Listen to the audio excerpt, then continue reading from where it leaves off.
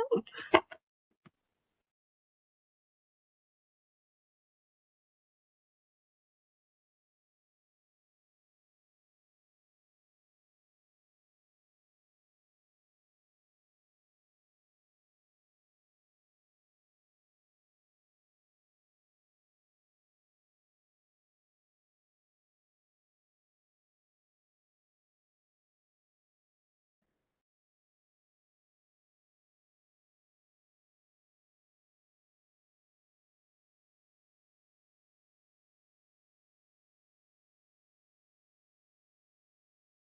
And wait.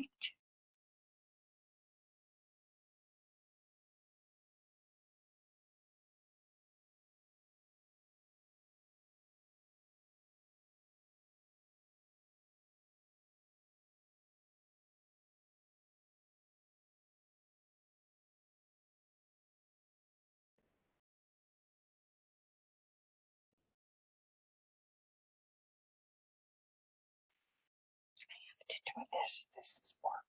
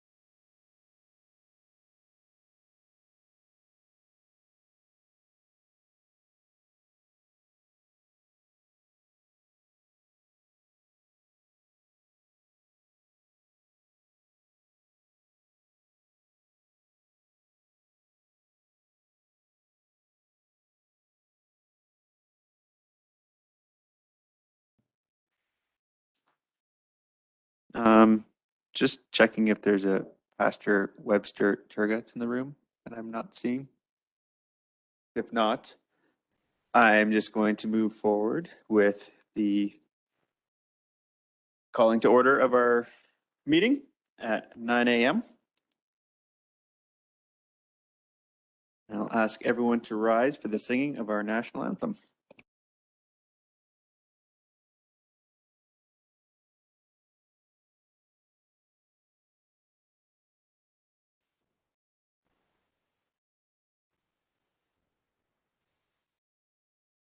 Oh, Canada, our home and native land, true patriot hatred, love, in all of us command. Cattle brasipo divino, mi servo nell'alba. Tu dispone chi ne vuoi,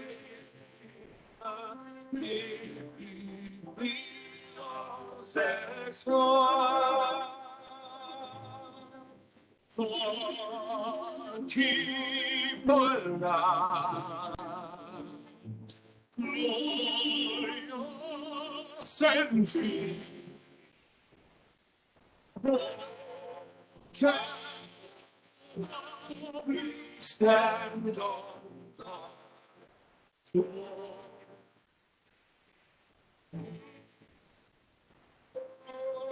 yeah, we stand on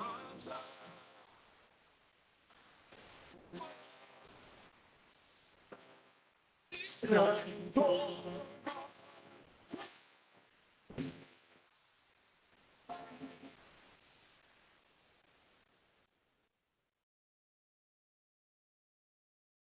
All right. Before we get to item 1.0, just want to welcome our new interim CAO, Mr. Osmond. So welcome to the first council meeting. 1.0 additions to the agenda. Mr. Osmond. Thank you very much. Administration is asking for one addition to the agenda, the grant or governance and priorities policy. Okay. That'll be under 7.12. Thank you. I believe council should have this handout. Okay. All right, any other additions? Can I get a counselor to make a motion to adopt the agenda? Counselor Gamana, all in favor? That is carried. Corrections or amendments, August 18th, 2021, regular meeting of council minutes. Any corrections or amendments there? September 8th, 2021, regular meeting of council minutes. Any corrections or amendments? Okay, so 4.0, adoption of August 18th, 2021, regular meeting of council minutes. Get a counselor to make a motion. Counselor Wheeler, all in favor? And a motion to adopt September 8th, 2021, special meeting of council minutes. Counselor McGee, narrowly beat out Counselor Dodds, all in favor? That is carried. So we have 4 public hearings today. And I do apologize, I'm incredibly tired this morning, so if I just like mess up reading these, I do apologize. So I'm going to try to really focus to get through this. 5.1, the Town of Drayton Valley Clean Energy Improvement Tax Bylaw 2021-11-A. So I will declare this public hearing open at 9:04 a.m. And this is for bylaw number 2021-11-A, which is the Clean Energy Improvement Tax Bylaw. Present is myself and all of council, as well as members of administration. Purpose of the public hearing: to receive comments, concerns, and questions from the public with regard to the proposed Clean Energy Improvement Tax Bylaw 2021-11-A. Background: the above bylaw received first reading at the August 18th, 2021 regular meeting of council and may receive second and third readings today, depending upon the comments received at this public hearing. Notification of the bylaw requesting comments from the public and advising them of the public hearing have been provided through in accordance with Town of Drayton Valley Bylaw 2018-7-A, which is our electronic advertising bylaw. To facilitate the public hearing process, any comments received, written or verbal, will be presented as a package at the time of the public hearing. Is there any comments from the floor? Anyone on the WebEx? All right. Did we receive any written submissions? Nope. All right, so going once, going twice. We'll declare this public hearing closed at 9:06 a.m. All right, so the next public hearing is for Direct Control 1, Commercial Farmers Market Bylaw 2021-6-D. So I will declare this public hearing open at 9:06 a.m. And as I mentioned, it's for Direct Control 1, Commercial Farmers Market Bylaw 2021-6-D. Again, present myself, members of council and administration.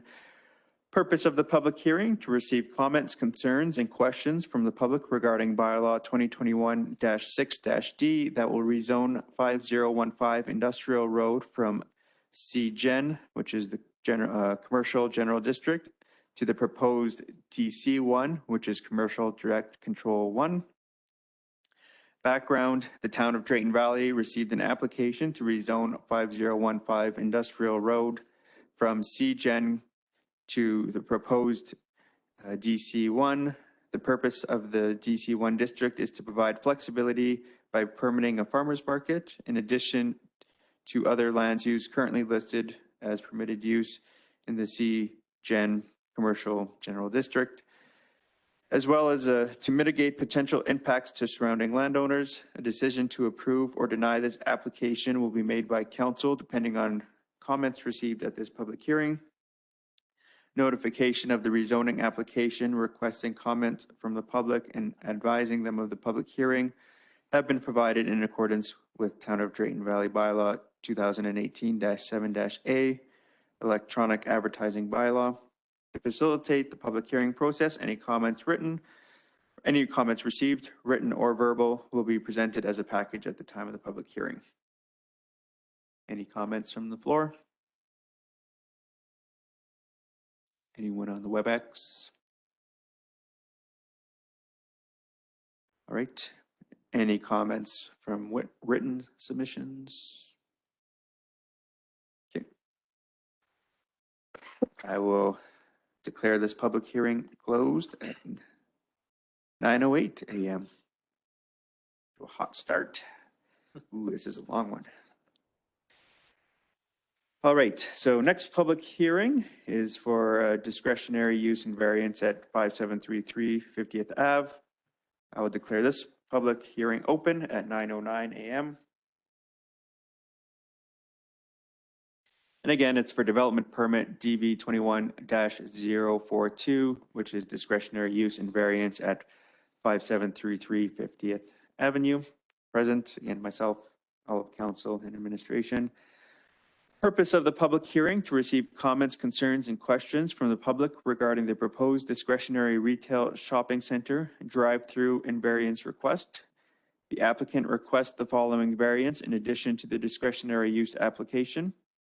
1, a variance less than 30% to allow the proposed cannabis retail store to be within 200 meters of another cannabis retail store, contrary to section 4.10.h of Land Use Bylaw 2020-12-D.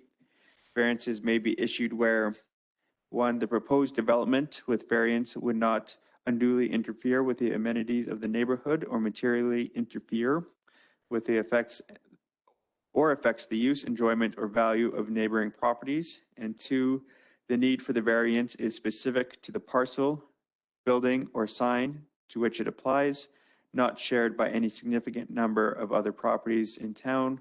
Or 2, the variance is a result of an error that is minor in nature in the situating of a building or structure for which a development permit has been approved, and the rectifying of the error would create unnecessary hardship to the registered owner. Or 4, the variance is deemed by the development authority to be preferable to complying with the bylaw.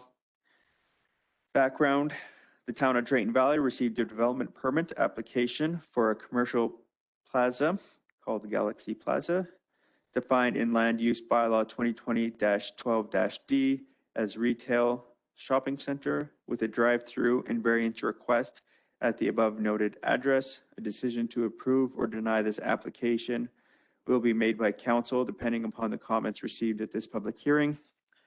Notification of the discretionary use and variance requesting comments from the public and advising them of the public hearing have been provided in accordance with the Town of Drayton Valley Bylaw 2018-7-A, which is our electronic advertising bylaw. To facilitate the public hearing process, any comments received, written or verbal, will be presented as a package at the time of the public hearing. Any comments from the floor? Any comments online?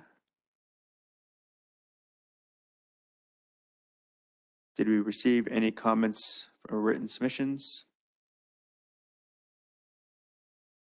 All right, I will declare this public hearing closed at 9:11 a.m. On to our last public hearing, which is discretionary use at 6204 58th Avenue. I will declare this public hearing open at 9:12 a.m. This is for development permit DV 21-041, which is discretionary use at 6204 58th Avenue. Present is myself, all members of council and administration. Purpose of the public hearing: to receive comments, concerns, and questions from the public regarding the proposed discretionary bulk storage of oil and gas substances, and more specifically, hydrochloric acid. Background: the Town of Drayton Valley received a development permit application for the bulk storage of hydrochloric acid in 3 50 cubic meter tanks equipped with fume scrubbers, level indicators, and warning lights. Additionally, a safety berm has been constructed around the storage area. This use is not specifically provided for in Land Use Bylaw 2020-12-D and will be considered as a similar use. A decision to approve or deny this application will be made by council depending on comments received at the public hearing. Notification of the discretionary use, requesting comments from the public and advising them of the public hearing have been provided in accordance with Town of Drayton Valley Bylaw 2018-7-A, which is our electronic advertising bylaw. To facilitate the public hearing process, any comments received, written or verbal, will be presented as a package at the time of the public hearing. Any comments from the floor? Any comments online? Any written submissions? Right, I'll declare this public hearing closed at 9:14 a.m. All right, so we'll move on to 6.0, which is our delegations. First delegation is for bench dedication, and Tammy Rayner. Okay. So- Tammy, can you hear me, Tammy? Yes, can you hear me? Yes, I can hear you. Yeah, so please go ahead. We can't see you, but I'm sure you can see us. So yeah, the floor is yours. So I'm just here today for a long-term resident of Drayton Valley that I think should be honored and remembered. I'm not positive, but I think he's the first senior to go missing. And I'm asking for a plaque on a bench as a memorial and asking for the town to pay for it. Okay. All right. Any questions for Tammy? Councillor McGee?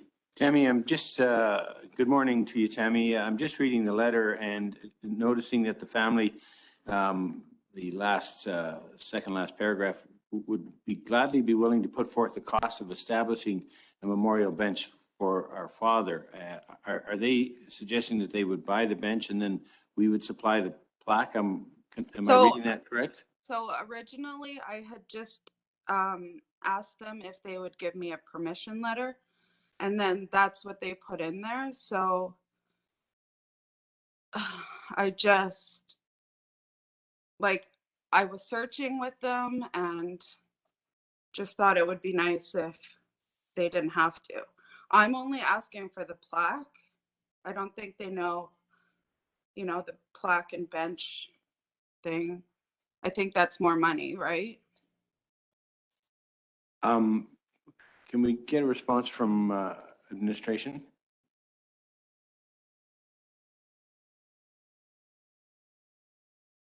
We just have Ms. Dreesen walking to the podium.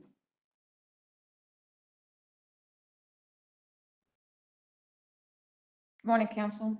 Morning. Welcome, Tammy, for your presentation. About approximately a year ago, the town of Drayton Valley adopted a bench dedication policy, recognizing that we do from time to time receive requests for dedications. Within the policy, a plaque just looking at an existing bench and working towards the contribution towards the plaque is $1,000. If somebody within the community wanted to request a new bench with a plaque, then it is the cost of the bench and the installation together with the plaque. So that is the terms of the current policy. And does administration have a sense of what value that might come to? It's approximately $3,200 to get the bench and the installation completed. All right. Councillor Dodds? Good morning, thank you. And so that's not including the plaque. It would be $3,200 for the bench and then $1,000 for the plaque. Is that correct? No, it would not be. So with the dedication of the funding for a full bench would include the plaque as well. The plaque is, of course, just in terms of, if it's only the plaque, it's $1,000 for an existing bench. If we're looking at a new bench, that cost would include the plaque as well as the inscription on the plaque. Any other questions? No. Yeah. Do you have anything else you would like to add, Tammy, at this point? No. Okay. So, Councillor Peebles, you had a question? Yeah, thanks for coming today, Tammy. I'm really feeling for you guys. I know there's so many people in the community that were looking for him, and I think this is a great tribute. It's a great way to kind of honor him for something that he enjoyed doing. So thank you for coming today. I know we're getting to some of the logistics of costs, but just don't think that we don't value who he is and the legacy that you're trying to leave. Okay, thanks. Yeah. Yeah, thank you very much for bringing this delegation forward. Obviously, it was a difficult time for our community and for all family members involved. So this will be brought forward to a future meeting, whether it's a council or GMP for discussion, and I'm sure our administration will be in touch with you as the conversations proceed. And Okay. yeah, again, we just want to thank you for bringing this forward, and it will be on a future agenda. And I know with the election coming up, I can't say for sure which date it's going to be on, but it will be discussed, and we'll revert back to you in due course. So again, Okay. thank you very much for coming in, Thank you. for joining us. Yes. All right.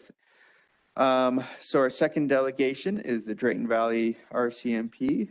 And so we have Acting Staff Sergeant Erin Matthews. And she's brought along a guest.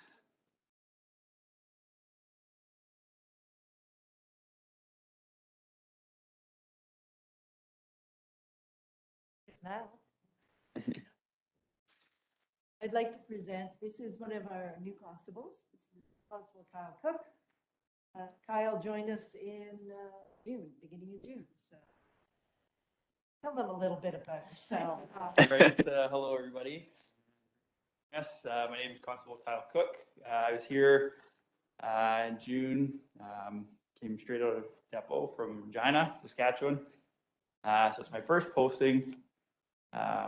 3 months in the job, I feel like I've seen a lot of Drayton, but I'm sure I've got a lot more to see, especially out in the county. Before this, I coached a lot. So I was, so you'd say, a professional coach in basketball and in strength and conditioning. So I know a lot about the fitness industry as well as the sport industry.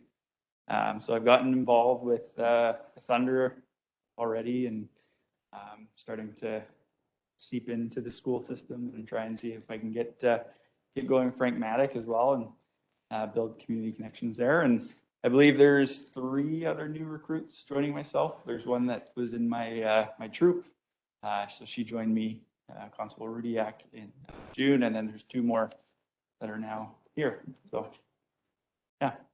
Great. Well, welcome to the community. Oh, sorry, Councillor Dodds, do you have a question? I do have a question. Welcome, thank you for coming to the community. So will you be out in the field, like out in the field or the community, or will you be assisting with the community school resource officer, or both? Both? Okay, okay. Awesome, thank you. Yes, as Kyle said, so we had another Constable Sandiford started on August 6th, and Constable McNeil started on Monday. So, yeah, and we're expecting it's a military police officer that is coming to the RCMP, and he will be here probably mid-October, so. And then we'll be full. Well, kind of full, not really, but. Anyways, yes, so statistics. As you can see, pretty much the same as it normally is. Persons crime is up and everything else is down. With regards to some of the persons crimes, we did have quite an increase in assaults. That went from, but we did end up, we've laid 7 charges. 10 of them were deemed to be unfounded. And the same thing, criminal harassment seems to be up. The majority of those were dealing with text messages, unwanted text messages, unwanted Facebook messages, and that sort of thing. So, and they were all deemed to be unfounded. There was really nothing criminal about them. So with regards to the mental health, which you know I'm pretty passionate about, we did have 10, or we had, I guess, 13 mental health calls this past month. And we transported 5 of them to Ponoka. So yeah, that's still a big thing. So with that transport, did you have assistance, or how did you feel with the Form 10s? Like, has that, I know that I've missed the last PAC meeting, it was on Wednesday, and Yeah. of course the next one is, are you getting assistance with that, or how is that going with that transport? Yet we have. Oh, so no, still. Yeah. Was it still the same? Yes. Okay. Yeah. Yeah. Thank you. We are working, the PAC team approach is still on track.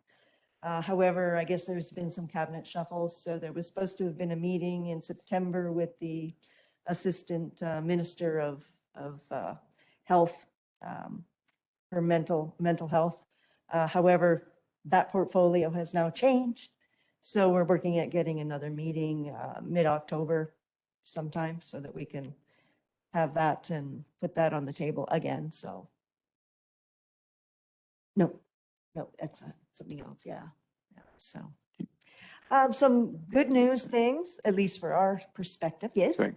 Sorry, before you move on from that, I'm just curious, in terms of the ones that you are transporting, is there adequate space for them? Do you have issues finding placements for people to go, or? We haven't had any issues with regards to, majority of the time we take them to Ponoka. Yeah. We haven't had any issues with regards to that. So they have Okay. accepted all of them, and Okay, so. just wanted to make sure if we need to advocate on the other side of Yeah. space. So far, we have not had any issues with regards to that. So yeah. Perfect.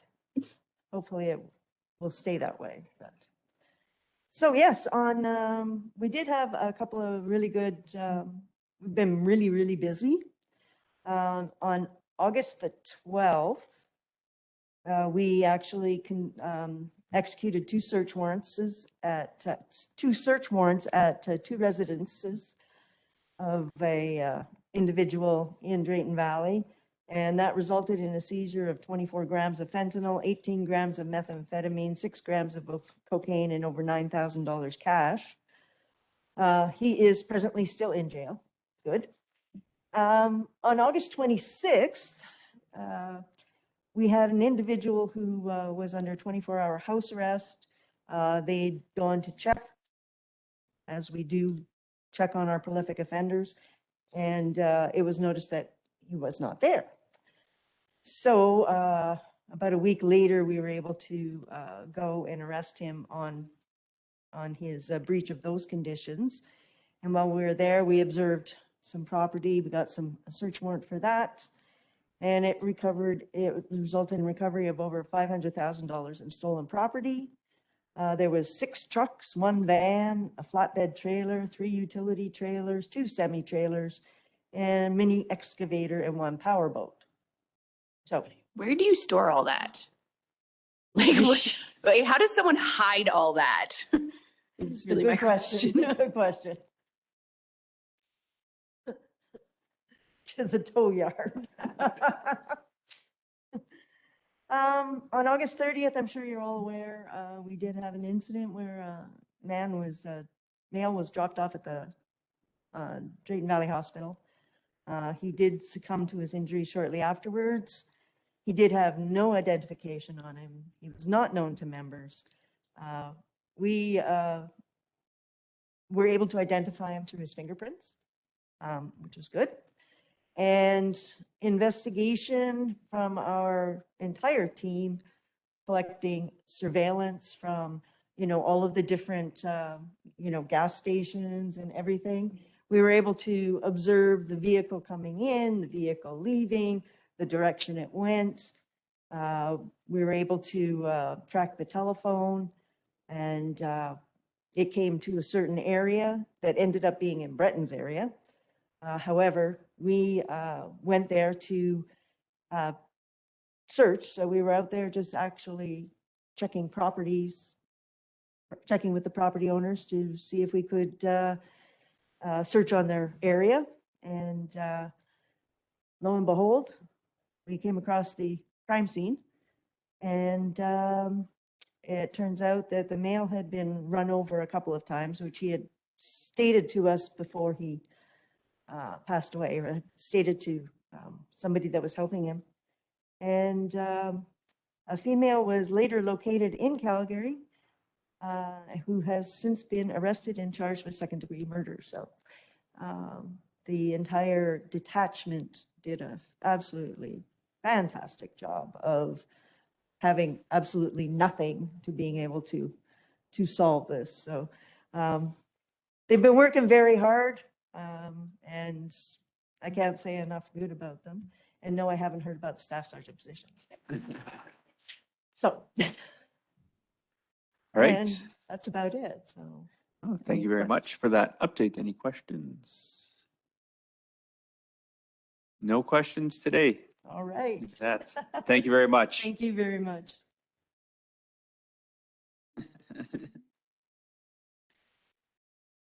All right, so we'll move on to our decision items. 7.1, which is the Town of Drayton Valley Clean Energy Improvement Tax Bylaw, 2021-11-A, presented for second and third reading. Good morning, Council. So today we're presenting the Clean Energy Improvement Tax Bylaw for your first and second and third reading. As you have heard earlier, we have not had any comments or opposition from the public. When we pass this bylaw, it's only the first step before we actually launch a program. Like we said before, it might take up to a year before a program is launched. And it will be conditional upon us having funding to fund the startup costs, as well as to actually have a low interest loan for the actual improvements for the property owners. And I would like to reiterate that the program is entirely voluntary. While it does say tax bylaw, it's not going to be imposed on the whole municipal tax base, but only on people who decide to partake in the program. And there are multiple benefits to the property owners, to the town, to the local contractors if we go ahead with this program.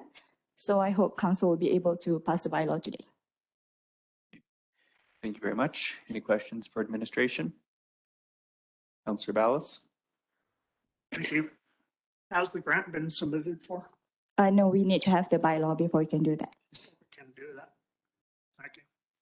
Councillor McGee? Mr. Mayor, I was looking at it once again, and I think it's really innovative, and I think it's important. So I was having a conversation yesterday at the Seniors Lodge, and you'll recall that we were putting a parking lot together, and it may happen this fall or not. We're just sort of waiting for weather and things like that. But we got talking about lighting in that park, and thinking to ourselves that perhaps there's an avenue where we could put solar lighting there at the seniors, and we could do it through a grant program. And so I don't know if it fits. So my only question, I think, Aisha, is about the vision of what we have and the examples, because what comes to my mind sometimes is only, well, I get to buy a new furnace and I'll put it to my taxes, but I think it's much broader and much bigger than that. So could you just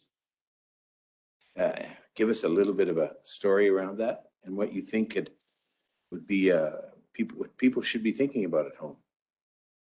Well, actually, they do have a list. Unfortunately, while we want to be as innovative as possible, the whole program is very structured. It's quite rigid on what they can and cannot fund. And at this point, the eligible upgrades are furnace, high efficiency windows, solar PV, combined heat and power, installations, and water heaters. It's mostly for the energy efficiency upgrades. Renewable energy is also included, but of course, it's also, it would be what we call a mature technology, not something brand new. Councillor Yamana? Thank you, Mr. Mayor. I'm sure this question been asked before, but just to refresh my mind. So if I'm a homeowner and I would like to go on that route, but I don't like to go, all at once. If you would like to replace the water heater and, water heater doesn't work anymore, but I would like to, do that. Is that a possibility as well, or do we have to do the whole house at the same time? Because the way it's worded, it's one eligible property per owner per year. So it's per eligible property, not per measure. So I would say you probably have to do the whole, whatever you want to do within the same property, using the same application. So I don't think you can divide it to different years. Councillor Wheeler and then Councillor Ballas. Yeah, so I want to speak backwards. You can do one thing. That's not a problem. If you just decide this year you want to do your windows, you can just do that. And then 5 years later, you could maybe do another project in your house if you wanted to. You don't have to commit the whole dollars and do the entire house. But there's a minimum amount. And just replacing your hot water tank, unless you're getting something crazy, would probably not meet the minimum, but a few windows probably would.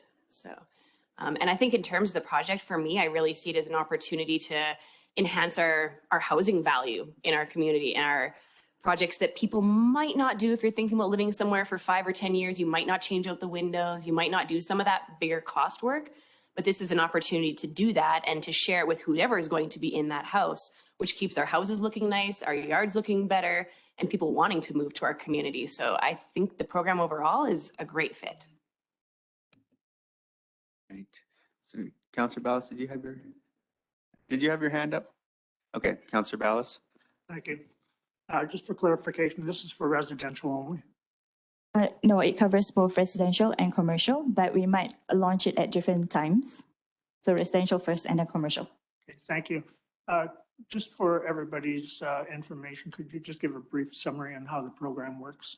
Okay, the way the program works is that we have 3 partners, us as a town, then we have the program administrator, which is the MSE Energy right now. They change it every couple of years, so it gets confusing. And then you have the property owner. So the property owner will apply through the portal that is run by MSE Energy, and they will do the first run through of the eligibility, and then the next run through will be by the town. The town actually holds the loans, the funds, and they will release the fund if they say that person is eligible. The program administrator, they will also work with the contractors, and they will handle all of the financing process. So the town only releases the funds, and the contractor will be paid upfront. The property owner, on the other hand, will be paying back for the loan through their property taxes every year. And how long it will be, how much it will be, will depend on how much they actually borrow. And of course, there's also a minimum and a maximum of how much they can borrow. And also, if property is sold, it can be transferred to the next owner. It can be, because it has to be attached to the home. You cannot take it away with you. Okay, Councillor Dodds?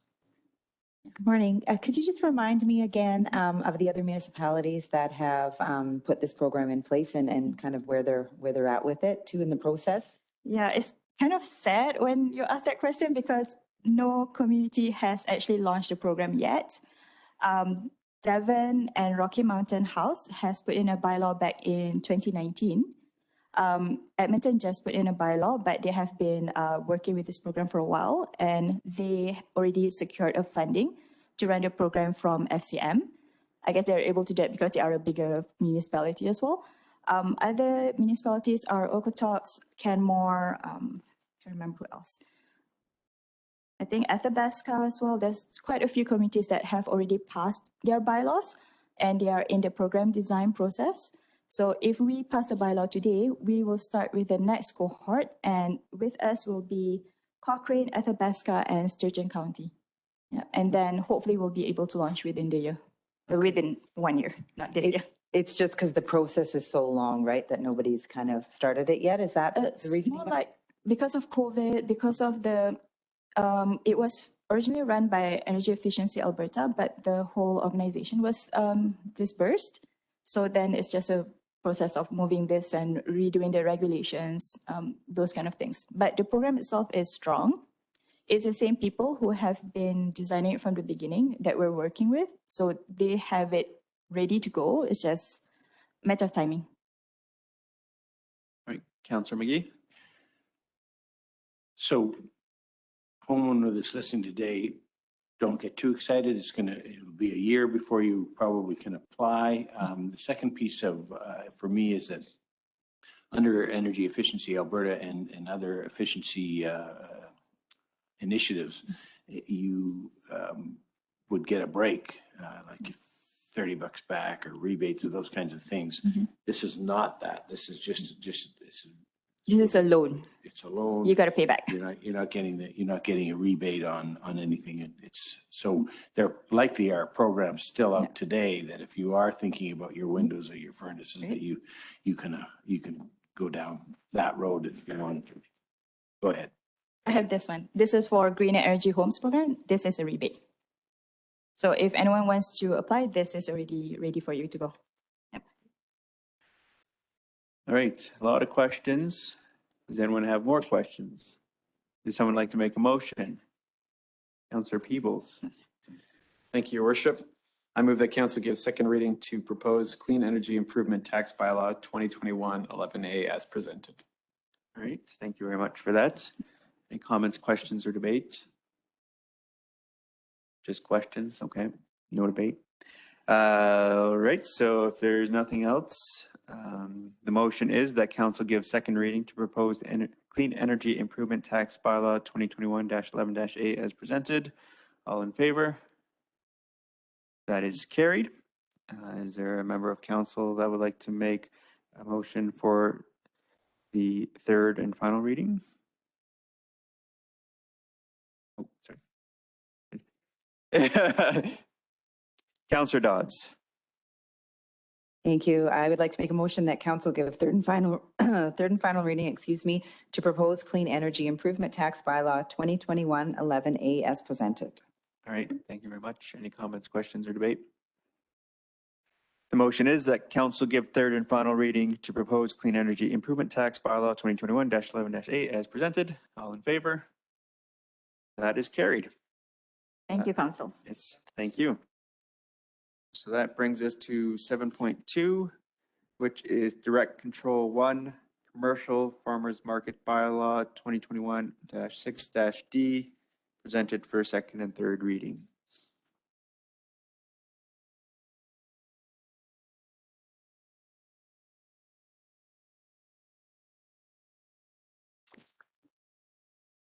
Good morning, Mr. Mayor. Good morning. So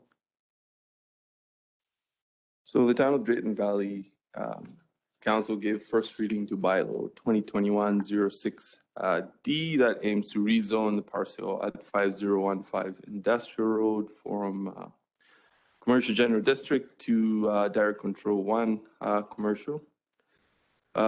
This will provide for a permanent year-round location for the Drayton Valley Evergreen Farmers Market, as well as mitigate impacts to adjacent landowners as reasonably as possible.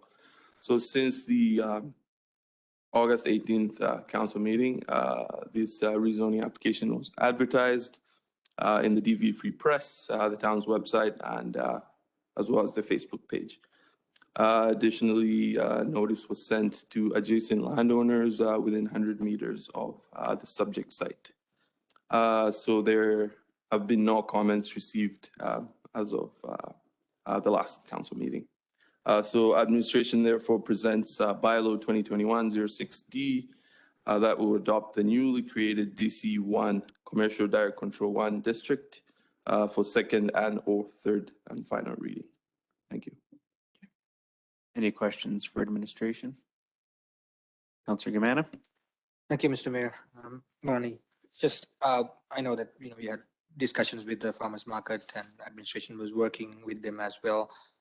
So the first reading is done and public hearing is all done. So just in my mind, I think this is the best solution that the farmers markets and the Ag committee they wanted to have as a bylaw, and then this is what it's gonna make it work, what they want and what we can, right? So just to put it out there, I think it's a discussion that has been happening for a while, and just want to hear from the administration that the requirements that the Ag Society has put forward has met with the solutions that is provided here for the public. If you can just put it out there.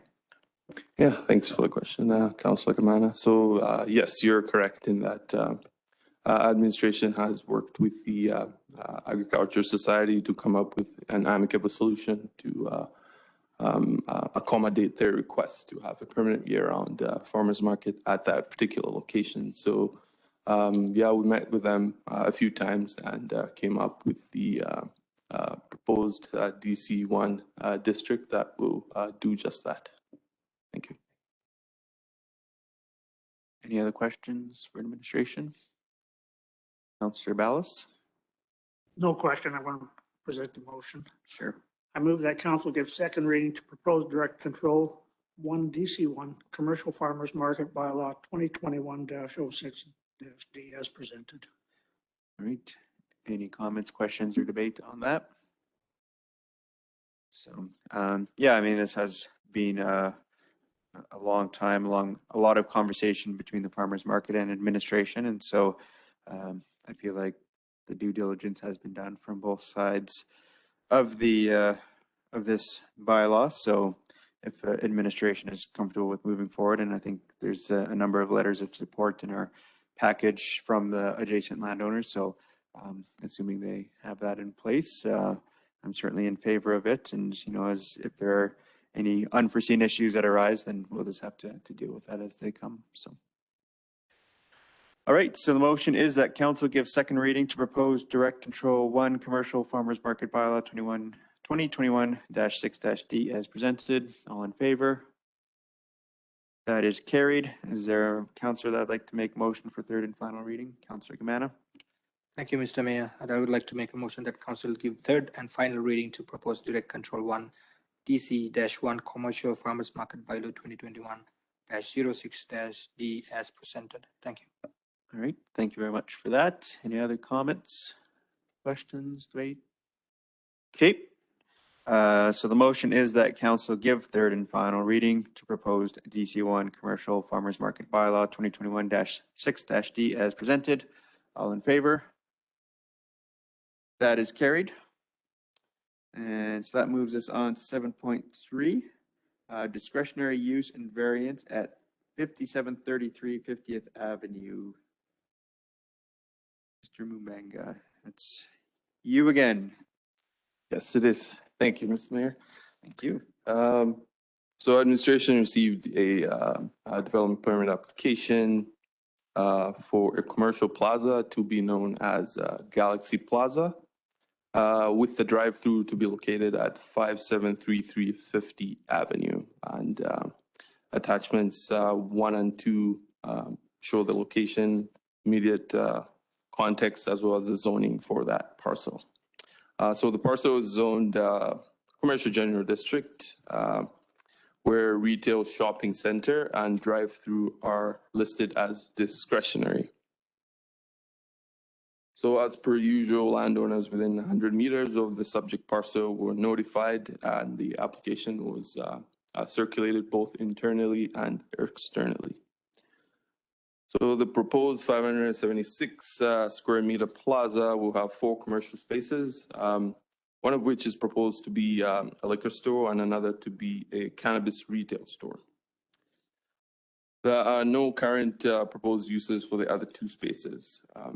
So this development is proposed to have a drive-through which will straddle the principal building on the south, east, and north sides, and will be specifically for liquor store service. See attachment 3, which is the development drawings. So currently the subject site is vacant and is adjacent to another drive-through on the southwest corner of the parcel immediately west of this. And that can be seen in attachment 4 of the site photos. Administration recognizes that the parcel is quite narrow, and accommodating a drive-through in this location is quite tricky. And as such, prior to site plan shown today, the applicant was advised by the town to revise the site plan to one that provides for optimal site layout to ensure safe on-site traffic flow, and that potential queuing problems are mitigated, and also to demonstrate safe maneuvering of vehicles on that site.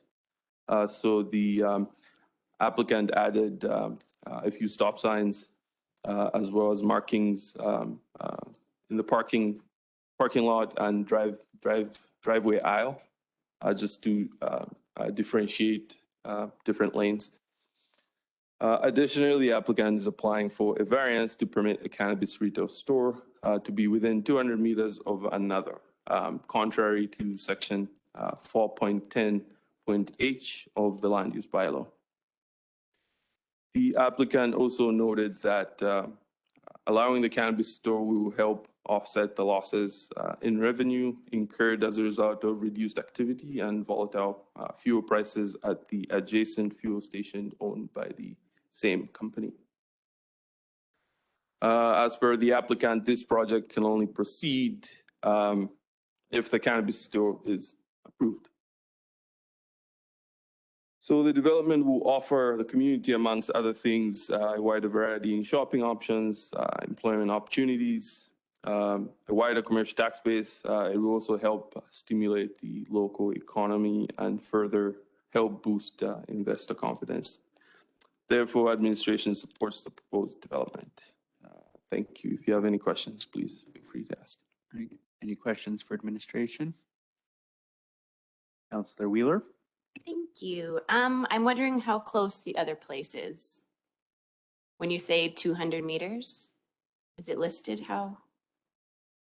Thank you, Councillor Wheeler. So the other place is 160, I believe 165 meters. So it's from FNL? parcel to parcel. Yes, Parcel to FNL. Yeah, okay. I do have a question also, if that'd be okay. I'm wondering about the parking requirements, and on page 78 in our package, it has the map of the picture of the diagram. Is that to scale? Do you know? The one, yeah, it's like this one. I don't know if you can see. Yes, Yeah, that she's is pulled it to up. scale. That is to scale. Yes, So but currently. Sorry, but it's printed on a smaller paper size. Yeah, So, yeah. of course, that's fine. So the area that's grayed out is what's currently there. Are they proposing, what I'm concerned about is like the laneway that goes through there is fairly busy. Like I would say it's high traffic. And to have the new parking stalls they're looking at building so close to the road, like people are going to be backing out onto that main road cut through in their parking lot. And with Tim Hortons being down there, there's times in the like it's continual traffic going down that road. And maybe that's not the time when some of those stores might be open, but I'd still be concerned about the volume. If you look at where the Tim Hortons and the gas station parking stalls are compared to the road, like there's space for them to back out a bit before they get onto that main road space. But on the other side, they'd be backing onto it. Yeah, I have concerns, but I don't know if that meets our requirements, our standards. Thank you for the question, Councillor Wheeler. So, yes, that does meet our the requirements of our land use bylaw in terms of parking as well as driveway widths. And so, perhaps administration did recognize that this parcel is quite narrow, and accommodating such a development is tricky. And so we asked the applicant to try and do their best to create a better site plan, and that is what they came up with. Councillor Gamano? Thank you, Mr. Mayor. Just from my understanding, Ronnie, so the only variance that's the difference is the proximity to a cannabis store. Everything else fits the land use bylaws and everything. That is correct. Yes. Councillor Dodds? Thank you. So this proposal is for like the development of the commercial plaza. How many bays will it have in it? 4, I think, is what? That is correct. So Councillor 4, and then the proposal that I seen was for a liquor store and a cannabis store, right? For 2 of the 4, yes. Okay. So I mean, I don't know if I really have a question. I have more of a comment. When you spoke to a wide variety of opportunity in the community, I have to disagree. I do believe in free enterprise, but I don't believe it to the extent of market or business failure. And I look at this as market or business failure. I think that as a municipality, when government intervenes for business, you know, I think our role is to set businesses up for success and to not see closures and an oversaturation of goods and services in the community. And I feel that, and I've said this before in the past, when it comes to liquor stores or cannabis stores and things like that, that I do feel that there's an oversaturation in the market. I've been out, I've talked to business owners that are struggling. I've seen businesses close, and I wouldn't want to, see that again. I want to see our businesses succeed. I want to see opportunity. I think that for me, when I look at economic development and opportunity, I want to see businesses thrive and grow in the community. So when I look at a commercial plaza, I think this is fantastic. How can we work with them to be more innovative, to get more creative, to look at the community and think these are businesses that are missing in our community. These are goods and services or opportunity that we don't have, not that we do have. I look at it as we're just assisting in making that pie a little bit smaller, and we might be creating a job or two, but we'll also be losing a job or two when another liquor store has to close or another cannabis store has to close. And like I said, I support free enterprise, but not at the extent of business failure. So unfortunately, if there was a little bit more creative ideas or things that were coming to our community, I could get behind this and support this. But considering of what the proposal is today, it's a bit difficult for me to get behind it. Thank You you. have a question? Only question is what was the proposal of the I guess the businesses going in the bays, and Lawani gave me the clarification that it was a liquor store and cannabis store. Okay. All right, Councillor Peebles? Yeah, just a couple questions. So did you say it was the people adjacent to it that developed the Tim Hortons Shell station that are developing this next section as well? Thanks, Councillor Peoples. Yes, that is correct. So they own both parcels. And based on our experience with that previous parcel, everything came in as it was intended? Did they hit the mark on everything that we expected of them? In terms of the Shell station, the Tim Hortons. So in terms of the Shell station, I wasn't there at the time, so it was a different land use bylaw at the time. But Okay. for the proposed one, yes, they hit all of our land use bylaw requirements, except the variance, the location of the cannabis retail store within Right. 500 meters of another. And then as far as tax impact, so obviously that was bare land and now there'd be 4 different bays for commercial use. Do we have an estimated number of the impact of that tax-wise? Not at this point, no. Okay. Maybe that's a discussion we would have with the finance department. Okay. Thanks. One question I have. So we've recently passed the land use bylaw last year. Maybe it was even, I know it's 2020, but I feel like we passed it this year. So already looking at a variance for the cannabis shop with 200 meters. Can you just kind of touch on that a little bit? Is the 200 meters, I know you can't have an exact science for every number that we come up with. Was that just kind of just a best practices number, or is there an actual reason for the 200 meters?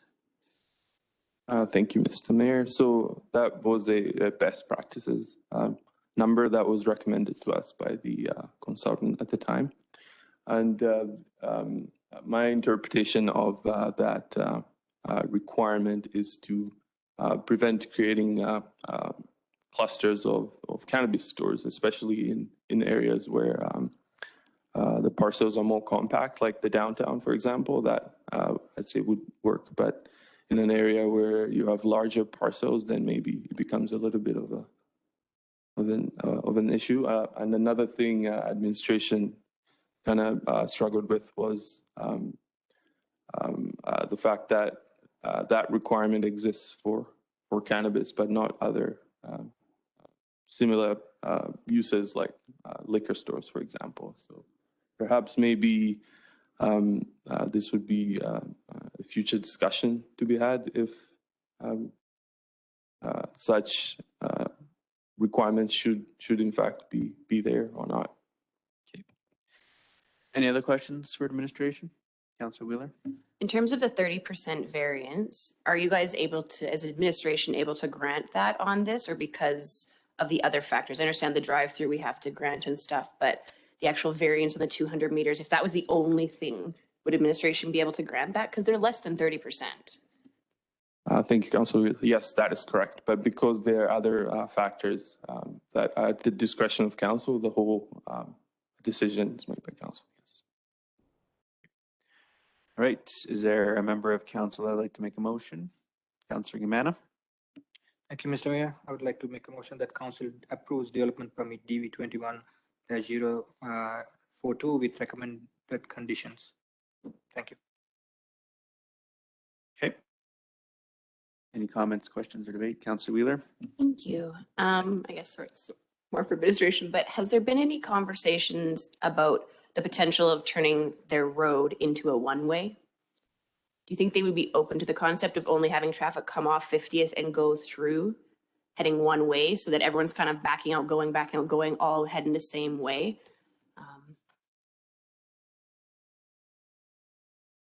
Thank you, Councilor Wheeler. So you're talking about just one side of the road or the whole thing?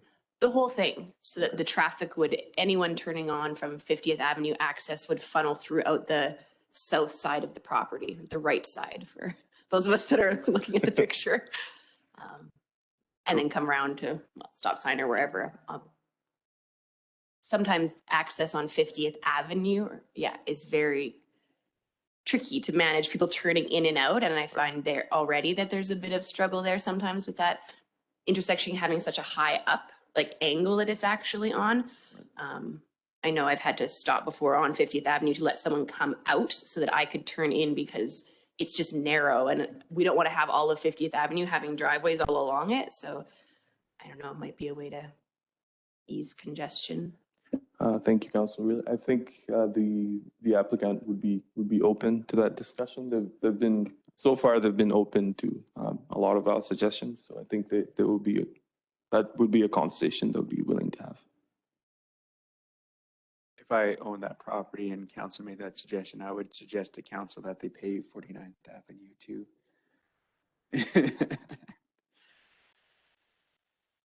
So, yeah. So, any other comments, questions, or debate on this? You missed your soapbox opportunity. This was the time for that, Nancy.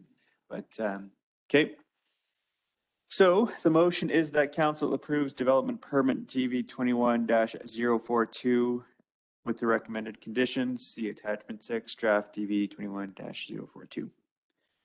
There's nothing further. All in favor? All opposed? That is carried. So we may as well go through our last discretionary use before we take a break. So 7.4 discretionary use at 6204 58th Avenue. Development permit application GV 21-04.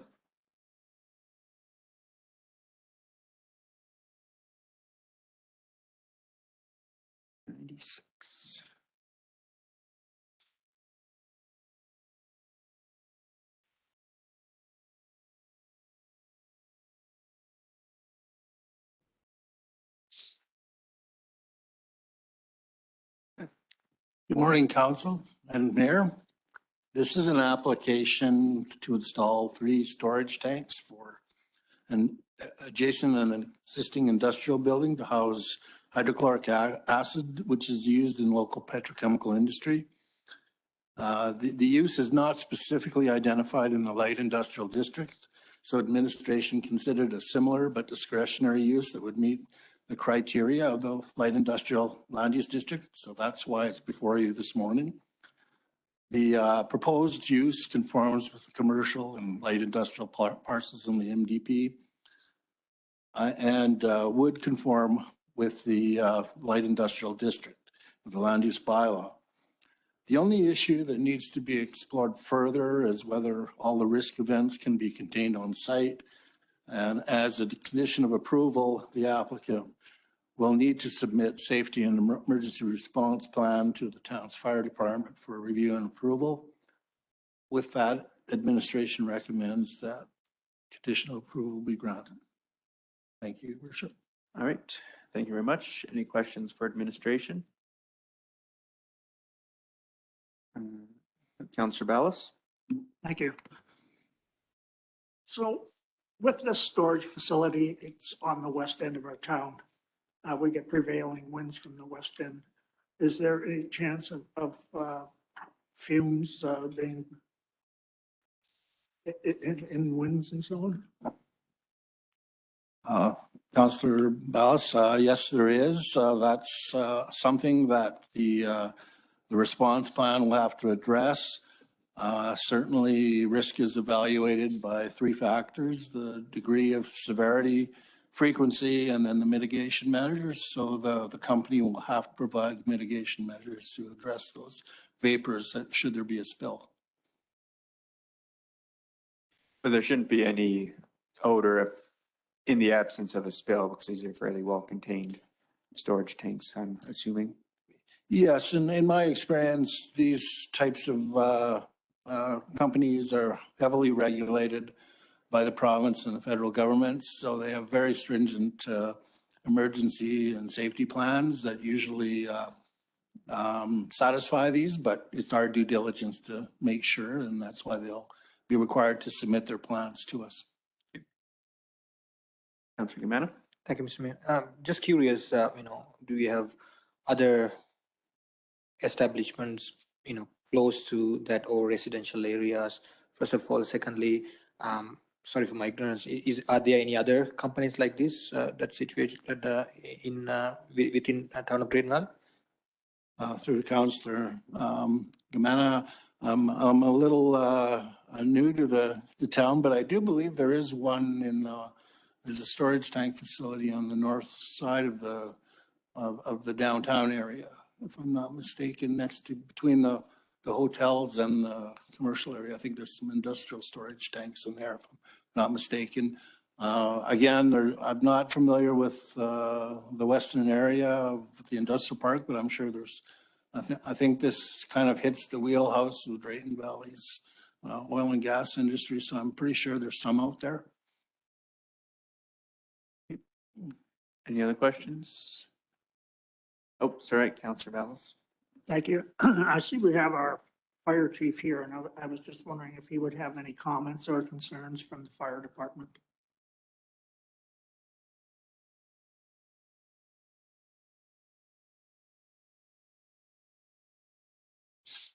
Morning, Council. In regards to this particular development, we don't have any significant concerns or issues. It's very similar to a lot of the commercial development that we already have in this community. We will work closely with the company to make sure that they follow all the rules and guidelines that are laid out in the fire code, as well as other requirements. We'll be closely monitoring and following, making sure they comply. Right. You're looking at me, Nancy, like you have something to say, but you're not raising your hand. Okay, if there's no other questions for administration, is there a councillor that would like to make a motion? Councillor Dodds. Well, since you're looking at me, I'd like to make a motion that council approves development permit DV 21-041 with the recommended conditions. Do I need to read the conditions? No? Okay, any comments, questions, or debate? Councillor Dodds. Yeah, just a comment that this is an innovative opportunity, I think, that really assists with our local economy and local oil and gas. And so, yeah, I think it's a great idea. Perfect. Thank you very much. All right, if there's no other comments, so the motion is that council approve development permit DV 21-041 with the recommended conditions. All in favor? That is carried. And do we want to call a 7-minute break? All right, 7-minute break. Reconvene at 10:15.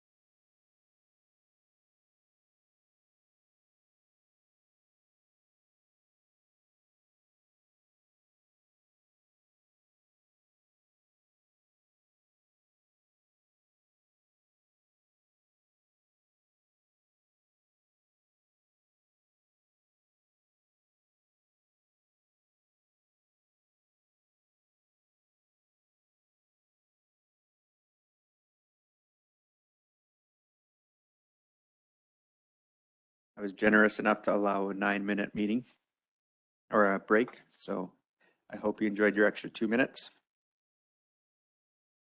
7.5, request to revise,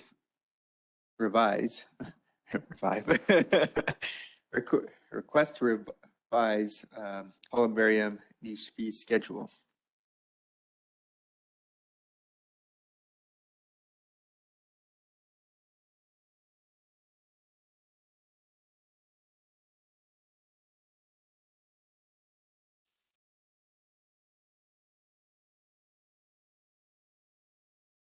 You.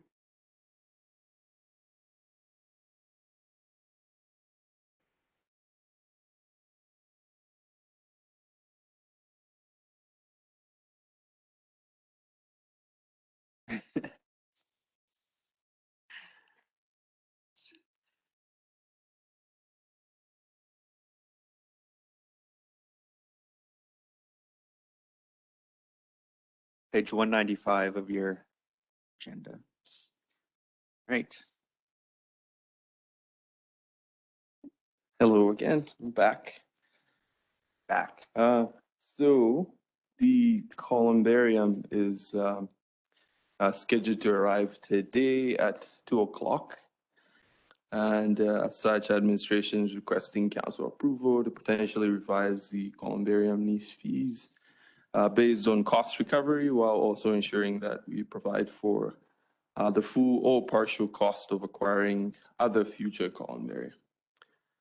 So, assuming that all information, including first names, last names, date of birth, and date of death, are available for one or two individuals at the time of purchase, we are presenting two other options for pricing per niche. So option one includes both cost recovery and full cost of the next 64 niche columbarium. So the idea is to price the niches so that once all the niches are sold, they could pay for the acquiring of the next one, kind of thing. And then option two is cost recovery plus half the cost of the next 64 niche columbarium. And then the third option, well, it's not really an option, but it's what's existing right now. So it's strictly just cost recovery. So in terms of comparing to what other municipalities do, so we looked at the town of Whitecourt, town of Edson, Rocky Mountain House, and city of St. Albert. So there's a range of prices per niche there from about $854 to all the way to $2,400. And of course, cost per niche reflects several factors, including cost and type of niche and material, size of the niche, as well as installation costs. Additionally, administration is requesting some changes. So in the fee schedule, there is a line second from last on the second page. There's a line that says columbarium additional plaque with the price of $237.50 for town residents and $312.50 for non-residents. So that actually needs to be changed to reflect the actual costs of purchasing new plaques. So that new cost per plaque is $475 for residents, which includes freight, and $550 for non-residents. Additionally, we need to also add a cost for purchasing the date, month, and year of death text, which may be ordered at a later date, which would be $90 each for residents and $112 each for non-residents. So this also includes freight. So we present these options for your consideration. Thank you. All right, thank you very much. Any questions for administration? Councillor Ballas? Yeah, thank you. I am not a fan of the dead paying for the living Therefore, I do not support any other option than cost recovery.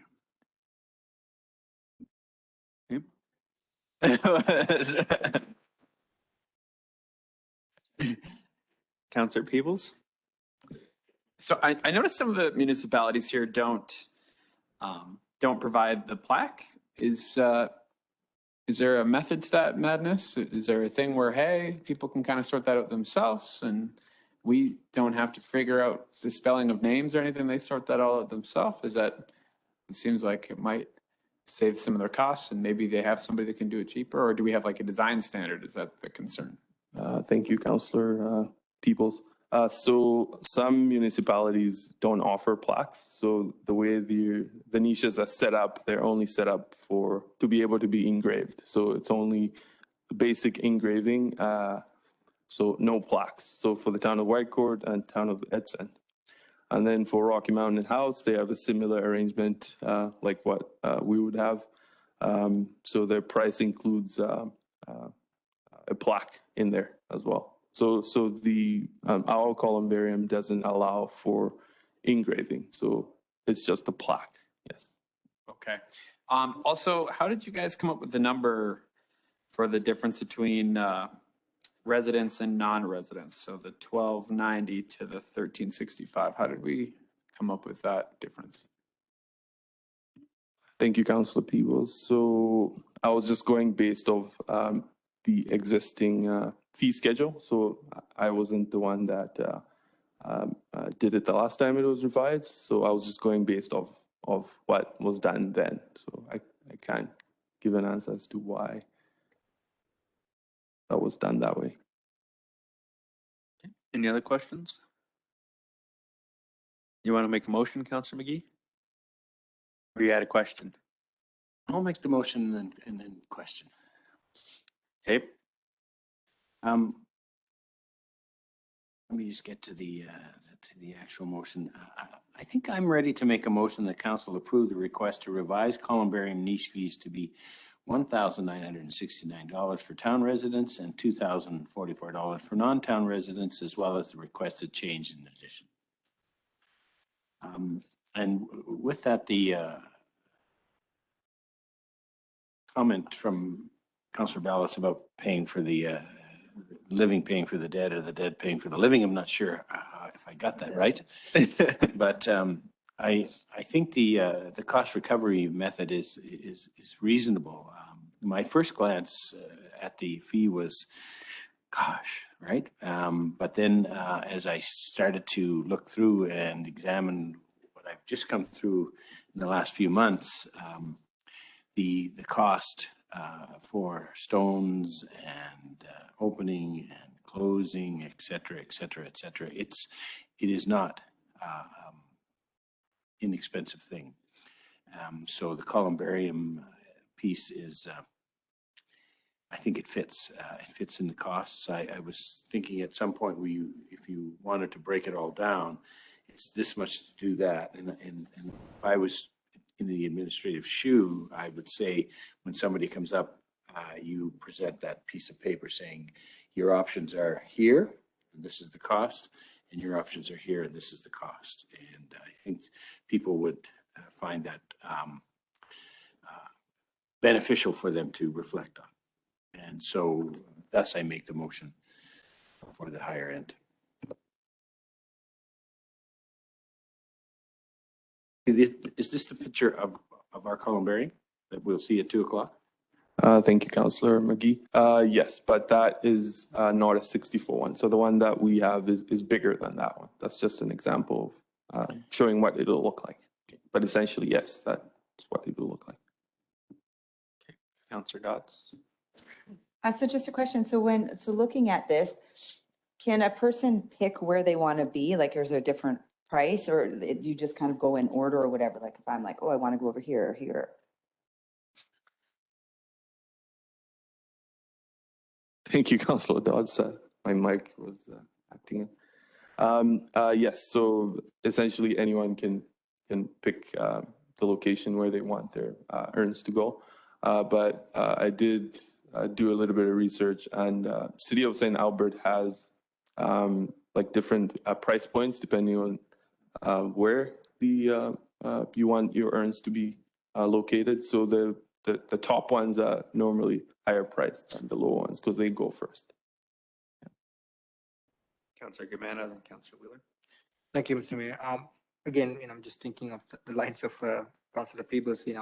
When I check the price for town residents, 1969, what Councillor Maggie proposed, and 2044, not even $100 difference for the town and county, and town residents, already through taxes contributing to the operations of the cemetery and all of that. So I'm not sure that difference is enough in my mind. Thank you, Councillor Kamana. We can certainly change that if you wish and make it higher. Councillor Wheeler. All right, so I'm kind of looking at this as 3 requests from administration. So one is about the changing the fees. I am not supportive of changing the fees. I think that if it's a cost of $1,290 per space, that people are paying for their space. And I think as a town, we will be fronting the next $50,000 to build the next one. And then looking at the cost recovery of that. And I would hope that those would be built into those costs at that time, rather than fronting them right now. I do agree with the additional plaques being raised, of course, to cost recovery, and same with the other fees that you were talking about, or having the option for the other plaques. Yes. So that's where I'm at right now. I need to hear where everyone else is at so that we can figure out how to proceed. Councillor Dodds. With going back to Councillor Gamana's question, was there a kind of a formula, or maybe I wasn't paying attention, of how you came up with the town and then the non-town residents kind of numbers? Thank you, Councillor Dodds.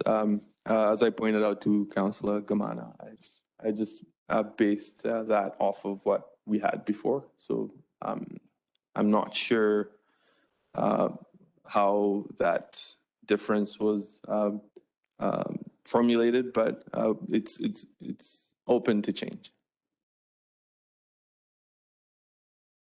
Okay. Councillor Peebles. Just to Councillor Wheeler's point, just kind of wanted to know where everybody else was sitting at.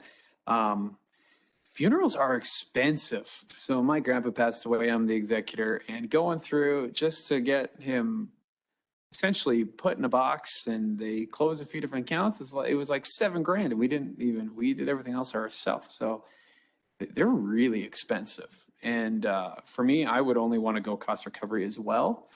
And see an increase of the fees. And I don't have a specific number. Maybe it's something that would be in the fee schedule conversation later. I don't know how that would look like, but the idea that we look after and pay for our whole cemetery, and we're adding this nice feature, I think there should be a benefit to town residents because they're footing the bill and we pay all the bills around that area, and an increase on the county end. But for me, I'd be more interested in just cost recovery.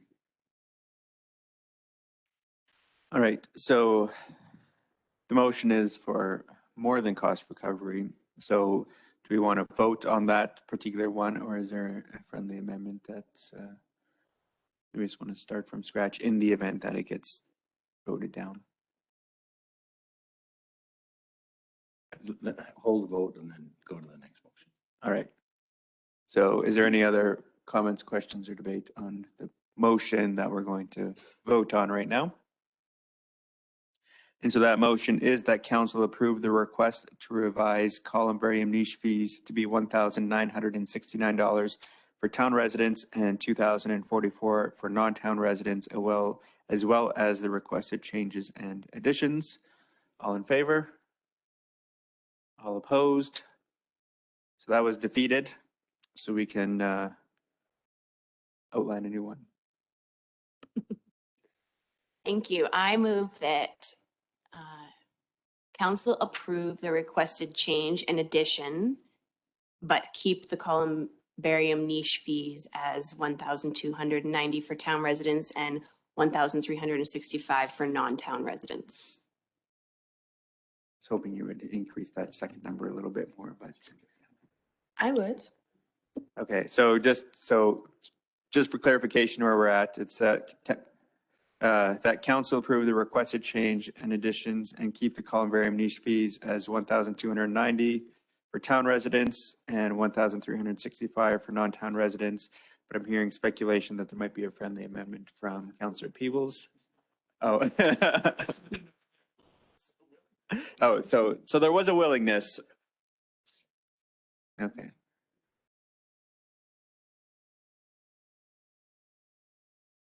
Okay, so. Okay, so it's my sources were incorrect. There was no friendly amendment. So the motion is what I just read. Councillor McGee. Two thoughts. Currently at the cemetery, is it a shared cost with the County of Brazeau? And when we say non-resident, that can be anywhere. It's not just county residents that will be buried there. It could be from Ontario if it just happened. But are we currently cost sharing at the cemetery at all with the County of Brazeau? No, it's ours. Thank you, Councillor McGee. I'm not too sure. Maybe if Owen's here. No, we don't. Okay, it's all ours. Okay. So.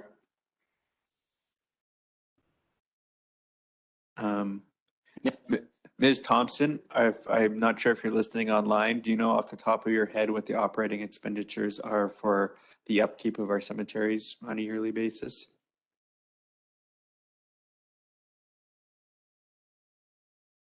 It was a question that was asked.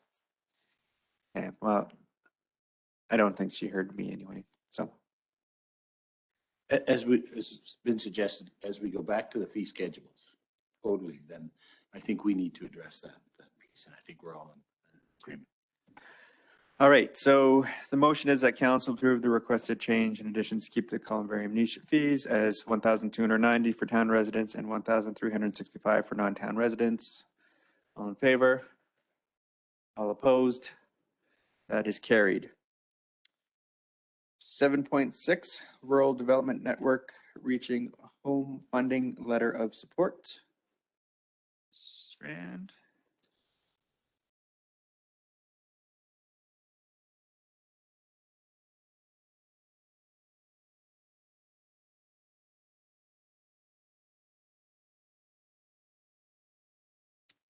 Good morning.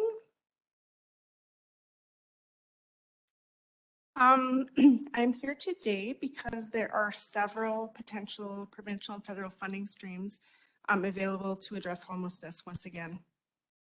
The Homelessness and Poverty Reduction Team, along with the Humans Helping Humans Housing Foundation, have been working closely with the Executive Director of the Rural Development Network, as well as the Executive Director of Seniors in Housing from the provincial government, Linda Cuppins, and the Executive Director of Housing Stability and Homelessness Supports, Sharon Blackwell, to try to strategize how we can best utilize these funding opportunities for the community of Drayton Valley. This working group was developed as a result of the letter that Mayor and Council sent back in June, requesting more supports for rural homelessness, as well as by request of MLA Mark Smith. So it's been amazing to be able to work directly with the folks that are among those decision makers whenever it comes to this funding, because it's difficult to navigate the different levels of funding opportunities and how to best access those. The Rural Development Network manages the rural and remote homelessness funding for Alberta for the Federal Reaching Home grant. And we have been working with the Rural Development Network since 2013. We continue to have a strong relationship with them, and they are currently accepting applications for that funding, the application deadline being September 24th. So it's a really fast turnaround. There's 2 applications currently being considered to be submitted by the community of Drayton Valley, one on behalf of the Homelessness and Poverty Reduction Team and one on behalf of the Humans Helping Humans Housing Foundation.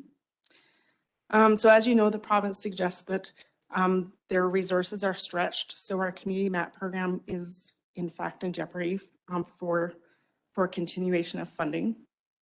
So they've been helping us to look at other possible solutions for emergency shelter that's more sustainable. The Edson Shelter Pod program is one of those programs that the Homelessness and Poverty Reduction Team has been looking at. And in fact, the Rural Development Network was the funder in part with the municipality of Edson. And it's proving to be quite successful and quite sustainable.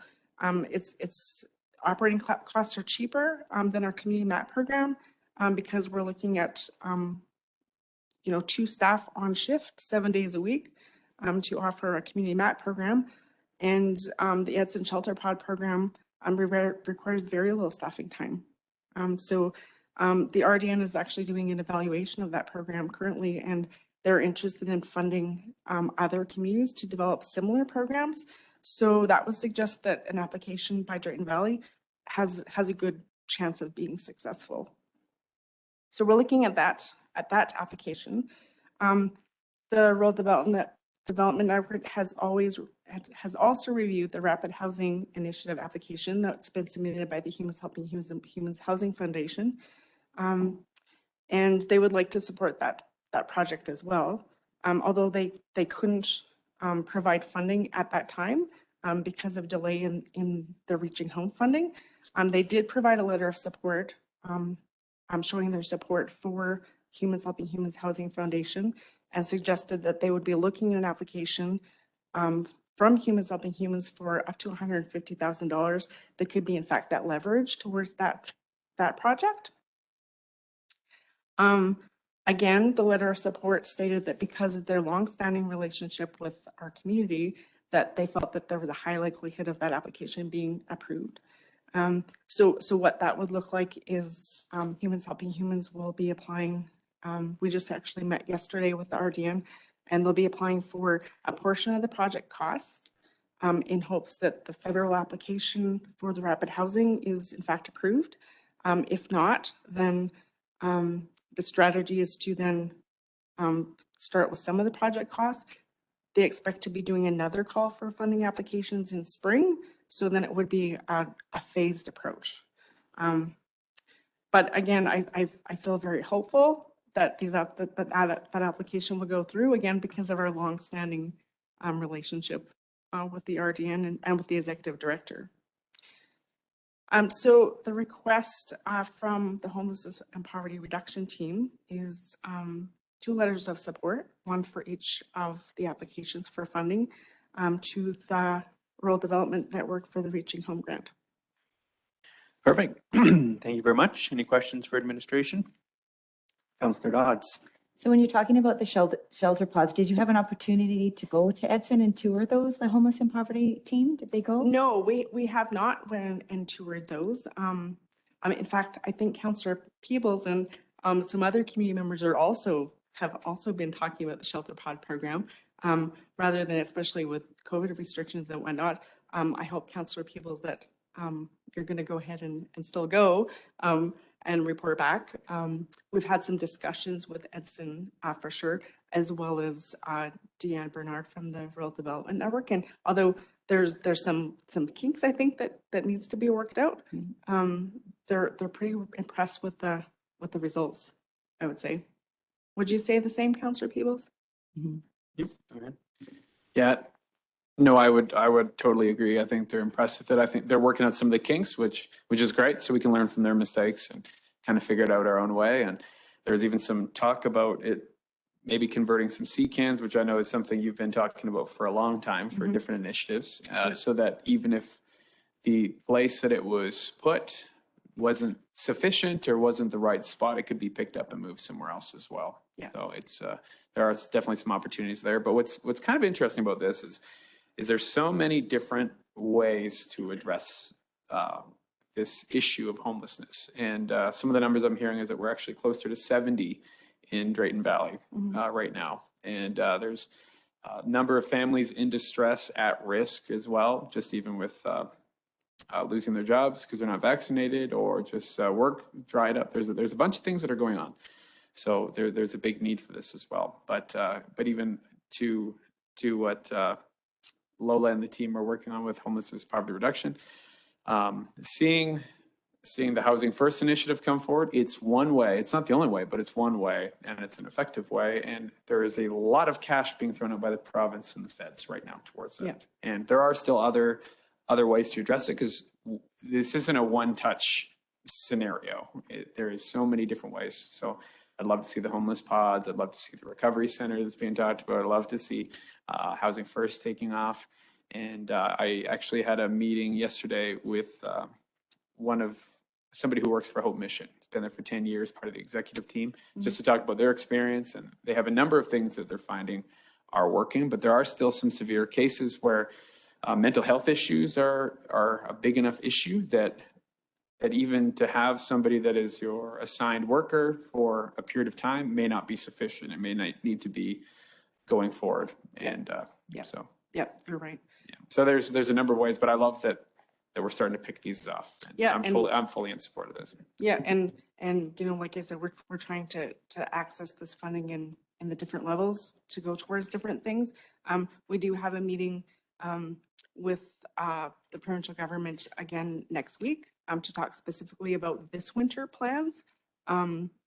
So I'm pleased that they're not just kind of saying, sorry, we don't have any funding for you.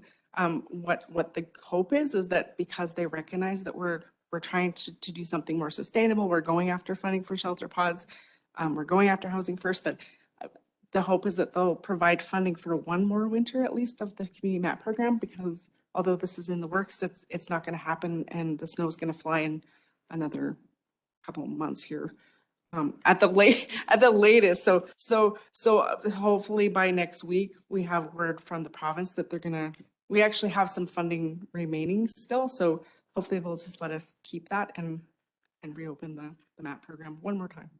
Councillor Wheeler? Yeah, I think I'm in support of this. I think it's a good idea. And I know that the RDN has been around for a long time and does seem to have the ear of the province. There's someone who's been very involved with the province. So I think it's really an advantage for us to work with them. And I'm happy to see this come forward.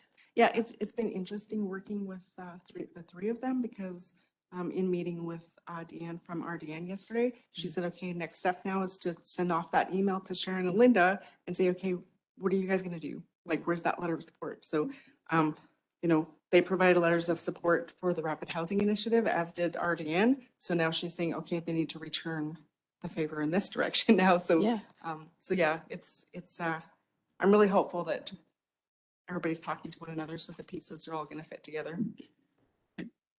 Councillor Dodds? So just one more question. Back to kind of the pods in Edson, how many people are accessing those pods right now? Like, what are their numbers and how long kind of have they been doing this? They just started this year. Like, it's a very new program. They only have 6 pods. Oh. I know that they would like more pods. I know that Councillor Peebles, you had mentioned that they were wishing that they had allowed 2 people in per pod, for example. Yeah, I can speak a bit to that. I was talking to Chris Delisle, the other handsome cop that was here before the new one we were introduced to today. But he was talking a bit about the way it works is people would go, they'd call, and they would unlock the door. There'd be a code inside so they could get in and out. One issue they were having is sometimes people are intoxicated and they forget their code, so they can't get back in. There's a few different issues they're trying to get. So the phone would keep ringing, so they actually have like a cutoff time for when you can actually have the phone answered. One thing is the way they did their fire code, it was just rated for 1 person per suite. But lots of times people are coming in late and they're bringing somebody with them. Or there's couples. Lots of times there's couples and that takes up a couple. So they've been trying to, it's great. They're working on a lot of the kinks for us. And they're going to provide us with their plants, which will save us like $20K right off the hop. So. Right. That's where, and Emily and I are actually visiting a facility in Nisku, who has a little bit of a different approach. They're actually taking oil-filled shacks that aren't being used and converting them into shelter pods. So So there's different ways that those pods can be created too. So Is there someone like to make a motion? Counselor Ballas? I just have a couple of questions for clarity. And that's in the letters of support. And one is with the Humans Helping Humans letter, where it says the municipality agrees with the mission set by the RDN and commits that its resources will support the project's objectives. So is that unlimited resources? no, that's definitely not unlimited resources. I think basically what we're trying to say is that we'll continue to support them and try to help them to be successful. Is there a better language? Because when I read this, it says that it's unlimited. It says we're just going to continue supporting. Yeah, we can work on the language. The support letter is just a draft. Okay, thank you. Yeah. And the other one is also with the operational sustainability, where cooperate with Humans Helping Humans Housing Foundation on its plans for the ongoing financial sustainability of the project for its intended purpose. Again, I think that's pretty loose and pretty open.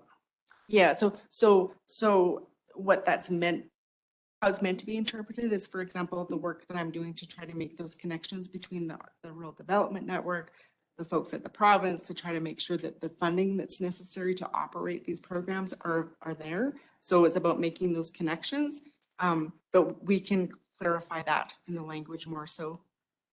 Yeah, I appreciate it. Thank you. Right, Counselor McGee? Mr. Mayor, Lola, can you remind me what the MAT program it costs us per year, and it was always provincially funded, not by the community, or did we subsidize it at all? No, it's not subsidized by the community at all. It's been completely funded by provincial government. And because of, so initially we started out running it with volunteers, which didn't work. We turned to staffing, which is funded by the province. We started out with 1 staff per shift, which was significantly cheaper. However, because of some of the behaviors and challenges that were happening within the program, we need to have 2 now. So we're looking at with 2 staff on site, 10-hour shifts, 7 days a week. It's about $45,000 just for staffing. So in reality, it's between 80 and 100 to have a MAT program in a community. Would that be? Well, we usually run the MAT program from October till April. Right. So if I'm not very good at math, but if you do the math on that between October till April, 2 staff on site, 10-hour shifts, 7 days a week, the cost is significant. So by having something like a shelter pod program, the only staff that's required is to answer that phone for however long we decide to have the phone going. Somebody to come and clean in the morning and hopefully, connect with them to make sure that they're, accessing the supports they need. So staffing would be significantly less. Excellent. Right, is there anyone that wants to make a motion on this? Counselor Dodds? Sure, I'd like to make a motion that council directs administration to compose and send a letter to Rural Development Network in support of the applications of the Homelessness and Poverty Reduction Team and Humans Helping Humans Housing Foundation. Right, any comments, questions, or debate? Just a Councillor comment, Mr. Mayor. I'm in fully support of sending this letter as discussed. It's a very important issue that our community faces, and hopefully with this support letter, we will get some funding from outside the community and to tackle this important issue. Thank you. Thank you. Anything else? So the motion is that we direct administration to compose the 2 letters of support. All in favor? That is carried. Thank you very much. Thank you. 7.7 is advanced vote for the 2021 general municipal election. Mr. Osmond. Thank you very much. I would like to invite our returning officer, Pam, down to assist with the presentation of this item.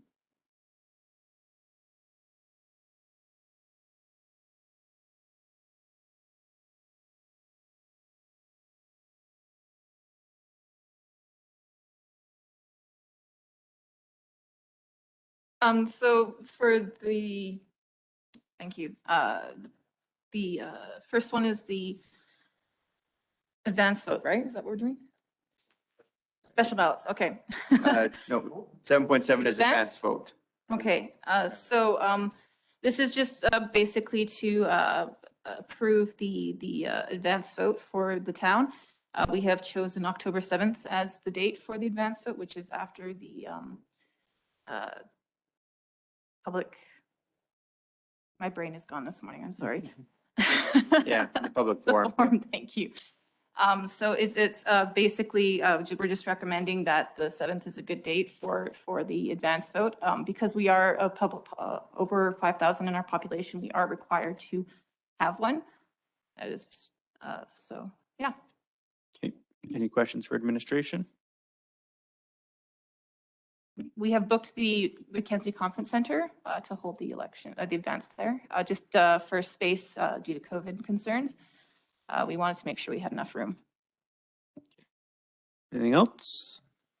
Someone like to make a motion? No, Councillor Just one Ballas? question. In the event of a lockdown, what are the options? Right now, we are waiting for direction from municipal affairs for that. So far, we are just going with the COVID precautions and protocols to try and reduce and minimize risks so that we can still hold the election. Thank you. Would someone like to make a motion? Councillor Wheeler? Thank you. I move that council authorize in accordance with Section 73 of the Local Authorities Election Act an advanced vote for the 2021 general municipal election be held on Thursday, October 7th, 2021 from 10 a.m. to 3 p.m. Right. Thank you very much. Any comments, questions, or debate? So the motion is that we have advanced polls October 7th from 10 a.m. to 3 p.m. All in favor? That is carried. So then 7.8 is the special ballot. So the special ballot basically covers things along the lines of mail-in ballots. It's for people who are unable to come down to the voting stations in person due to various reasons, medical, physical absence from the area. Because, again, of COVID, I'm strongly recommending this just because it allows for various other ways for voters to get out and actually get their voice in. We have done this in the past, so it's nothing new. It's just looking for the approval so that we can start getting that ready to go. All right, thank you. Any questions for administration? Would someone like to make a motion? Councillor McGee? Thank you, Mr. Mayor. I make a motion that council authorize in accordance with section 771 of the Local Authorities Election Act, special ballots for the 2021 general municipal election, provided that the application for special ballots may be made by anyone or more of the following methods, which is most interesting, how you get that out to the public, but in writing, by telephone, by fax, in person, by email, and by secure website. All right. Any comments, questions, or debate on that? All right, so the motion is to have the special ballot. All in favor? That is carried. 7.9 is the federal statutory holiday, National Day of Truth and Reconciliation. Mr. Osmond. Thank you very much, Council. So the item before you today centers around the nationally declared statutory holiday for national truth and reconciliation. The province of Alberta at this time is not considering legislation to proclaim the statutory holiday in the province. The town of Drayton Valley's CUPE agreement does provide that the statutory holiday would be recognized for our CUPE members in the collective bargaining agreement. As such, the question we have for council today is whether or not the September 30th would be recognized as National Day of Truth and Reconciliation for the entirety of the organization. So there were some questions asked at the first time that council discussed this issue in governance and priorities. There was some discussion about whether there might be a possibility of providing alternate programming or workshops on the topic of truth and reconciliation in honor of the day. After reviewing it with administration, although there are some programs in development, they will not be ready for September 30th. And so our ability to deliver those is compromised.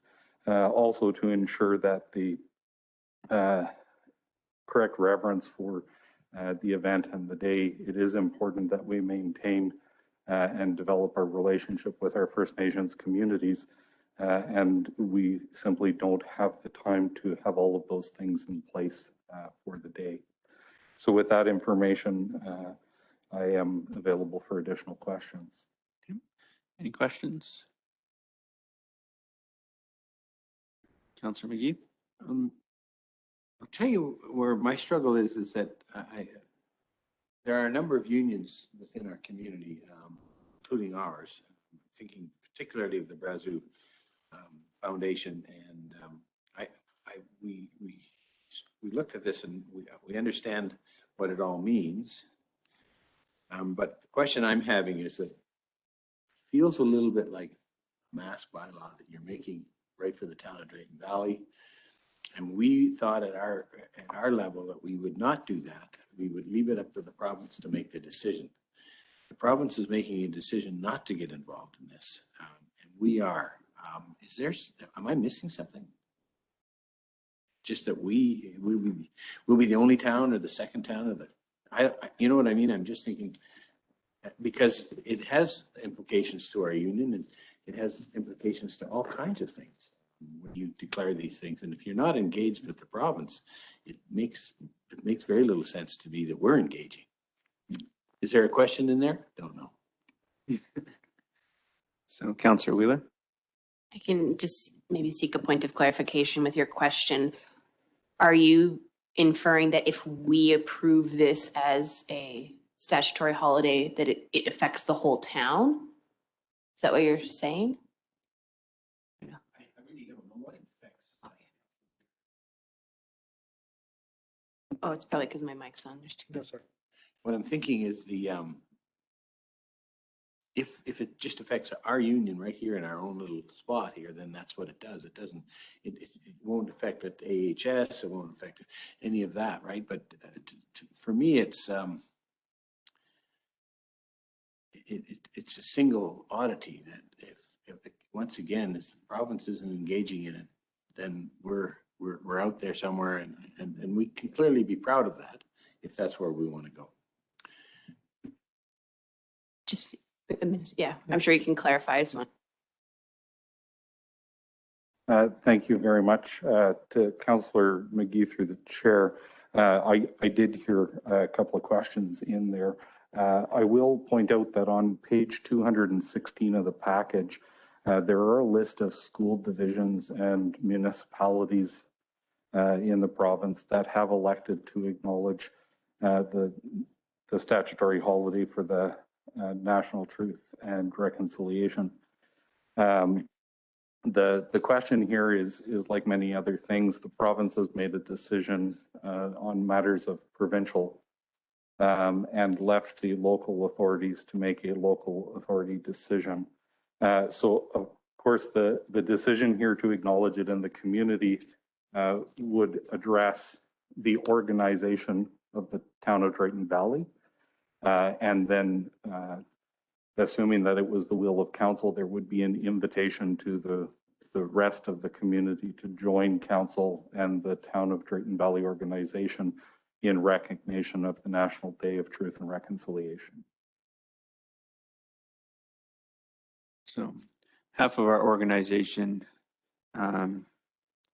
which falls under QP, falls under federal jurisdiction in this case. So it'll be a statutory holiday for half of our staff. And if we want to make it a statutory holiday for the other half of our staff is our purview. Yeah, essentially. Councillor Gavanna, question? No, Mr. Mayor, just wanted to make a comment that, federal government has made this a stat holiday. It was just that it was done recently that, for the first time, there's a little bit of a confusion, but I'm assuming by next year, this time, everything will be sorted out and, because it's a federal stat holiday that the provinces and the municipalities, this will apply to all of that by then. So we're just talking about this 30th issue only, and as you suggested, this decision is only for the town of Drayton Valley itself, staff itself. To Councillor Gamana through the chair. So the province of Alberta, each of the provinces has made the decision whether they would acknowledge it at a provincial level the day. The province of Alberta has made the decision that at this time they're not going to proceed, and they've provided no indication as to whether that decision would be reviewed in a year's time. All right, so any other questions for administration? Is there a member of council that'd like to make a motion? Councillor Dodds? Thank you. I'd like to make a motion that Town Council approve September 30th as National Day for Truth and Reconciliation to recognize and commemorate the legacy of residential schools. On this day, council and staff encourage the community to reflect on the horrific residential school experience and engage in conversation to advance truth and reconciliation. All right, thank you very much for that. Any comments, questions, or debates? Councillor Wheeler? I think for me, I support the motion and I support the appointment of the statutory day off. I just think for me, it's also really important that we actually commemorate and recognize what's happening on that day. And this is very short notice. So I think for a lot of organizations are struggling with what to do and how we can proceed. But I'd really hope that moving forward next year, we have some conversations around what it means and what's going to happen and have something else planned. So. Anything else? All right, so the motion is that Town Council approve September 30th as National Day of Truth and Reconciliation. All in favor? That is carried. We are on to 7:10, which is a proposal from Weyerhaeuser. And I do see Jeff McKay in the audience. You can just sit there for now. If any questions come up, that need your clarification, we'll certainly allow for that. But at this point, I don't know if it's Mr. Osmond or Ms. Treason that wants to kind of give us a quick preamble, and I can provide a little bit of guidance as well as I've been having some of the conversations. I would like to invite Ms. Treason down to assist me with the presentation of this item.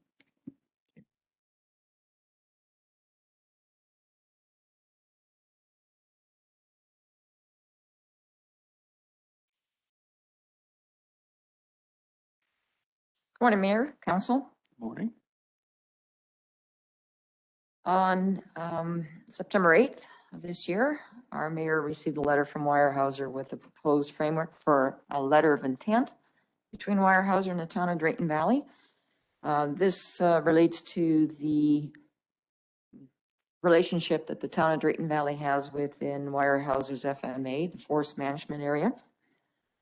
The letter of intent would recognize that the town formally relinquish any claim to fiber within the FMA for a bioenergy facility underneath that agreement.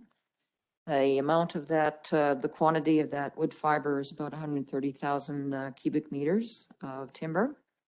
And this would require a submission of a letter to Alberta Minister of Agriculture and Forestry to request that that be relinquished. The letter of intent would then also recognize a transfer of property currently underneath the title of Weyerhaeuser to the town of Drayton Valley in response to the relinquishing of the fiber claim. In addition to that, Weyerhaeuser is also requesting some recognition associated with the new aquatic center being built in Drayton Valley. So again, this has been a matter that has been addressed for quite some time with and discussions between the town of Drayton Valley and Weyerhaeuser. And just in terms of the benefits and the analysis of the benefits and the opportunities available and those that are currently happening, the town has been working with Weyerhaeuser and so is being presented with this letter of intent. I just want to point out that everyone should probably have an updated letter from Weyerhaeuser that was received yesterday, which is different than the one that's in the package. Yeah, so it'll be just a stapled one that's on your desk, yeah. Okay, all right, thank you very much for that, Ms. Dreesen. Any questions for administration?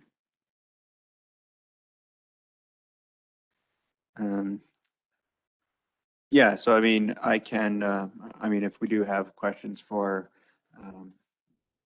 Weyerhaeuser, I did mention Mr. McKay is in the audience as a representative. So just to kind of follow up on Ms. Dreesen's comments, this is something that I've championed for the most part. Oh, this is probably going on close to 2 years now, conversations with Weyerhaeuser and their interest in having the Section 20 of their current FMA removed in their upcoming conversations with the Alberta government and the Minister of Agriculture and Forestry. And so it's kind of just been going back and forth. And I know it's a conversation we had, I feel it was right around Christmas time last year, maybe it was a little bit later. And at that time, the direction was for council to say, no, we want to look at it a little bit further. We have some opportunities on the table with some companies that could possibly avail of that allotment of fiber. So it's been close to a year now that we've been going through conversations with said companies, and I feel reasonably comfortable. This is just my assessment of the situation, that this allotment of timber has little benefit to the town of Drayton Valley, and also the companies that it could avail of it on a wood waste side. As the agreement states right now, that's 130,000 cubic meters of standing timber, which is standing in the forest. And I guess knowing what I know roughly about what the cost would be, or what Weyerhaeuser pays companies to harvest that and bring it to the mill in Drayton Valley, it would be a significant amount of money. It's in the millions in order to get that fiber from the forest to a location in Drayton Valley. And then from there, it's standing timber, and it'd be up to the discretion of the minister if they would allow for full logs to be used in a bioenergy facility. So, I mean, I don't want to get too much into my position on this because I'll do that after the motion is made, but I'm just trying to give a little bit of background, and if there's any questions, I'd be happy to answer them. So if there is no questions for administration, is there someone that wants to make? Councillor Wheeler? In terms of number 3, where it says that there'll be recognition from Weyerhaeuser's contribution through naming rights at the Aquatic Center, was there a discussion on what those naming rights would be yet? Thank you, Councillor Wheeler. We are currently still in discussions with Weyerhaeuser with respect to a naming opportunity within the aquatic facility. Being true to the Aquatic Fundraising Committee, there are terms and references in a sponsorship package that we'd like to continue to follow with. So we are still working with Weyerhaeuser and their corporate individuals with respect to receiving a contribution in return for that naming opportunity. And I mean, I will speak for Weyerhaeuser. I do know that they have an application in to the parties that need to for a monetary donation as well over and above this, but I know it wasn't put into this letter because there's no guarantee at this time. So I'll go Councillor Dodds and Councillor Peebles. So with that then in one of the motions, it says dependent on the financial contribution of 100,000. So would that then, would that be a comfortable number in lieu of kind of the conversations that you feel that you've had then? The application was submitted on the basis of $100,000 being requested from Weyerhaeuser. I know that in terms of the resolution, it might require just an administrative change because of the change in the letter itself. So recognizing that the motion should be more in tune with the letter, the newest letter that has been submitted by Weyerhaeuser. Councillor Peebles. Yeah, thank you. I guess my question will be more for Jeff. If we could. So I'm a big fan of Weyerhaeuser. My family moved here 25 years ago because my mom was working at the OSB mill. And so, that Weyerhaeuser has become a pillar in this community. So we've got oil and gas and we've got forestry. In the last number of years, we've seen the oil and gas industry take a bigger dip than we're used to. So it's been crucial for us to have Weyerhaeuser. I guess for me, I'm just looking for some reassurance in this that hey, you know what? Even though we're this FMA, we're making these decisions, we're kind of saying at allotted biomass that we had hoped to see something come clean tech wise that up to this point hasn't really transpired anyway. But it's a thing of, hey, you know what? We're looking forward to a great future with Drayton Valley in some capacity, because I know the OSB mill was profitable at the time when the decision was to pull the plug. So I know businesses make their decisions based on anything, but Weyerhaeuser is a key part of our community. I would hate to get some acres of land and all of a sudden have Weyerhaeuser leave. So maybe just for my own sense of it's okay, if you don't mind me coming to the mic and just kind of letting us know your take on it as far as you guys were concerned. Yeah, That's so okay. if you want to come to the podium, and I believe if the light is green, it's on.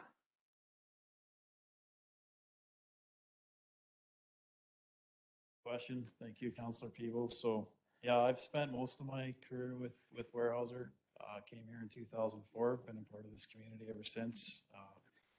Professional forester in the province of Alberta. I've been since 2005, so I feel like I'm in a good position to answer that question. So going back to 2008, I was working at Weyerhaeuser, living in the town here when that facility closed. So unprecedented times. You could draw similarities to oil and gas in the last 3 to 5 years. So reality for us is we're in it's a North American or a global market for the product that we make. It's a commodity.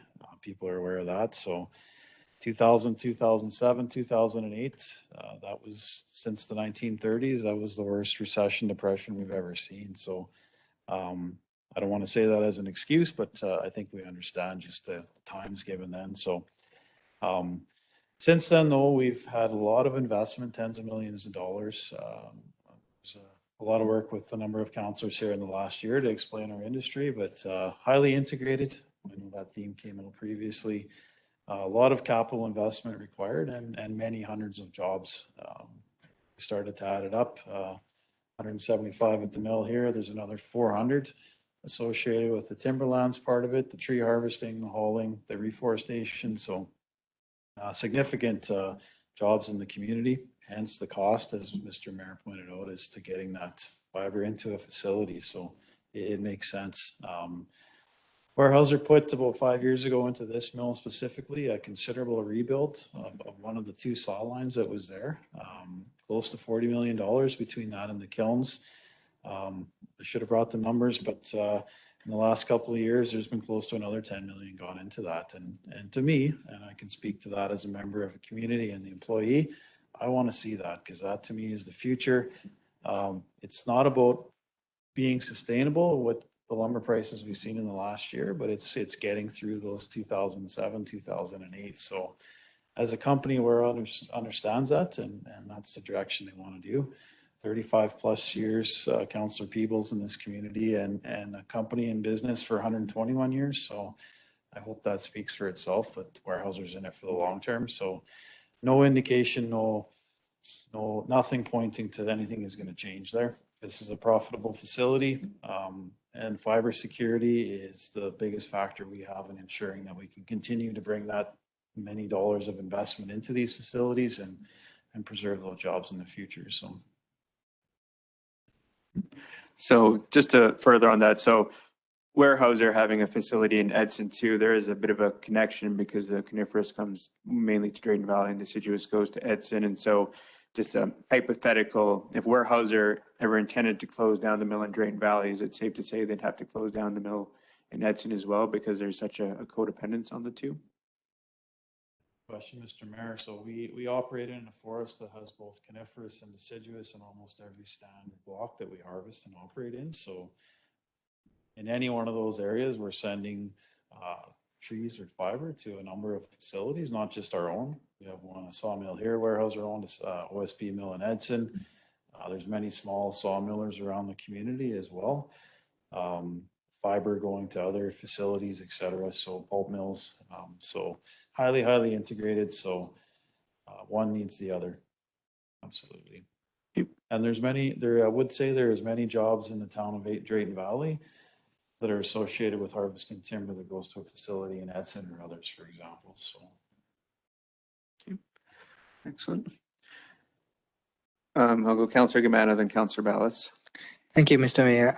No, I totally agree with Councillor Peebles' comments, and it's great to have Weyerhaeuser in our community wholeheartedly, and the existence of Weyerhaeuser in our community has given the opportunity to cushion the community, with the ups and downs we have with oil and gas industry.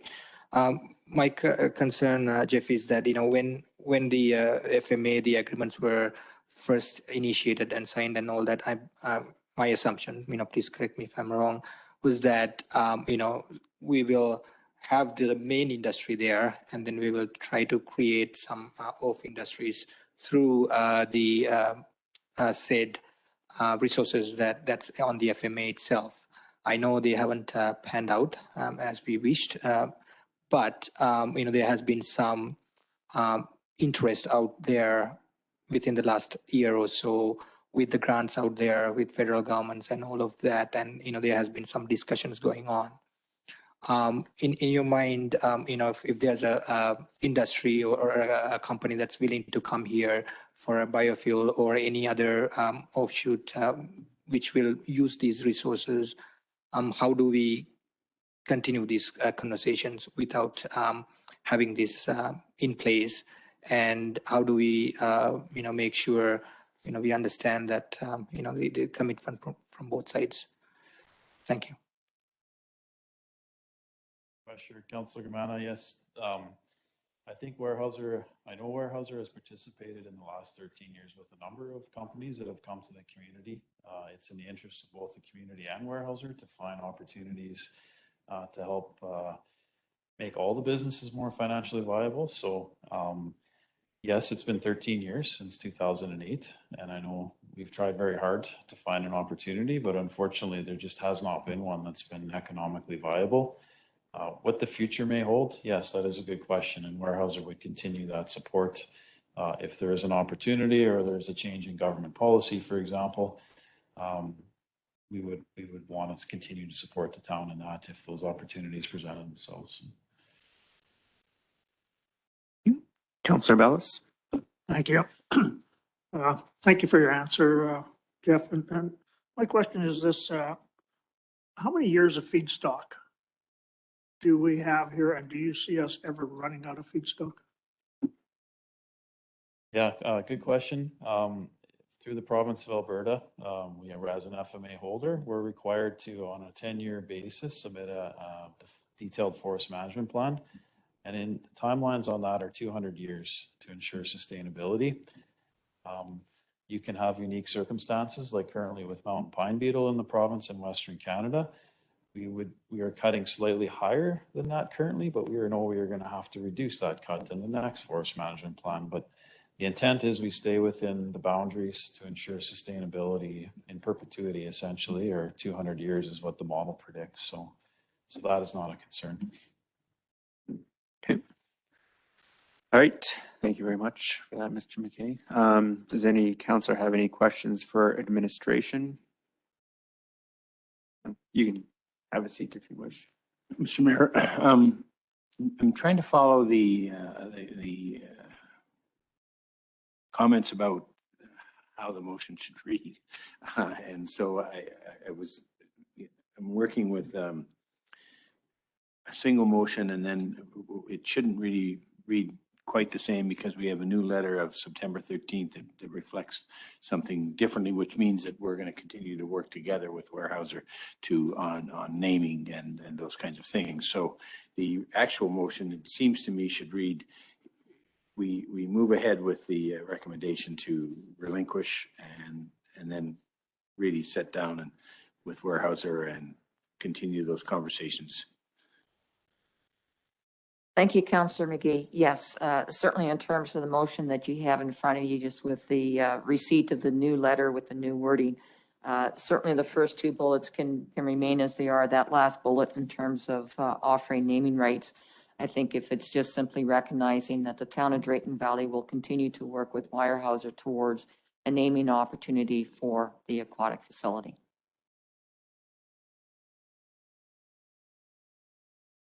Okay, thank you very much for that.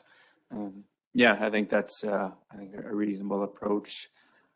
I think as long as the intentions of the first two bullet points are kind of highlighted, and then that third one will just kind of be an ongoing conversation over the next little while to see how that sorts out, because there is a few moving pieces involved in it.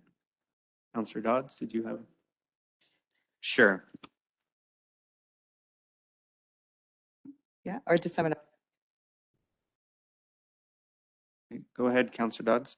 I'd like to make a motion that council approve the proposed framework for a letter of interest between Weyerhaeuser and the town of Drayton Valley with the following terms.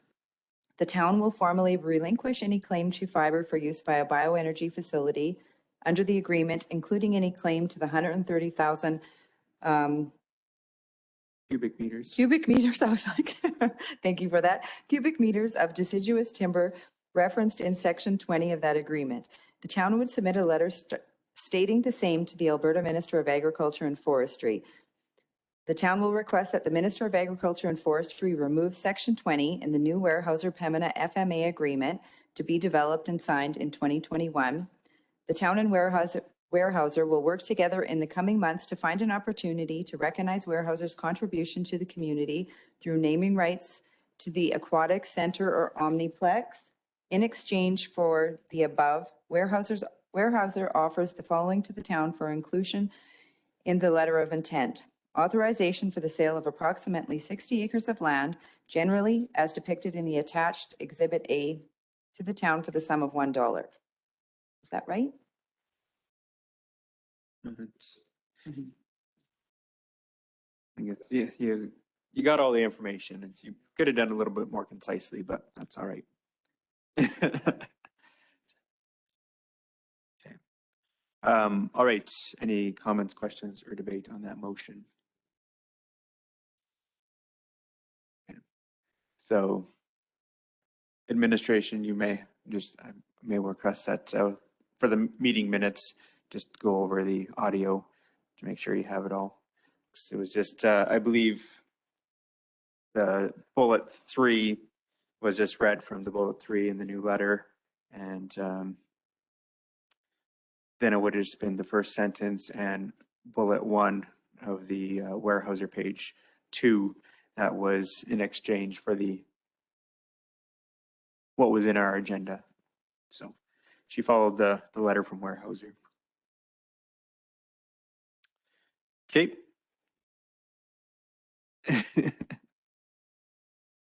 Can you withdraw and do that one?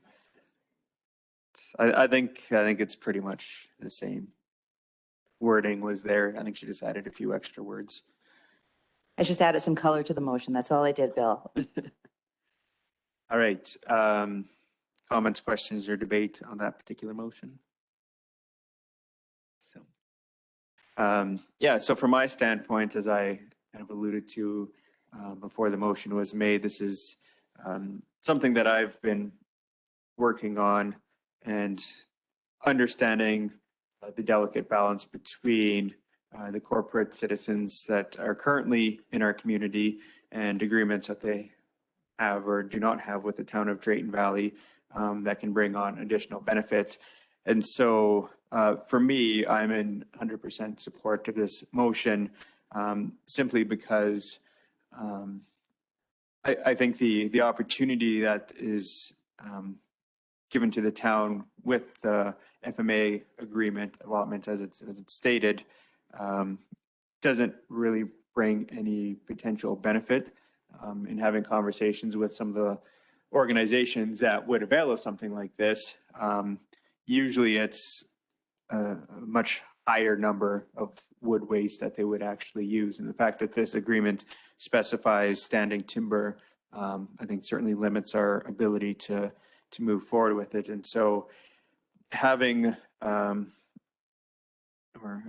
working with our corporate partners in Weyerhaeuser and coming up with a solution that works for both the town of Drayton Valley and for them in the assignment of that land and in recognition for their commitment.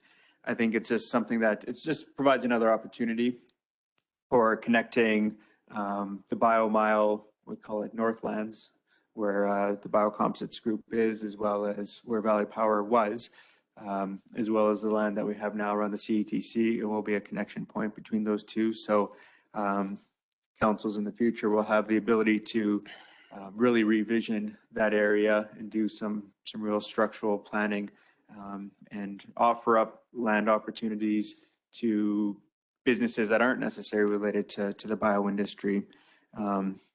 But I mean, staying on the bio industry topic, I do appreciate what Weyerhaeuser has done for our community, both in the harvesting of fiber that they use in their mill, but also with their work in bringing the pellet plant to Entwistle. I mean, ultimately, I think we all would have liked to see that in Drayton Valley, but at the time, it didn't pan out, but it still employs people within our region.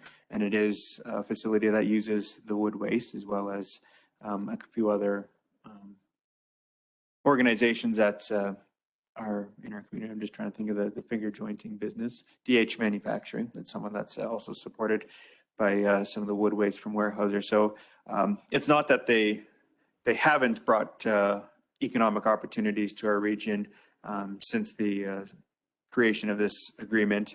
It just hasn't been specifically in bioenergy. And so it's something that, for me, I don't see the bioenergy opportunities as being something that's viable at this particular time.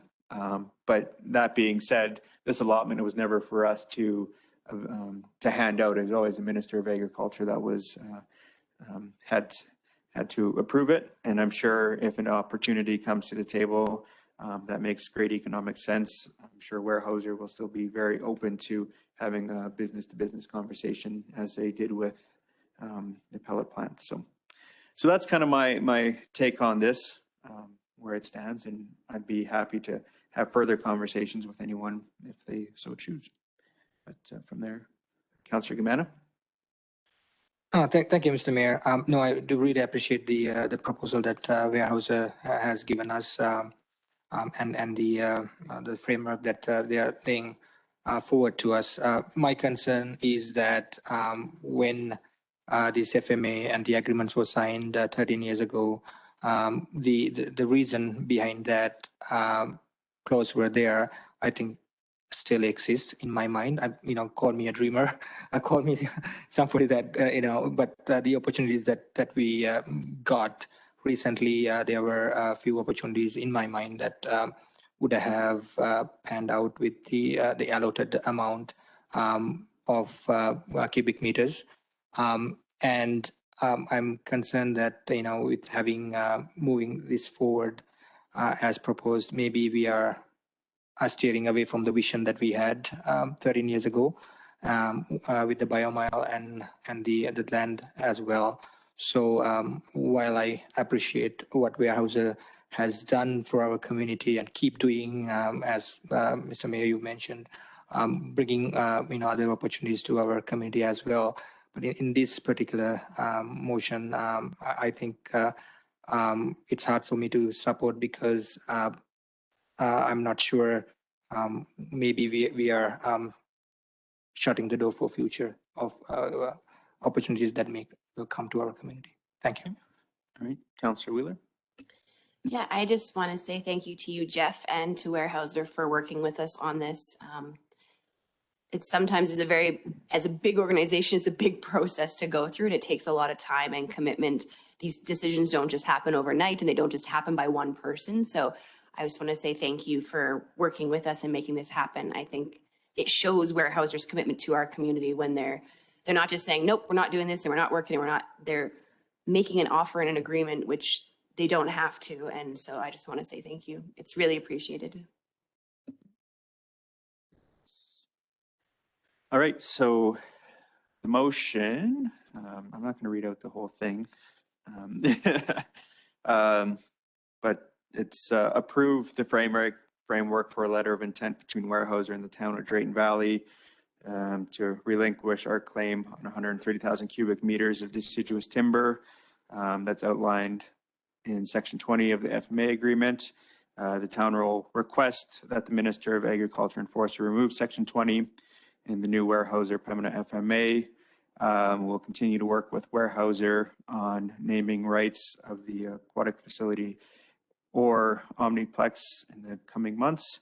And in turn, Weyerhaeuser will sell roughly 60 acres of land that was in the appendix of the package, which is on page 221 of 229 of the package for the sum of $1. So with that, if there's no other comments, all in favor? All opposed? That is carried. All right, thank you. So we'll move on to 711, which is appointment to the bylaw enforcement officer. Well, it's high level, so.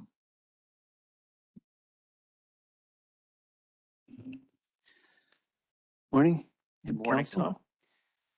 So with the unexpected resignation of our community peace officer, administration is looking to maintain its current municipal enforcement program with the designation of our animal control officer to also perform the duties of bylaw enforcement.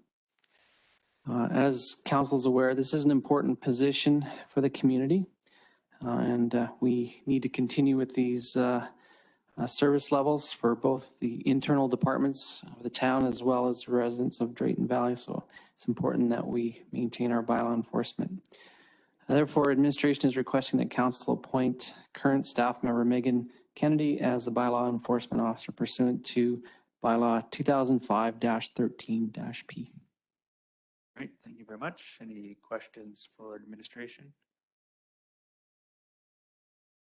Councilor McGee? My only question is that currently she's really busy, and as I recall, only part-time. This would send her into full-time, and so can you just describe that a bit for me? Correct. At the present time, our animal control officer is a part-time position. So this would move that position into up to 40 hours a week, depending on the requirement for that. And I noted that our previous bylaw enforcement officer was out with a speed gun and those kinds of things. Does Kennedy have that opportunity as well? No, that is the CPO, Community Police Officer Level 1 status. Megan would not have that. She would just strictly be enforcing bylaws of the community. Any other questions? Member Councilor Dodds? Just have a quick question. So to what level of, I guess, of enforcement can she, I guess, provide in areas that we've dealt with in the past? Like Tom spoke to the duties of the CPO past. And so how would this differ, I guess, in that sense, or to what level of enforcement? Because I know that in the community, there is an improved need, I think, for enforcement. Correct. So as part of the bylaw officer duties, the primary responsibilities would be to obviously receive complaints, to investigate those, and work with the community to resolve the issues. However, if required, ticketing would be available through the bylaw enforcement program. Anything else? Is there a member of council that would like to make a motion? Councilor Ballas? Sure, thank you. I move that council appoint Megan Kennedy as a bylaw enforcement officer for the town of Drayton Valley pursuant to bylaw 2005-13-P. Right. Any comments, questions, or debate on that? Councilor Dodds? Just a comment that, yeah, I think that it's important to have a bylaw enforcement officer in place since now we no longer have our CPO, just kind of going out into the community and just kind of seeing how things have gotten in certain areas of the community, I think, and working with even Adam, our health inspector, and just seeing to how things have escalated. This is really important, and I think that it's something that there needs to be an increase in enforcement. And we need to be, I guess, addressing issues that have gone on for a bit too long in the community. So I really think that this is important. So I'm glad that we're not letting a time lapse in between, that we have somebody in position for this as well. Thank you. Anything else? All right, so the motion is that we appoint Megan Kennedy as a bylaw officer for the town of Drayton Valley. There's nothing else. All in favor? That is carried. And our last decision item, 712, which was an addition. So I believe Mr. Osmond, that is you. Thank you very much, Council. Before you is an item to look at a couple of revisions to the Governance and Priorities Committee Policy, C0414. So on review, there were two sections of this policy that I would like Council to amend. The primary reason for these amendments is that with my starting in the position as interim CAO for the town of Drayton Valley, it's important that when Council takes the time to provide a direction to the organization, that it is clearly understood and recorded. That provides two things. One, it's a clear indicator to me that Council is asking that something be done, and the organization can then jump to action. Two, it is an accountability feature for Council to ensure that the directions that they are providing me as the CAO are being accomplished. So the two sections that I would like to amend, the first is section 3.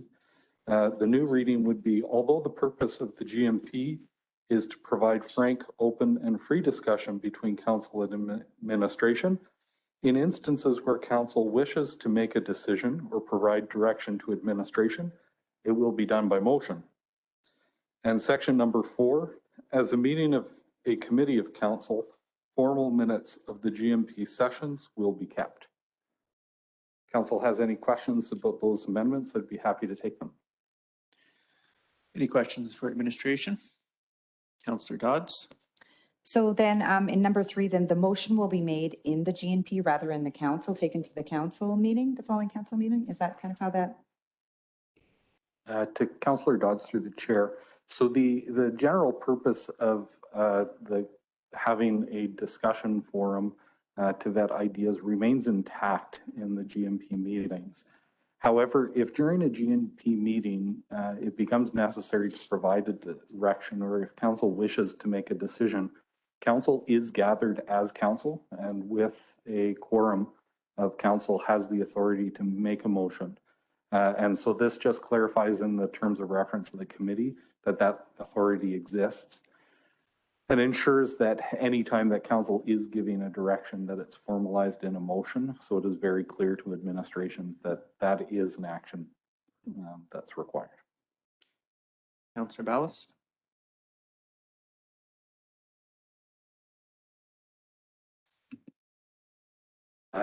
To Councillor Ballas through the chair, it is essentially anytime you bring a quorum of Council into a room, it is a Council meeting. However, reviewing the policy, it is clear that Council at the time of the creation of the policy was intending to create a less formal setting focused on discussion, which is certainly within Council's ability, and certainly administration's intent would be to continue to keep that the focus of the forum as a discussion where informally we can bring up ideas and we can talk about things. But this adds the ability for Council, like in a regular Council meeting, to pass a motion providing direction to administration, so that at those times when it's necessary, it's clearly recorded. Oh, your mic. Sorry. So what we're doing right now is nothing in contravention of the MGA. So as it's outlined in the current policy, it does say that the GMP committee has no power to make decisions, direct work, or commit funds. The MGA would suggest that anytime Council is gathered with quorum, it does have the authority to do that. So it is an internal restriction being placed on the committee meeting by Council. So as long as there are no directions being provided, there is no issue with the MGA. So would it be different, Rob, than any internal or external committee? The difference in this committee is that you have a quorum of council gathered in a discussion capacity with the ability to make decisions or to discuss and receive information on which decisions could be made.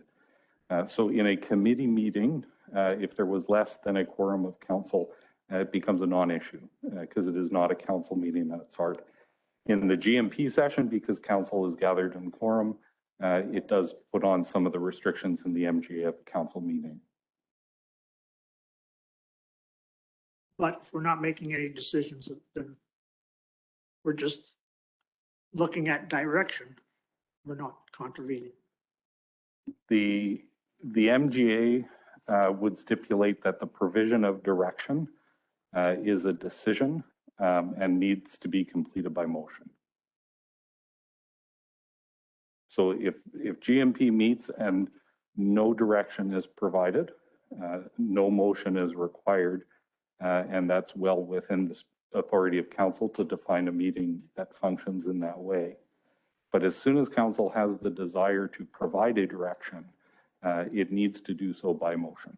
So the changes that we've applied here simply add to the terms of reference of the committee that if council so chooses, they may provide a direction. But in general, the purpose of the GMP remains the same. Councillor Gumana. Thank you, Mr. Mayor. My concern or clarity where I need it is the public. We have a council meeting, and the public knows we have a council meeting, and we have the agenda out. And if public would like to join the meeting, they know that there's a decision will be made at the council meeting for the particular agenda. If we do this change, Robert, again, for my clarification, the intention is not to make a decision itself, but in these changes, we may be making a decision as a council. So public, maybe there's a confusion that they don't know that this decision has been made in a GNP. That's kind of the concern that I have with the changes.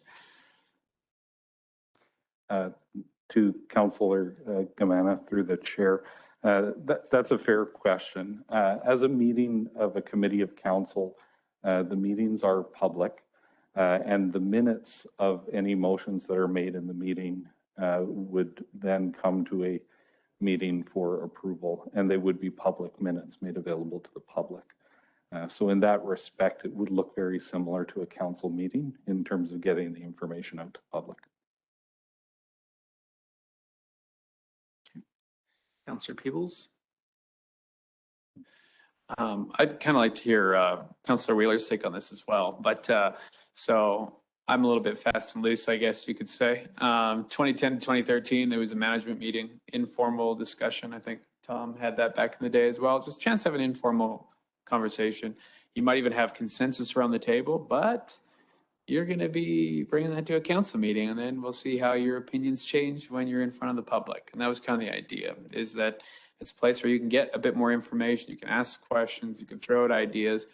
So it kind of creates that place where you can really rally and ask questions, get request information from admin, but ultimately it's CAO that directs admin. You're sitting at the mutual table, you can decide what to do with that, right? So that's kind of how we had done it. And then we had Glenn McLean, our mayor at the time, and he was a lawyer, and he was very, very specific. It went from management to governance and priorities, and he created a number of policies over the 4 years that were fairly stringent. So, there is a concern as for me is I don't want it to take away from the culture of what we have. And when we talk about formal notes, is it like we throw out some arbitrary idea in the safety of council? Hey guys, like, what do you think about some of this? It's kind of silly. Okay, just throwing out ideas. Like it kind of takes away the organic nature of a team was my concern. But Farrell, I'd like to hear your take on that too. Thank you.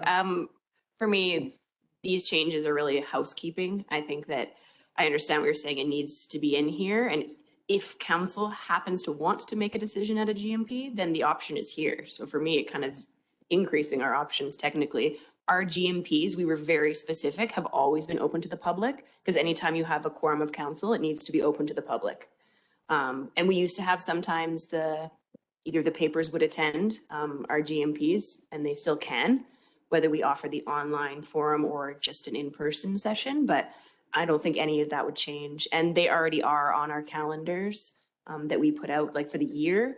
So I think the tone of being set would be done by the mayor and by the council. And for sure, it is a place where we brainstorm and bounce around ideas. And I also think that in terms of the notes being kept, that actually technical minutes are way less documented than notes. Minutes are like who made the motion and that's it. So if we're not making motions to GMP, there will be almost nothing in those minutes. So it's, yeah, I don't see anything changing here in terms of what council's already doing. If I may, to Councillor Peebles through the chair, with regards to that, it needs to be clear that what we are keeping of the meeting is minutes under the MGA. So it's the motions of council without note or comment. So the other discussion that happens during that meeting is not captured in the minutes. Councillor Dodds?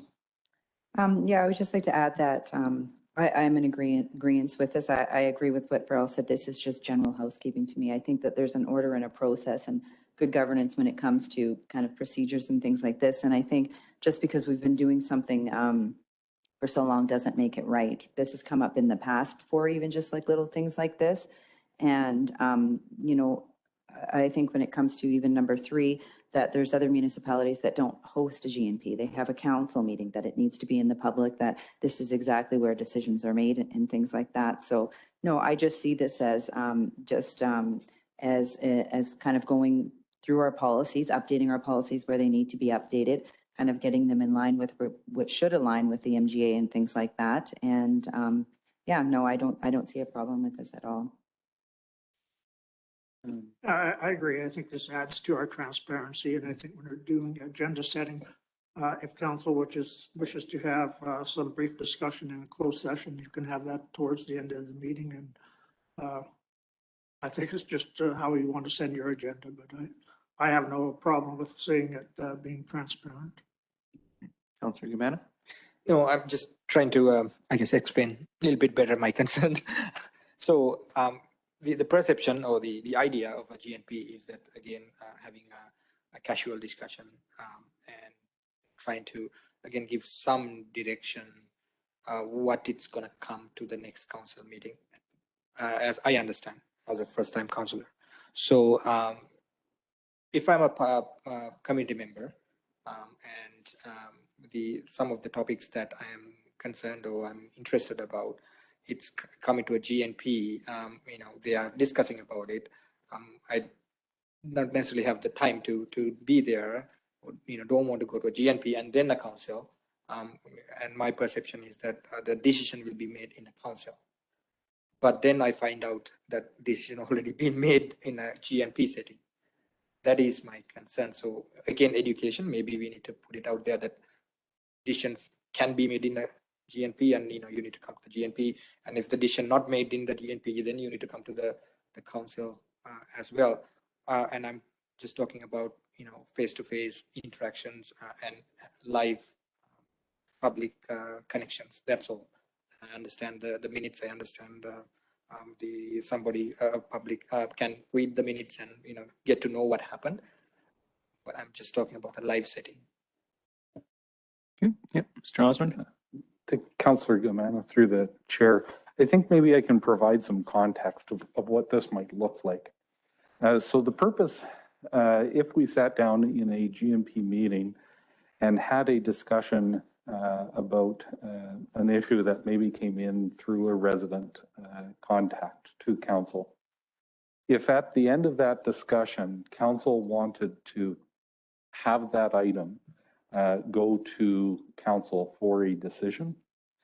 The motion in GMP would be to direct administration to bring a report to council. So the purpose there is that it is very clear when council is asking that I have the organization commit to an action. What I wouldn't want is there to be confusion about whether or not I had the will of council as a whole before bringing an item to a council meeting after a discussion in GMP. So the formal motion simply allows council to say, yes, we are together in a majority that this is the action we want administration to take. In almost all cases, the decision on an item, how council acts, how council works, those decisions could continue to be made in council.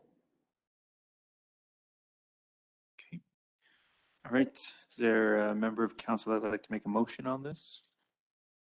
Councillor Dodds.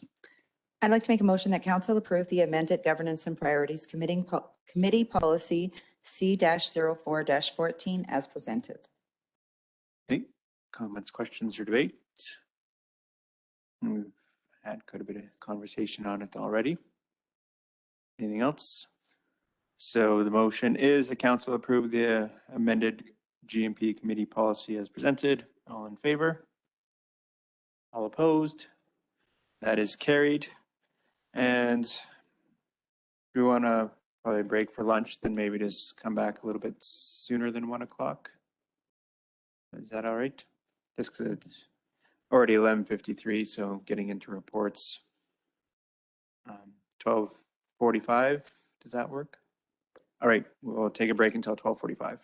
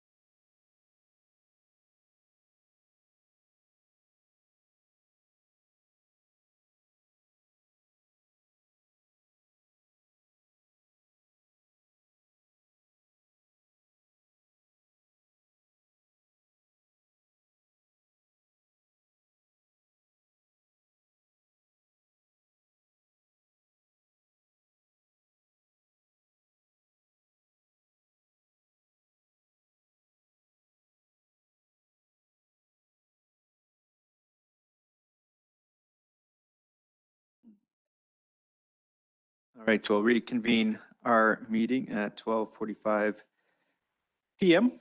And we will start off with our department reports, starting with planning and development.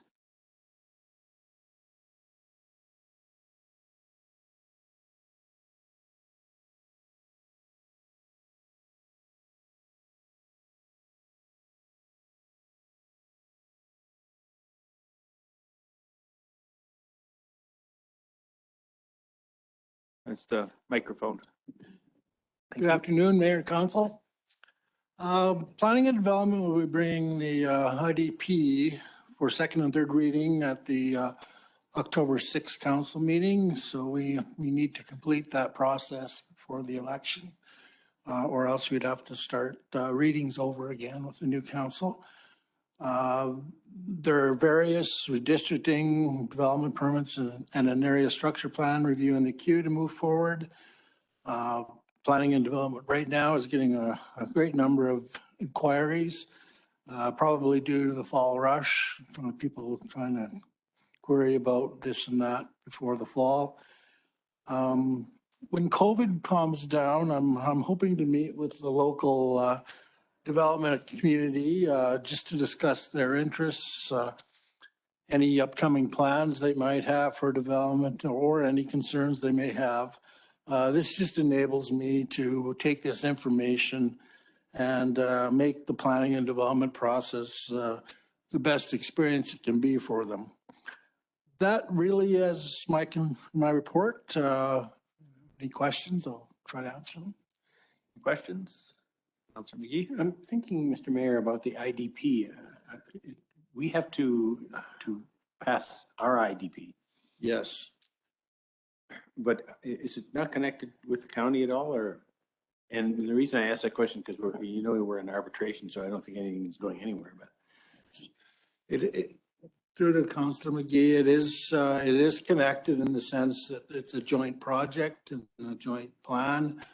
But if we don't carry through before the election, then any new council members can't participate in the process.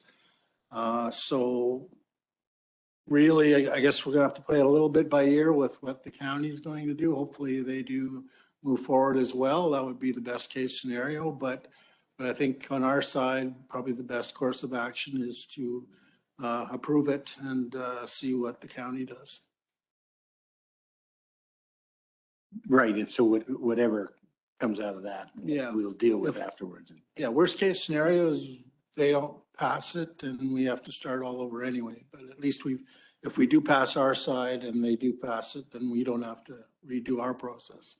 And it may look in somewhat in favor with the arbitrator as well. Well, I don't think it'll hurt us. Yeah. Any other questions? All right, seeing none, thank you very much for your report. We'll move on to infrastructure and engineering.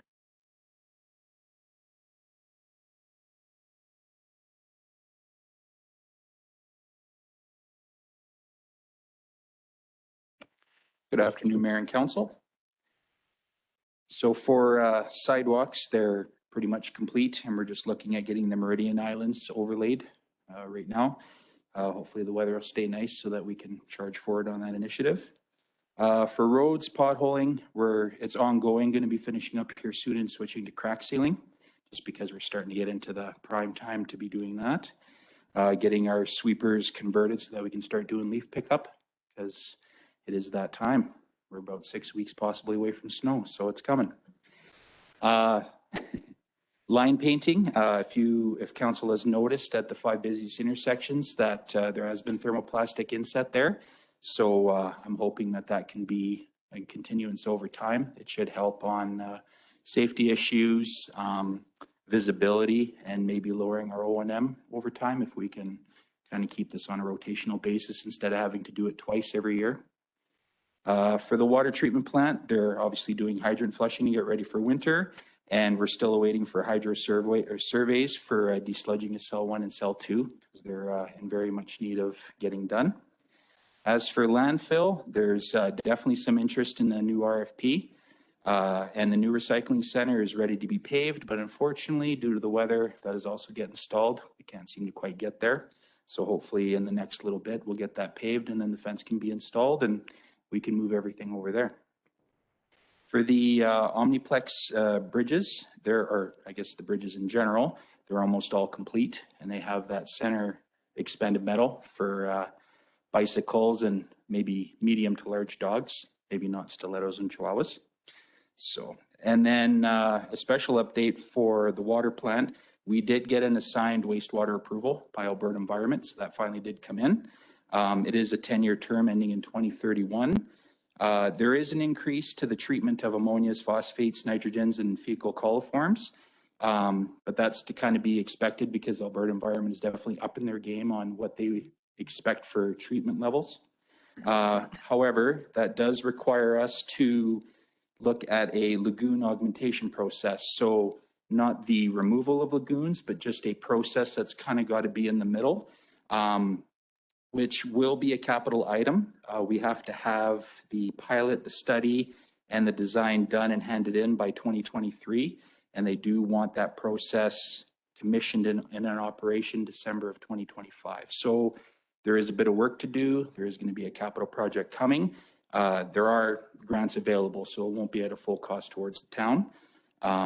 But I think all in all, we came out of this looking pretty good. I know Rocky Mountain House went through the approval process and they got hit with a requirement of doing a fully mechanical plant at the cost of $20 million and an extra 5 to 6 people. So I think when it comes to negotiating, because believe it or not, that's actually what this turns into, we did quite well. We did really, really well. So I'm open to any questions that council may have. Any questions? Councillor Ballas? Thank you. Not a question as just as much as a road report, I guess. You know, where the Shale Clinic is and on the south side of the road in front of the playground, there is a bunch of holes, like that turns into 2 lanes there. You can turn right and left, but on the right-hand lane, there's a bunch of holes that are getting worse and worse. They're quite deep, actually. If there's 2 vehicles going down there, you can't avoid them. Maybe something that just can be looked at. Thank you, Councillor Ballas. You're referring to more on the gutter side there, right? Yeah, I can let Public Works aware of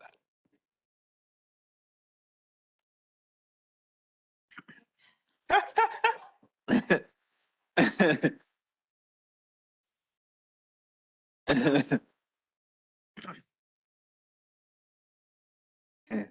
Councillor Germana? Thank you. Similar question, but not in front of my house.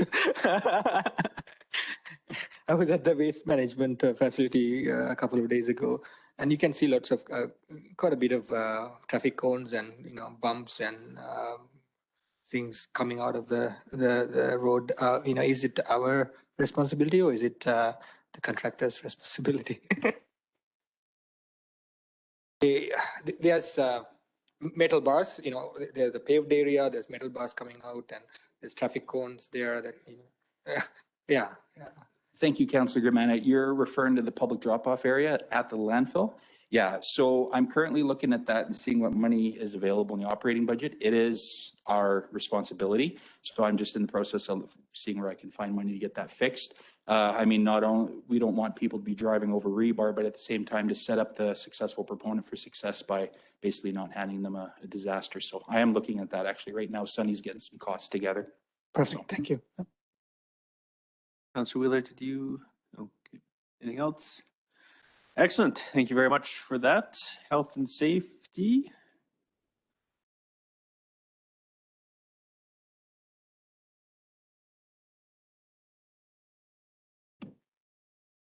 Good afternoon. Don't have much to say about health and safety. I don't know. It's going great, like it really is. But we are going to touch base a little bit on the COVID issues and stuff that have been going on. Currently, we have 166 active cases in Drayton Valley, and our vaccination rate is 47.6, or at least the first vaccination. We're one of the lowest in Alberta. It's been all over the news, that's for sure, lately. Our facilities have been doing exceptionally well with masking, wiping down their work areas, social distancing. We do have a couple facilities that aren't maybe doing that consistently, so we are working with them. We have a few staff that have been have had symptoms and they've been working from home or whatever. We've been accommodating them. We did have one positive case that was reported to WCB because it was a person that was exposed while doing their job.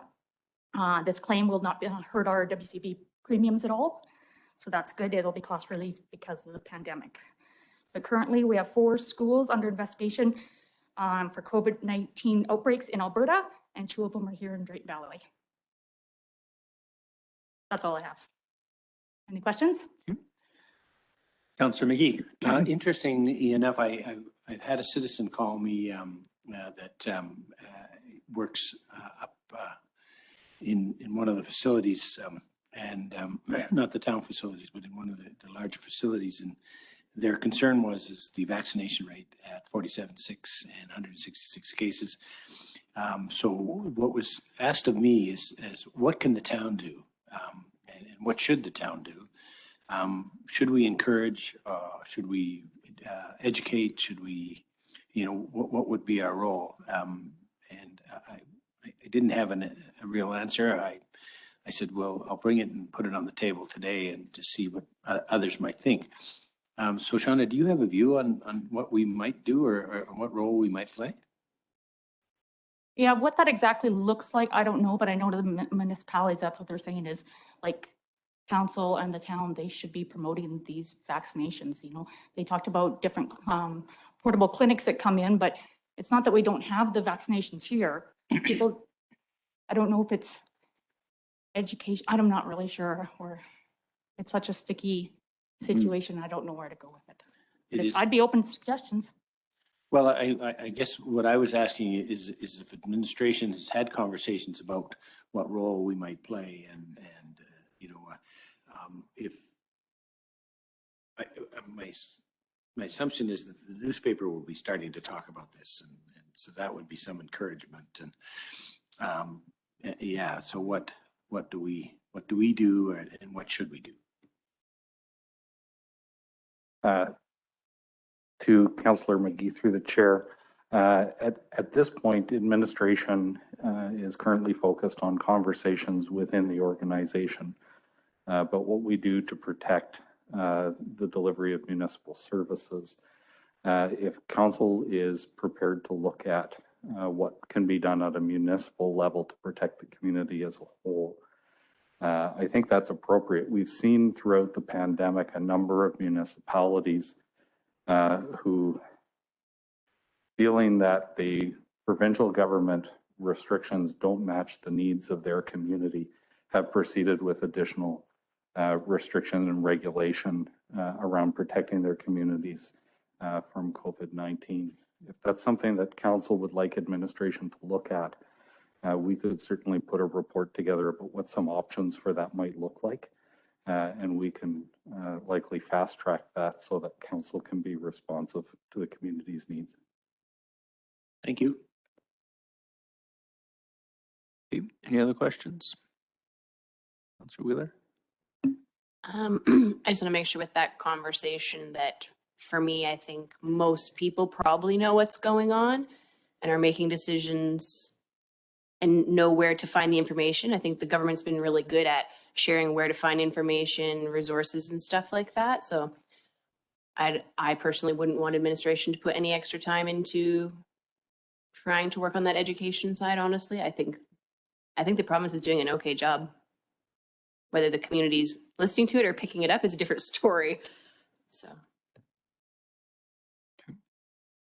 All right. If there's nothing else, then we'll move on to community services and FCSS. Thank you very much.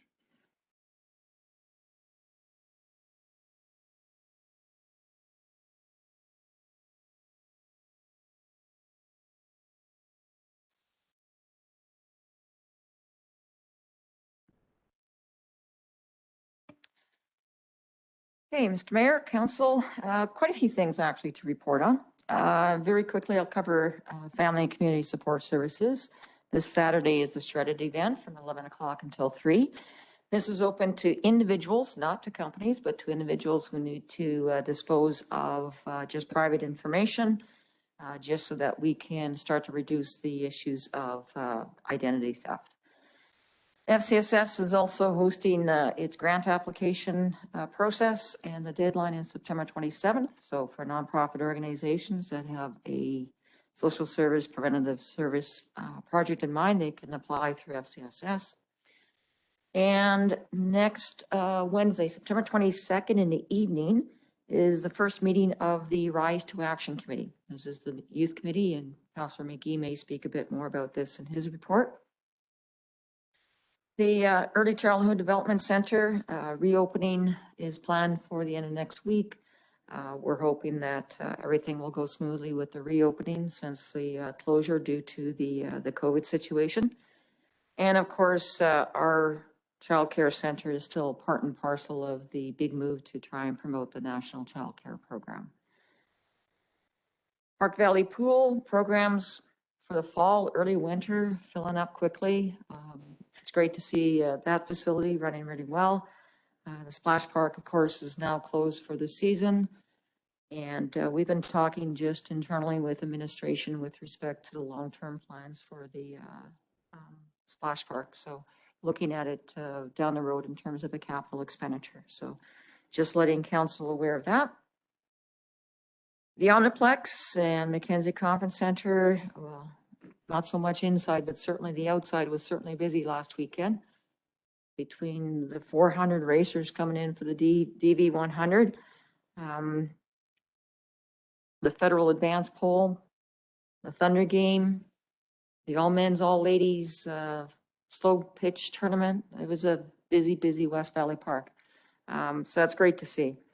And then, of course, this weekend with the Oilers and Flames, the alumni game, and of course, the tailgate party. So hopefully we're sitting down tomorrow afternoon and talking about some of the things we need to put in place as well too to protect everybody. The Aquatic Center, I mean, they're faced with their challenges with respect to product. I talked earlier about the supply of piping, PVC piping. They're having to get to a number of different suppliers to do so. We were lucky on a lot of fronts in terms of being able to order the product for the Aquatic Center early in time, but there are still some challenges with some other products. But otherwise, they're maintaining an okay schedule. The rain, of course, set them back a couple of days, but they should be able to pick that up quickly. Capital projects, Mosquito Ball Diamond. Boy, we're still anxious to get the sod laid down, but the contractor says that that should be happening this week. And good news, we received through the help of the Lions Club. We had applied through that organization to get a grant of $70,000 to help us with our playground installation. So we did receive that news just earlier this week. And so looking at the Watino and Mackenzie playgrounds being replaced here early in October. Looking at doing some new fencing on the tennis courts, just within Rotary Park. The Civic Center outdoor rink, we can now proceed with that funding. We can now take a look at some budget funds to allocate towards the lighting. As council may recall, EPBR with the big festival, the winter festival for the Family Day Festival, they've always requested some lights be put up at the outdoor rink just for that activity. So it'd be nice to get that lighting up. And then hopefully the north entrance sign will be installed here soon.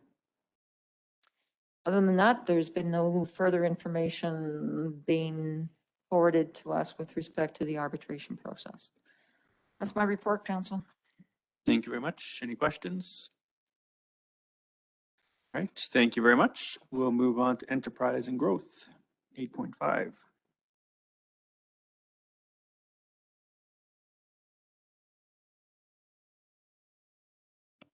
Good afternoon, Mayor and Council.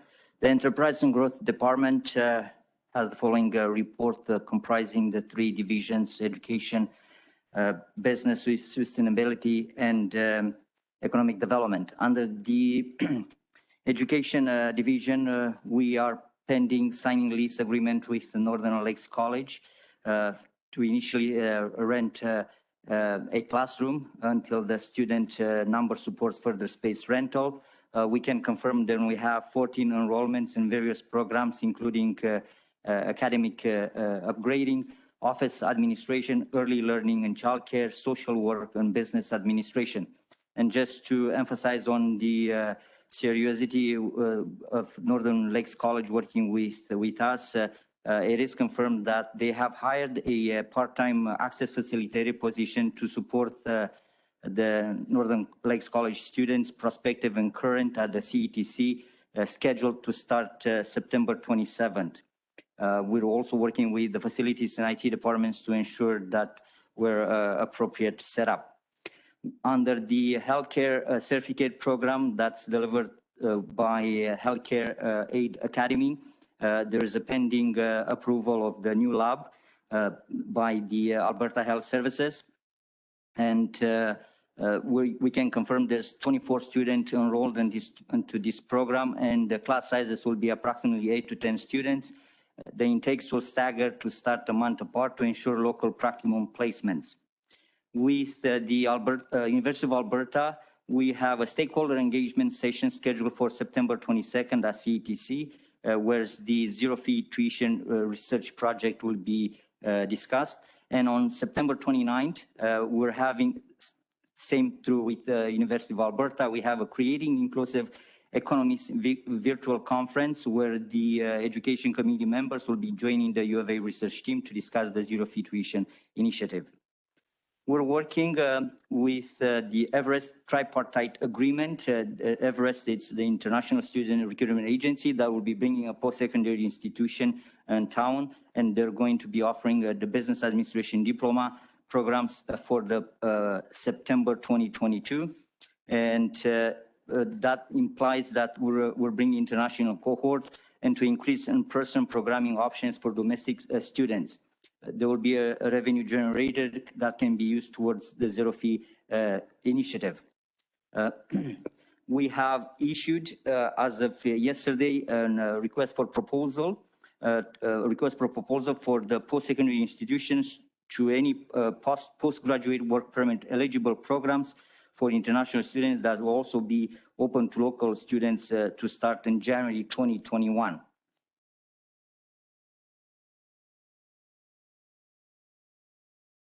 We've been pursuing the Class 1 MELT program. We have conducted research with the industry. We collected information from the industry, and based on this feedback from the industry, we put together a briefing note that's right now with the committee to have it done touch-ups. So once this touch-ups done to the briefing note, we'll be handing it over to our contact, MLA Mark Smith, that will be presenting this briefing note in front of four Alberta ministers. We're also in talks with the Portage College and Northern Lakes College to discuss this opportunity, because they will be the ones that will be delivering this course. It's unfortunate to say that we had to be starting today classroom space at CTC that's being requested by Alberta Health Services to run various nursing certification and recertification course.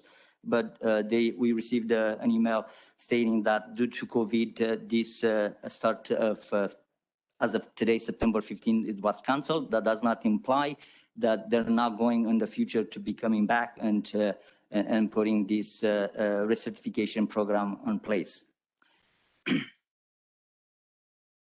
Now, also wanted to, under the education, wanted to mention that we're working for a hemp workshop, and we're working very closely with the county and the hemp association, as well, working with the Norquest to be delivering this workshop to the community. And in that, the department took one step further and looked into gathering a small library for documentation with regards to seeding and cultivation of hemp.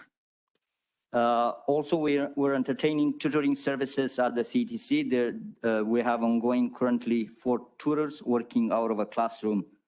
And the following events, that is going to happen is the Alumni Hockey Tailgate Party fundraiser for zero fee tuition initiative scheduled for September 19. Education open house scheduled for October 14. It brings the education partner DV Community Learning, Delmar College, Healthcare Aid Academy, Northern Lakes College, University of Alberta Faculty of Extension, all to attend at CTC with regards to promoting this program. That concludes the education report. Going on to the energy sustainability report. Here we have the following 40 Save Energy grant for Discovery Park. It was $4,500 was approved, and the lights at Discovery Park have been retrofitted to LED last week. We will arrange a plaque handover ceremony with Fortis within the next few weeks. The next, we have a 40 Save Energy grant for Cause for Critters. Cause for Critters and the town submitted an application to Fortis for ceiling fans, windows replacement, and LED retrofits. And partial of this funding is going to be funding from the energy efficiency budget. Under the ART program, we're having a project assistant that's been hired by University of Alberta to conduct research on river shifting and potential adaptation strategies for the town. The project assistant will start at CTC next week, and the program will run for 8 months. The final outcome will be a report on causes, impacts, and high-level recommendation on potential strategies.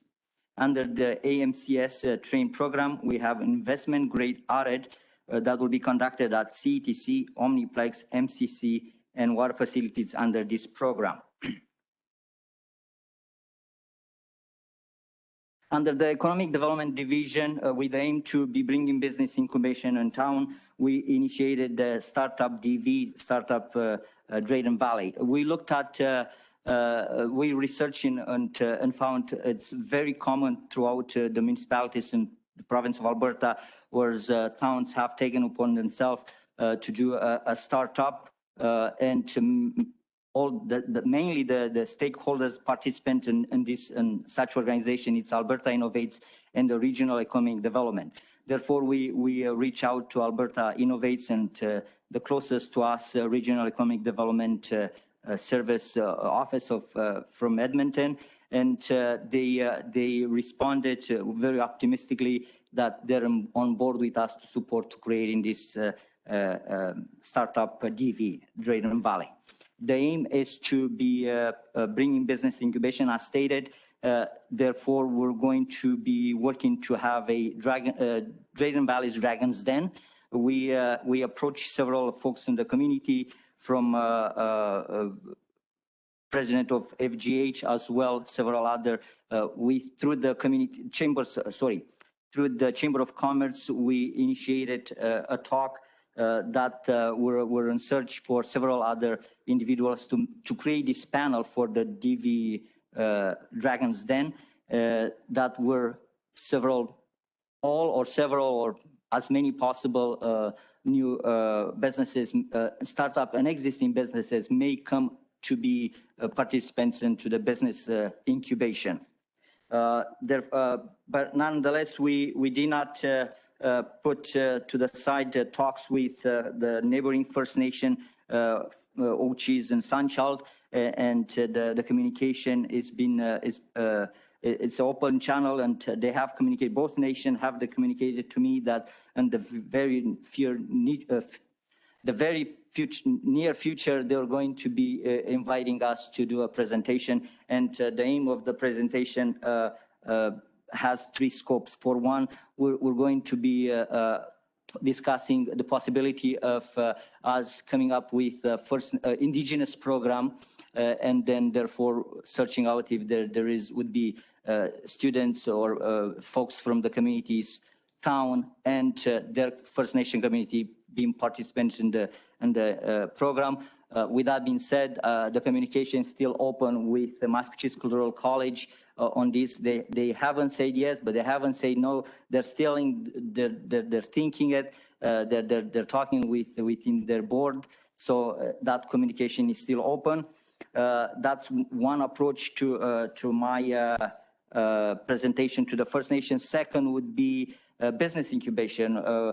Fact is that we know there's a lot of grants available either to province or federally aimed at Indigenous businesses. And if we're going to be bringing and creating an incubation program in town here, more likely we're going to approach people that would have funding approved through some grants. And third and not the least, I'm promoting both the First Nation, the Valtrix company. It's one of the 4 organizations that I met at the Western Economic Development. They're the solar plant organization, and they've been really keen to partner up with First Nation. And I've been talking to the general manager for Valtrix, and he assured me that if there's business in towns and they're setting up, they're doing business in the region here, they'll come and set up shop in town, because same thing with Breeze. Breeze is the compressor company that they're looking at using the existing infrastructure, oil and gas infrastructure existing. So the same, they're looking at doing trade shows from CTC, and it's all matter of putting a shop in town. Therefore, so I'm working hard to create business for them, so therefore they'll be here. But with that being said, if they're coming into a First Nation, the Valtrix, that automatically implies the creation of a First Nation Indigenous business. We're going to approach him to be part of the incubation program. So it has different, multiple approaches and benefits to the town. We also have research, the hydrogen investment, and as stated in the previous presentation, I have submitted an invite to Proton Technologies, that they have a proven technology. They're working in southern Alberta, and we invite them to do a trade show to us. Still following on that, and we'll be pursuing that, because it's the whole province, especially larger municipalities such as Edmonton, Beaumont, St. Albert, they've been geared a lot towards that hydrogen investment, and having the knowledge that Proton Technologies, they have a really solid technology, and they're working there. As a matter of fact, they're making money as we speak. We want them here, and we want them entertain them to come and talk to us. Least but not last is I've been researching and trying to reach out to Vancouver-based Link Global. This is a Bitcoin mining organization. And I'll tell you a bit, they have several, not shops, but several activities happening in the Sturgeon County, what implies that they're going and tapping into the old dormant oil wells. Basically, they're putting a generator, tapping into these dormant oil wells, and getting the generator producing electricity, feeding into a self-contained CCAN that has a bunch of computers, and basically looking for Bitcoin, those computers. The downside is that there's ups and downs from what I read, is that they're really noise producer, those generators and computers. But if there is isolated location with dormant oil wells, that would be really quite viable for such activities. And in fairness, it's been a talk in the industry, society, and economists, that the Bitcoin will be a trillion, gazillion industry in the future. So we should be entertaining, talking people that they're right now. This is at the infancy stage, but we better have a good understanding. And if they're coming here, they'll be putting several CCANs next to a dormant well and some farmers' yard or organizations. And we want them here because they will be setting up shop. They will, that implies bringing up, creating jobs and etc. I'll be paying taxes to the town, the community. So overall, we all gonna benefit. That will conclude the presentation for the Enterprise and Growth Department. Thank you. All right. Thank you very much for that. Any questions? Councillor McGee? Thank you, Mr. Mayor. Two things come to my mind. One is a very extensive report. Is there any way we can get that on paper? It would seem to me to review what you've talked about, Victor. The second thing it comes to mind is Bitcoin, and we did read those that are reading those newspapers are talking about the noise, and they want to shut that particular one in Sturgeon down because they didn't get permits and those kinds of things. So my question, though, is that if we're using facilities from the oil and gas industry, which generally are not in the town, it would be out in the county, how is your relationship with the county? Because it would seem to me that if you're working together on this conversation about Bitcoins, it would be the right thing to do, but I just don't know. Thank you for the question, Councillor McGee. So yes, that's true. Well, answer to the first question, we'll more certainly will be able to put together a report in writing. This report for the three divisions: education, energy, and economic development. So with answering the second question, we are very close relationship with economic development. As mentioned, we're working very closely to bring that hemp shop workshop. We've been to the county's office. We make contact with and I've been meeting several occasions with the economic development from the county as well. When it comes down to the Bitcoin, yes, that they would be mainly reaping I guess I would say the benefits, but nonetheless, we've been a town here. I do see that people from the town will be employed on those such organizations. We can not say that they were not going to be setting up a shop, an office in town, and will be collecting taxes on that.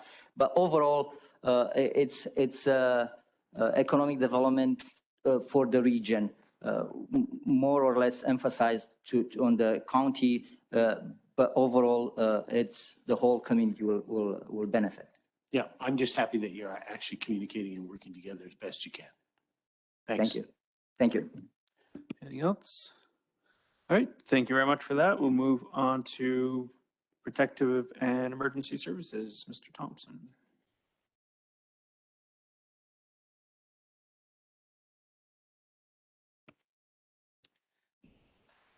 Good afternoon, everybody. Once again, my report won't be as elaborate as Victor's, but it's exciting nonetheless. A few things with the departure of our CPO officer.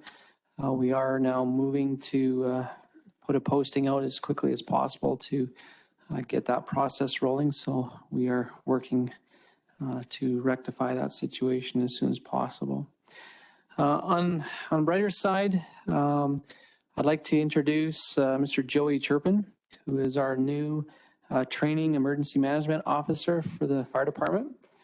Joey comes to us from Moose Jaw, Saskatchewan, and we are extremely excited and happy that he's here and that he's working, and he's already made some huge strides with our emergency management plan, which I know is of big concern for council. So he is doing a lot for us. So I'll just, if Joey can just come to the mic and just introduce himself a little bit and so get to know council. Yeah.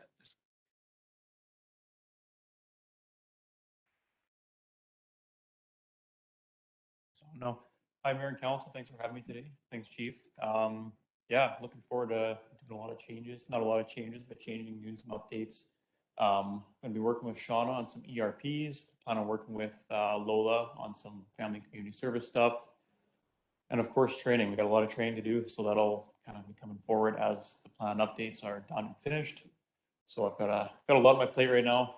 I apologize for my disheveled look. I spent the morning running fire calls and fixing a fire truck, so it's been a busy day. But looking forward to working with you all. Welcome to Thank the you. town. And that concludes my report. All right, any questions? All right, thank you very much. Corporate Services and Finance. Don't know if is Thompson online.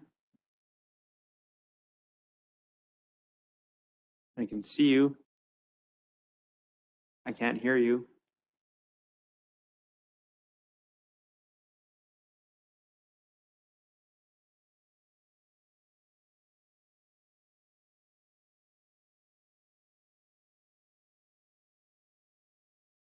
You know sign language.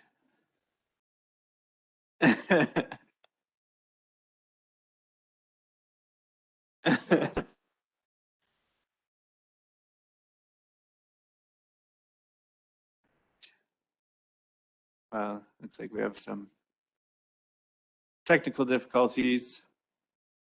We can't sort it out. We can just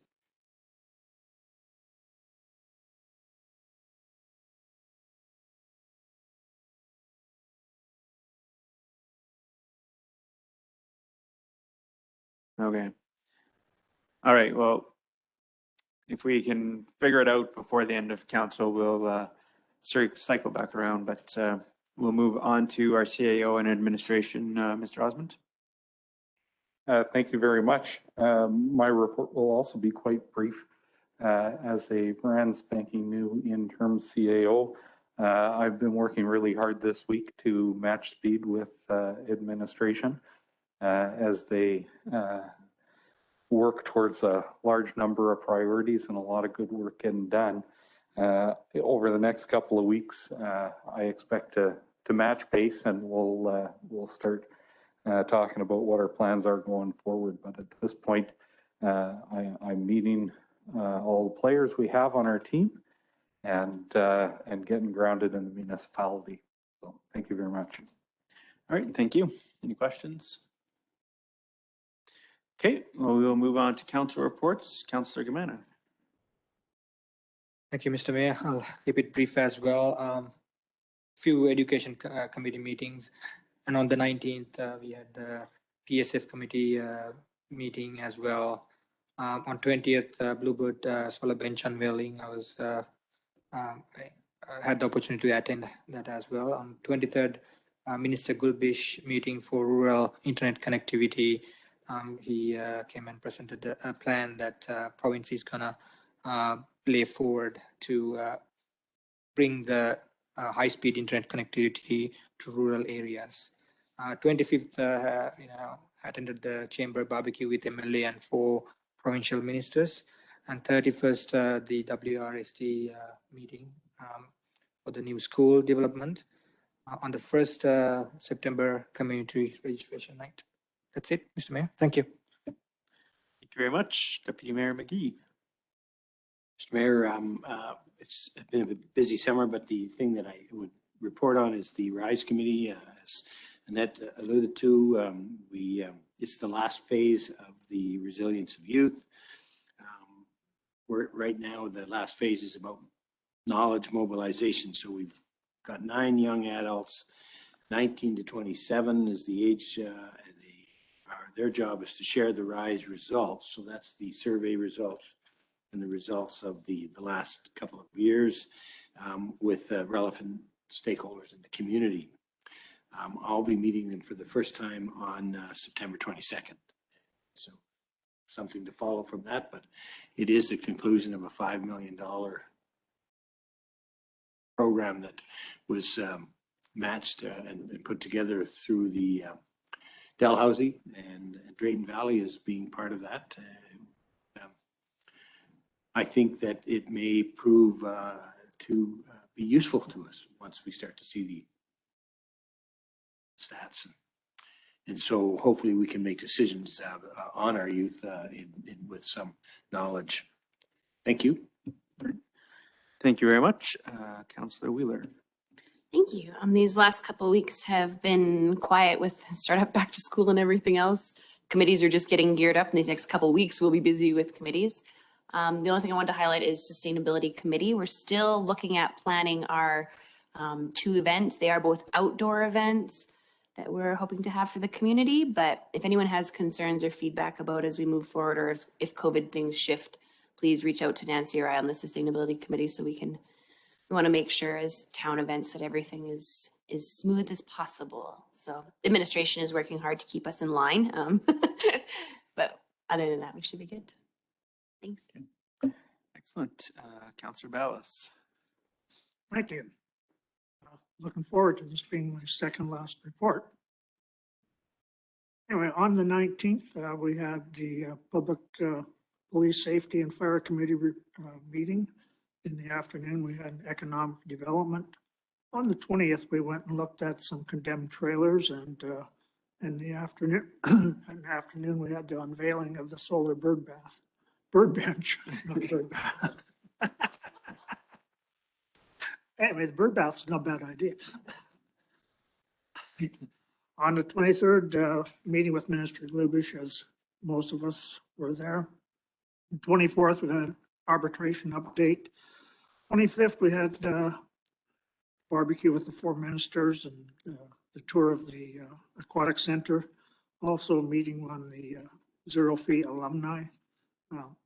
It was interesting. I noticed Minister Panda, when he was at the aquatic center, he took quite an interest in it and was pretty involved in asking questions with the contractor. He seems to certainly know infrastructure anyway. 27th, we had check signing. On the 30th, we had the Alberta Hemp Alliance. On the 31st, an update with the Wild Rose School Division. On the 8th of September, G&P. On the 11th, volunteered for the DV 100. And then on the 14th, we had the virtual meeting with Wild Rose. Thank you. All right, thank you very much. Councillor Peebles is still out, so I'll move to Councillor Dodds.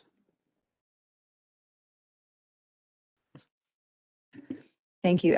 So yes, on August 20th, I spent the afternoon with our health inspector and others, just having a look at the unfortunate situations that are happening and have been happening in our community, and just a reminder that an enforcement on so many levels and things really need to change, that we kind of need to really look at the overall of what's been happening in the community and in some situations going on for quite some time. So I guess just really dealing with those situations and making sure that, you know, we're providing the resources, we're working with homeowners, landowners, whatever needs to be done to make sure that, you know, we're not seeing these quite as frequently as we have been and are, and not letting them get to the extent that they have. It's very saddening to see that. It was not a good day.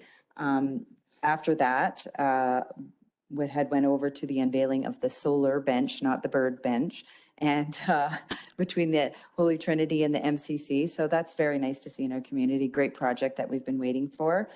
August 23rd, I attended the Minister Glubish's meeting here. And then again, we were fortunate to have visits from Minister Panda and LaGrange and Associate Ministers Nally and Furr, along with a barbecue that was hosted by the Chamber of Commerce. Was just 2 days after that. So that was fantastic to have so many ministers in our community in such a short time. A couple sustainability meetings, just wrapping up some of the events that we're having in the community. Really excited. And like Farrell had said, they're outdoors. So hopefully we'll be able to see these move forward with no shutdowns and no complications. Several education meetings with the education team in Everest. We had met with the University of Alberta again as a pre-meeting for our research kind of strategy session that we're having next week. So hopefully that will still be on. That's kind of exciting. We had an opportunity as well to present our rural education consortium model to Brazeau County. So that was exciting to kind of fill them in. I imagine they've heard little rumblings in the community about what we've been doing. So it was nice to kind of give them the details and let them know exactly what we've been working on, and to really have that support. You know, we might not always get along or agree on things, but, you know, to have the support there when it comes to economic development initiatives was really fantastic. And then, yeah, last night, the virtual Wild Rose School Division meeting, was really hoping there would have been a few more people that would have jumped online. I know that it's something that we've heard a lot in the community of people really wanted to voice their opinions or hear about the TIA, the Traffic Impact Assessment Report that was coming. So unfortunately, there weren't as many people as that were on, and hopefully it wasn't due to technical difficulties. Hopefully it was just the way that it was. So that's kind of my report. And otherwise, yeah, I had an opportunity to attend some of the community events that have happened in the last couple of weeks. We had the community dinner, which was fantastic, a bit of a downtown party. And then there was the Drayton Valley 100 race on the weekend. So I was volunteering at that. So great job to all the riders and volunteers and just everybody. And it's nice to see the spirit come back to our community and these events that have been hosted the last couple of weeks. And that is my report. All right, thank you very much. And we have Councillor Peebles back to give his report. Ooh, yeah, I timed that totally on purpose. Not bad. I'm sure some of it's been mentioned here already, but it was great to have the Chamber of Commerce host that barbecue with some of the ministers that came through and do the tour with Prasad Panda of the swimming pool. It's great. I tried to name the water slide the Prasader slide to see if he'd fund it. I don't know if he's going to go for it, but hey, you gotta do what you can. Alberta Hemp Alliance had their executive meeting. There's a few more hemp businesses from across Alberta that are looking to set up, and it's ready to rapidly grow. It's kind of moved up the ag ministry to a point where economic development's looking at putting $20 million aside for the hemp industry, that AHA is going to work with industry and the government to start rolling out different projects throughout all of Alberta. So it's growing a ton of momentum, and all that momentum came from Drayton Valley. And now we're actually moved to a point where we're still right in there. Drayton Valley's right in the thick of it, but it's a far bigger thing. It's a truly provincial organization. Went to the Western Economic Corridor announcement at Leduc number 1 there. There was, along with the economic development team here. And just to kind of show our support on behalf of the town and hear what was going on there. So the county have some pretty big plans to try to draw some attention to our area for economic development. And I wish them the best, and I hope that we can help them somehow. And then we had the Wild Rose School Division that meeting that night. And so it's good to kind of hear where they're at with the future school and what the plans are with the old lands. And so there could be some interesting developments coming. And then lastly, the DV100. I rode the 40K and my butt stopped hurting yesterday. It's wonderful. But it was amazing. Over 400 riders, over 190 volunteers. It's great having people cheering all through. That's just one of those things where if the town and the county pull together with the community, we can actually pull off some pretty cool stuff. Year 9, and it was that amazing. It's really, really cool. So yeah, hats off to everybody who did that. So that's my report. Great, thank you very much. So it comes to me. Most of what I've been attending has already been mentioned. I've been fairly busy outside of my public life, just a lot of things going on. So just trying to stay in touch with Weyerhaeuser and move that forward for the discussion that we had earlier today. And also just on the HW pickup, making sure that we can hear our citizens' concerns, as well as ensuring that the future schools that we have in our community are safe for the kids that go there. So, as we kind of wrap up our term, there's still a few things that we need to take care of. I think we got quite a bit of it done today, but I'm sure there'll be the odd thing that comes up in the next week or two. And yeah, so that's kind of just where I've been at for this last little while. So for information items, 10.0. 10.1 is the Drayton Valley Health Foundation Annual Report. 10.2 is the Drayton Valley Municipal Library Board meeting minutes for June 17th, 2021, and stats for June and July of 2021. 10.3 is the Drayton Valley Recreation Committee meeting minutes for June 17th, 2021. 10.4 is Economic Development Committee meeting minutes for July 15th, 2021. 10.5 is Brazeau Foundation meeting minutes, July 15th, 2021. 10.6 is Star Catholic Board meeting highlights for August 2021. 10.7 is North Saskatchewan Watershed Alliance annual report. 10.8 Drayton Valley RCMP stats August 2021. Can I get a motion to accept those as information? Councillor Peebles, all in favor? That is carried, and I'll adjourn this meeting at 1:38 p.m.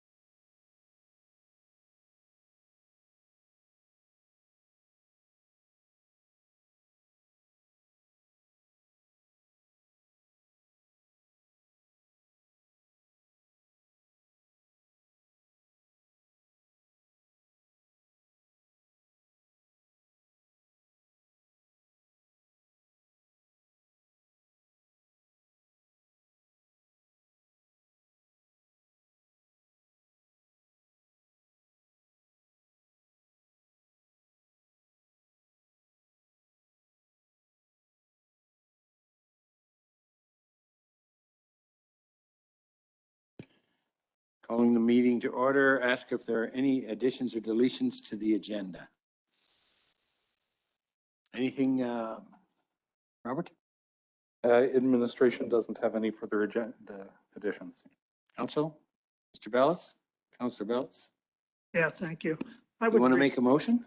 No, I'm requesting that. Are you going to ask a question or? Now that we have the opportunity to make motions in GMP, can. Oh, true. I move that we go into closed. All right.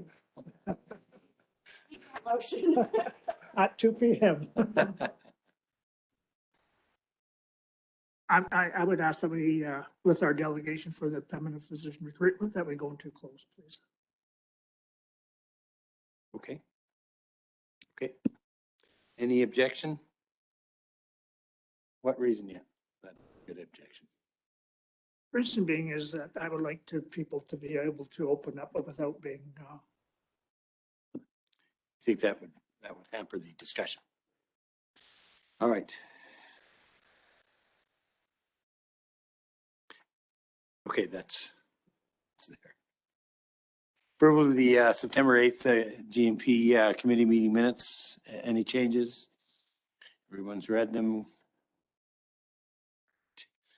We've got a 2 o'clock delegation. We'll just move to administrative items. The HW Pickup Junior High School public meeting follow-up. Mr. White and Mr. Anwani. Mr. White.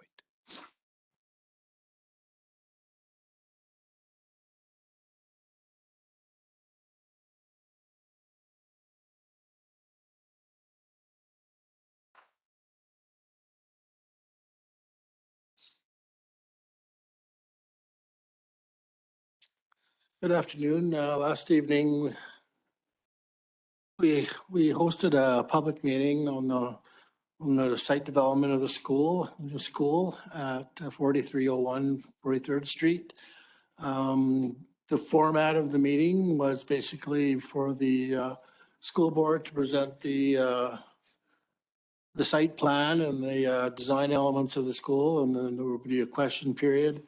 And then the consultant for for Alberta Education would present the transportation report with following the question. And so that was done. There were virtually no questions on the first topic. I think everybody was familiar with what the school design was and how it was laid out.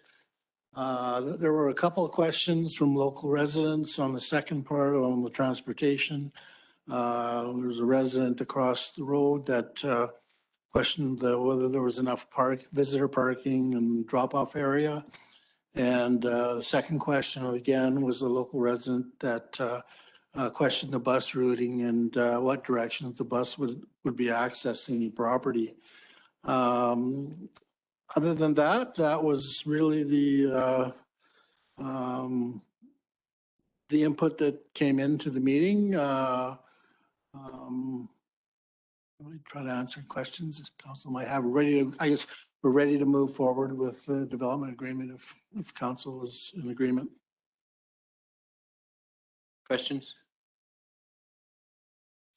So there was some conversation about a traffic study being done, and we were going to analyze it and drill down and get what we needed. Has anybody analyzed it? Has anybody drilled down, and do we have a problem? Through the chair, the question I believe was whether the traffic study wasn't done. It was completed by a consultant that the province hired. It was whether it could be turned public, and I believe so. We're exploring that possibility if we can turn that over to the public. And how would you explore it? I guess question. It's the ownership of Alberta Education and the school board. So if they had no objections, and I believe I'm going to maybe ask Ms. Dreesen because I believe she already made a move on it. She's pretty quick, so I'll let her speak to them.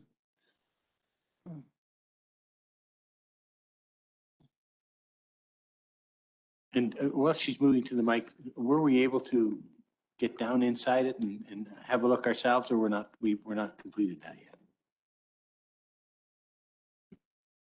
Oh, we've reviewed the report. Yes, we've had it in our hands for a number of weeks. Right, so we have something to tell us, right?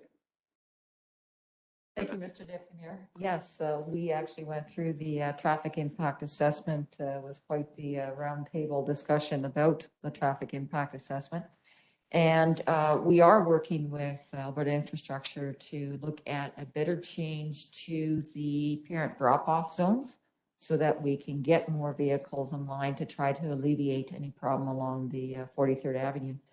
But with respect to an interpretation of the traffic impact assessment, I mean, as a document, it shows to the public that all of the appropriate assessments were done.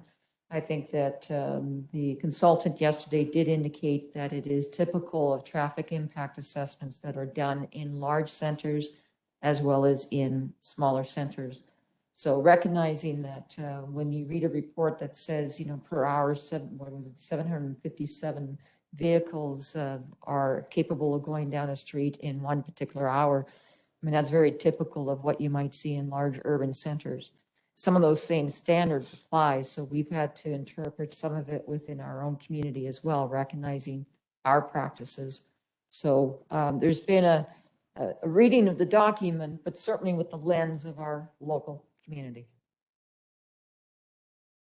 Okay, thanks. Any other questions, Council? Councilor Wheeler? Thank you. I was only able to join for a short time last night, but I was curious on 43rd Avenue, on the road there, are we talking about removing parking on the north side in front of where the school would be? Councillor Wheeler, my understanding is no, that parking would remain. It would just be, I guess, impacted by drop-offs that might not be able to fit into the visitor parking. I think that was the issue, not that there would be any removed off the street. Yeah, that was the residents' concern, Yes. but one of my queries is more about the parking. I think the parking should be removed on the north side of the 43rd Avenue. And so I was just curious if there was any conversation about that, or if there's a section in front of the school where if people are parked on both sides, that road is narrow. It's manageable, but it's narrow. And I know we had talked about previously, even before the school was talking about being built there, was adjusting the parking on the north side of that road so that the lanes could be a little bit wider and a little bit moved away from the parking that happens on the south side in front of all the houses to create a more ease when it's such a main road. So I was just curious if the school had impacted that at all. I don't have any knowledge of that, the question. Thank you, Councilor Wheeler. Again, too, I mean, that was discussed. 43rd Street was of more prominent situation in terms of the parking, but as far as just north on that 43rd, it was a matter of addressing, try to figure, can we accommodate what might be needed for the parent drop-off with the change that we're looking at? And if it does become an issue, then to take a look at that as another action that can be taken. So I think it's important that we keep that in mind, that if it turns out to be an issue, that we're in a position to do so. Councilor Bellis? Thank you. Yeah, I think on 43rd North there, it would be a council decision or a town decision whether we wanted to put no parking in that area. Secondly, though, from that conversation last night, from what I got from the consultant was that if there was traffic lights or any sort of rearrangement required, it would be at the town expense.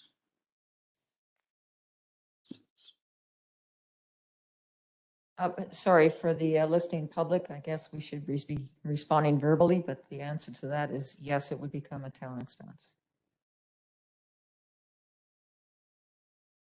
Councilor Dodds? So one of the comments or questions that was made last night as well was the parking to the south. I can't remember how many stalls were 18. And I was getting the impression that maybe they didn't think, because there was a comment made that this would be enough stalls, but they said, considering our land use bylaw, that this is what all that they could put.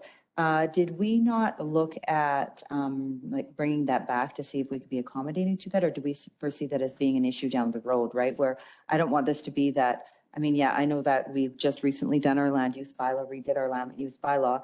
I wouldn't want this to be something that comes down the road in a year or two or whatever after and then says, you know, we should have looked at amending that so that it would have suited this better or accommodated this better, right? And rather than it kind of coming back and biting us in the ass or whatever, you know, down the road, you kind of get what I'm saying? It just kind of raised a bit of concern when that was mentioned last night. It kind of felt like it fell on us a little bit. And did we kind of maybe do enough of our due diligence there? Through Councillor Dodds, I think what the consultant was saying is that our land use bylaw requirements were one of the highest he's come into or referred to. So we do have a fairly high standard. Saying that, though, I think there is a feeling, even in my administration, that if we can work further with Alberta Education and to look at expanding that lot, at least elongating the driveway so there's more drop off, because it is a problem in every community I've been in. It's always a busy area. And so if we can maximize the number of spaces in the area, that's what we're going to work with going forward with the province.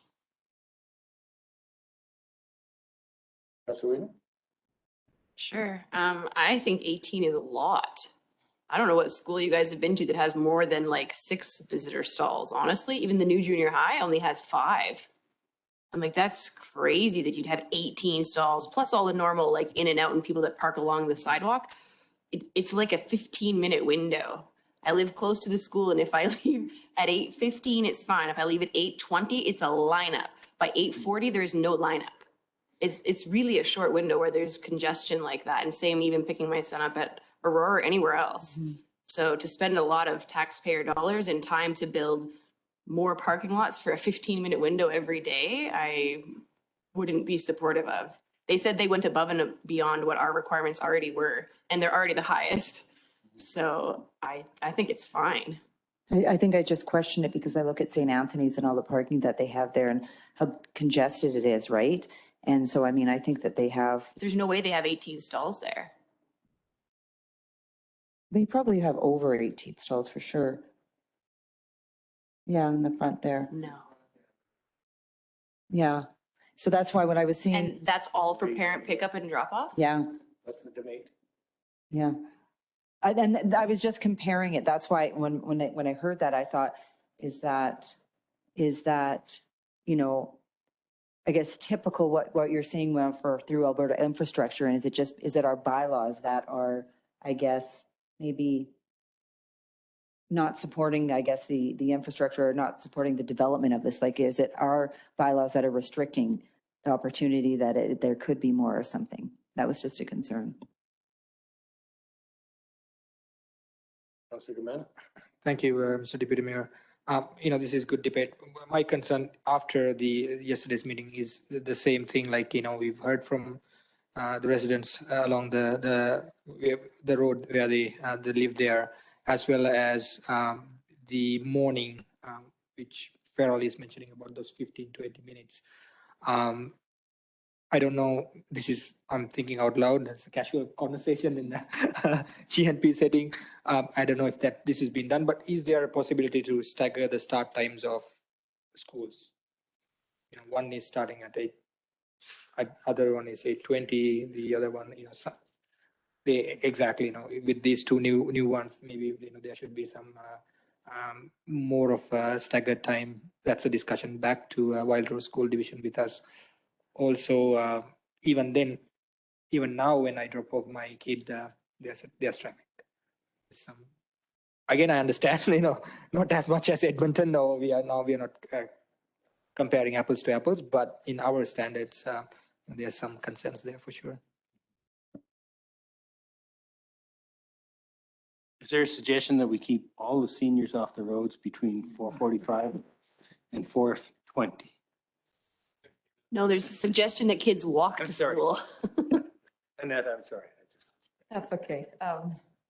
You still have me on that suggestion, trying to figure out how to do that. But No, Mr. Deputy Mayor, just, we did actually bring up Councillor Gamana's discussion with respect to staggered times and not knowing what all the schools do, but we have to keep in mind as well too, that the bus hub, all the students are coming into the bus hub. So they have limitations too on what they can do with respect to the start times for each of the individual schools because of the bus hub. We are pleased that the school board did respond to the bus traffic going along 43rd Avenue and going north up 43rd Street to enter into the school property. That is actually the shortest route for the buses to take from the bus hub, and it will alleviate some of the concerns that we have at 50th Avenue and 43rd Street in terms of the congestion that we see there. So yeah, I think that with respect to the changes that certainly Alberta Infrastructure is conducive to seeing a change within the parent drop off to try and elongate the drive-in, because not many parents will park as they will just simply get out of the car and move on. So we're trying to accommodate that.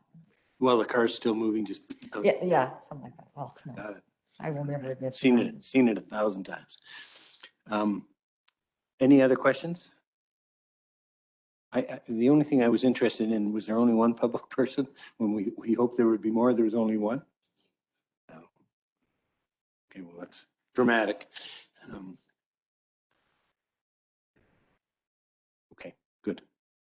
Thank you. Our delegation is at 2. We're inching towards it.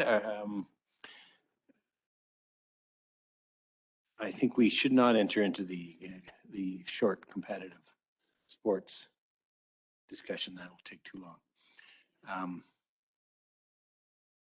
So I'm going to move to standing items and just see if there are upcoming meetings and or conferences. Just so we can complete that. Is there anything going on there? Mr. Mayor? As far as I know, the AFPA conference is still a go, but wait and see. That's at the end of September. A lot can happen between now and then. Global Energy Show is on September 21, 23 and at the BMO Center in Calgary. I've got the card on it that they've been pushing us to go. So whether it's on or not, it looks like it's a fairly good program for lots of politicians and oil and gas folks. So that might be a go. We'll see how that runs. Right. Any committee updates that we didn't update in our committee reports? Nothing? All right.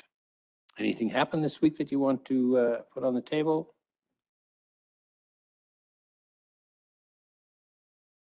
Councillor Peebles, thank you.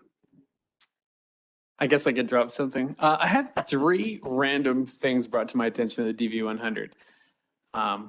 Once again, I had somebody say, I won't use the word I used last time, but the lights going down to Ivantoe Park are just super dim. So a lot of women feel uncomfortable, and especially it's getting dark at like 7:30, and it kind of hits you. I was playing disc golf the other day, or like hole 5, it was normal. Then it's like, I can't see the disc by like hole 8. So that's just something that we could be aware of. And then I had somebody saying that they couldn't find a garbage can for their poo for their dog when they were walking through our paths over down by Nancy's house over there, kind of backing on a River Ravine area in the walking paths. So they actually just threw the bag of poo into the woods. They got fed up of carrying it. So I don't know if we have like plans for garbage can placement or something. I know Nancy's brought this up before, so it's just a thought. And then there's a lot of broken glass at the skateboard park as well. I don't know if that's been brought to your guys' attention at all, but some concerned parents are saying, man, there's like a lot of broken glass over here. Nobody ever wants to own up to it, but yeah. So those are just my 3 random DV100 thoughts. Thank you. Thank you, Mr. Deputy Mayor. Again, I think we've discussed this a while back about the walking path that's we've just built through the ring road and coming through there and crossing to the other side. I think we were discussing if we're gonna, how can we streamline there? There's no lights for the pedestrians to cross, right? I'm not sure if, we've looked into that and, we're from, to press the button and then there's nothing, I believe there, right? So.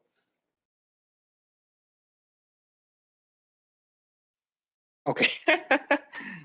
I understand we've had a chat probably beginning of the summer and then there was a couple of residents mentioned that again, so. So the question was about crosswalks, and I think we've raised it before about putting a little bit of a report together saying this year we'll get 2 and this is where they'll be, and then we'll focus next time because everyone has a different view on where the crosswalk should be. But if we have a plan that we could follow, that would be good to be able to, when we're conversing with the public, to say it's in year 2. Yeah. And we've talked about that, so that's you're thinking through that, yeah. If I could, Mr. Chair, just if it's council's intention that a report be brought forward on that topic, it may be timely for council to try out passing a motion in the Governance and Priorities Committee to direct administration to produce that report. So I know Owen is working on a report with budget for that information, but if council wishes to see that information kind of on its own outside of the budget and a motion to direct us to get that, we'll make sure we jump to the pump for you. It's interesting because it goes to our discussion this morning, is that we have the opportunity to do that. And what you're saying now is that by direction, by motion, does it light the fire any hotter, or does it is it more? So I can tell you that whatever council is interested in is extremely interesting to me. So if council says this is what we'd like to see, it's absolutely something we'll get to work on right away. But without the motion, it leaves it kind of ambiguous as to whether or not council is providing a direction for us to do it or not. And I also don't want to be caught doing something that council didn't ask me to do. There you go. Therein lies the question from this morning. Mr. Gamana, are you ready to make the motion? Okay. I'll make a motion that administration do a study on our crosswalks in our community and bring back a plan to the council for review. Is that a good enough motion? Sounds good to me. All in favor? Oh, question?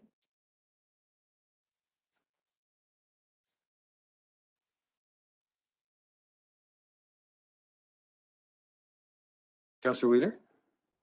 Thank you. At this time, I'm not supportive of the motion. I think that having a crosswalk plan is a good idea, but I think administration can handle it and bring it forward during budget time. And for me, it's more of a budget implication, and it's also part of operations and maintenance. And I would hope that's something that they would sort of review every year before we go into budget, because where we have traffic, all of a sudden we have a new school, things are shifting all the time on a regular basis, and not just a one-off. So I think I would prefer if administration brings it forward at budget. Councillor People? Yep, I agree fully. So just on that, so to do a study is about $30,000 to $50,000, you're saying? So directing you guys without knowing the budgetary impacts is something, but I have a $700 Bird scooter I can lend you, and you and I can go for a rip and check out every sidewalk in town for a lot less money. Thank you, Council. Yeah, typically, anytime we want to study, whether it's wastewater, transportation, anything, you're looking at about $30,000 to $50,000 for an independent entity to come in and do the study for us. So the word study versus administration looking at is two very separate things. So we do have like tax standards, we do follow tax standards with the manual. So therein they go, it's really recommended protocols and procedures. So I mean, that's basically what we go for. And to also more to council's point is everybody wants a crosswalk light and everybody thinks that theirs is the most important. So That's our job to try to prioritize. And more to Councillor Wheeler's point, now that there's a school coming in, then priorities shift because for the safety of the children, we have to put some there now. So things are always fluid and in flux. May I revert the motion there? I just, Exactly. Can I do the reverend for myself? before you go there, Councillor Gamano, to Robert. Thank you very much. I just wanted to add for council's information that Owen is absolutely correct. A study is quite an in-depth thing that typically we involve outside work. But originally I thought we were discussing a report, potentially on a specific area. So those types of things administration prepares, much like Owen's working on his plan for budget. So yeah, it's good that we've had a conversation about the scope of what council is looking for here. Good, thank you. Does anybody want to make a friendly amendment or can I do it myself? You can do it, yeah. Okay, Change it. so I'll change the study, the word to a report. Okay. All in favor? Opposed? Carried.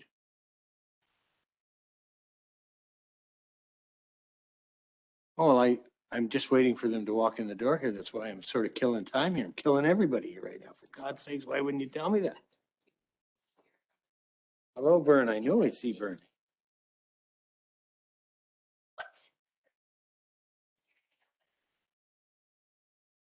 So I had no idea that they were coming on by this program. So if they're there or nearby or, Jeanette, are you there? Are you?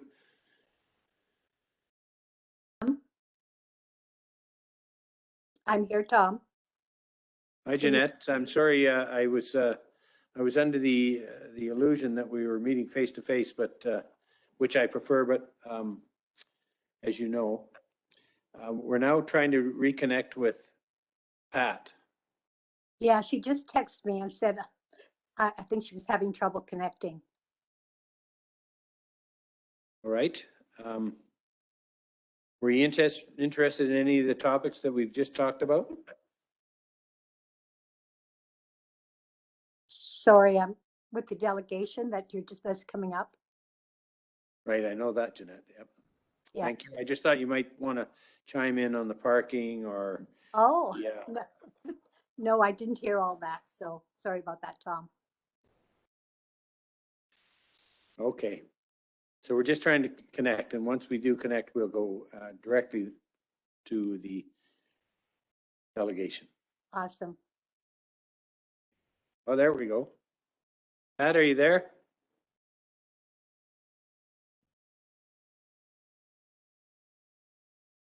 Hi, Pat. Come on, Pat.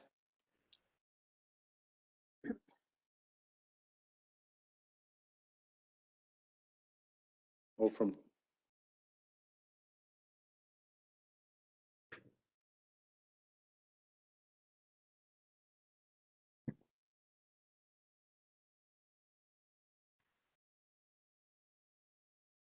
It just might be the mute button.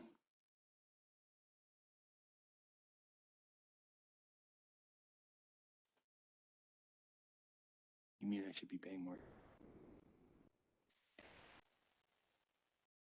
Yeah, she's there. She's on. Yep. But you can't hear me? Yes, we can. Mhm. Oh, now you can hear me. Perfect. Okay, then I'll stop cussing. All right. Pat, you have all of council and a number of our administrators, and Okay, I'll be good. yeah, and Vern Harrison is here in the audience, just so you know, you've either got support or somebody's wanting to say something different. All right. Perfect.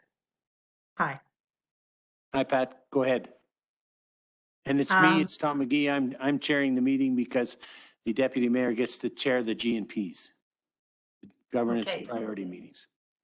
So Tom, I assumed, like you said, go ahead, but I assumed we would be asked questions to respond to. No? All right. That's a great point that you raise. When we start asking questions, Councillor Wheeler is first up. Okay. Well, good afternoon, Pat. How are you? I'm good, Farrell. Good. I'm wondering maybe if you could just give us a quick overview of what the Pembina Physician Committee has been working on these last couple months in general. I know you guys are slower in the summer, but Right. In fact, we're very, very slow in the summer as a committee. We haven't really been working on much. We left the year focusing on appreciation activities and things for all the medical people in our community is where we left it. Prior to that, the past year, we've been very busy with the attraction part of our responsibility, and we're successful in having 2 new physicians join the 2 different clinics in our town. So that's been where our energy and time has gone most recently. Pat, there was some suggestion, as Tom here, that we would go into closed for this session. Do you have, would you prefer that? Closed would just mean we have a more open conversation. Do you have a preference? I think that would be smart. Councillor Ballas, would you move us into closed? Councillor Ballas has moved us into closed. All in favor? Carried. Next question. Oh, geez. Ethan on.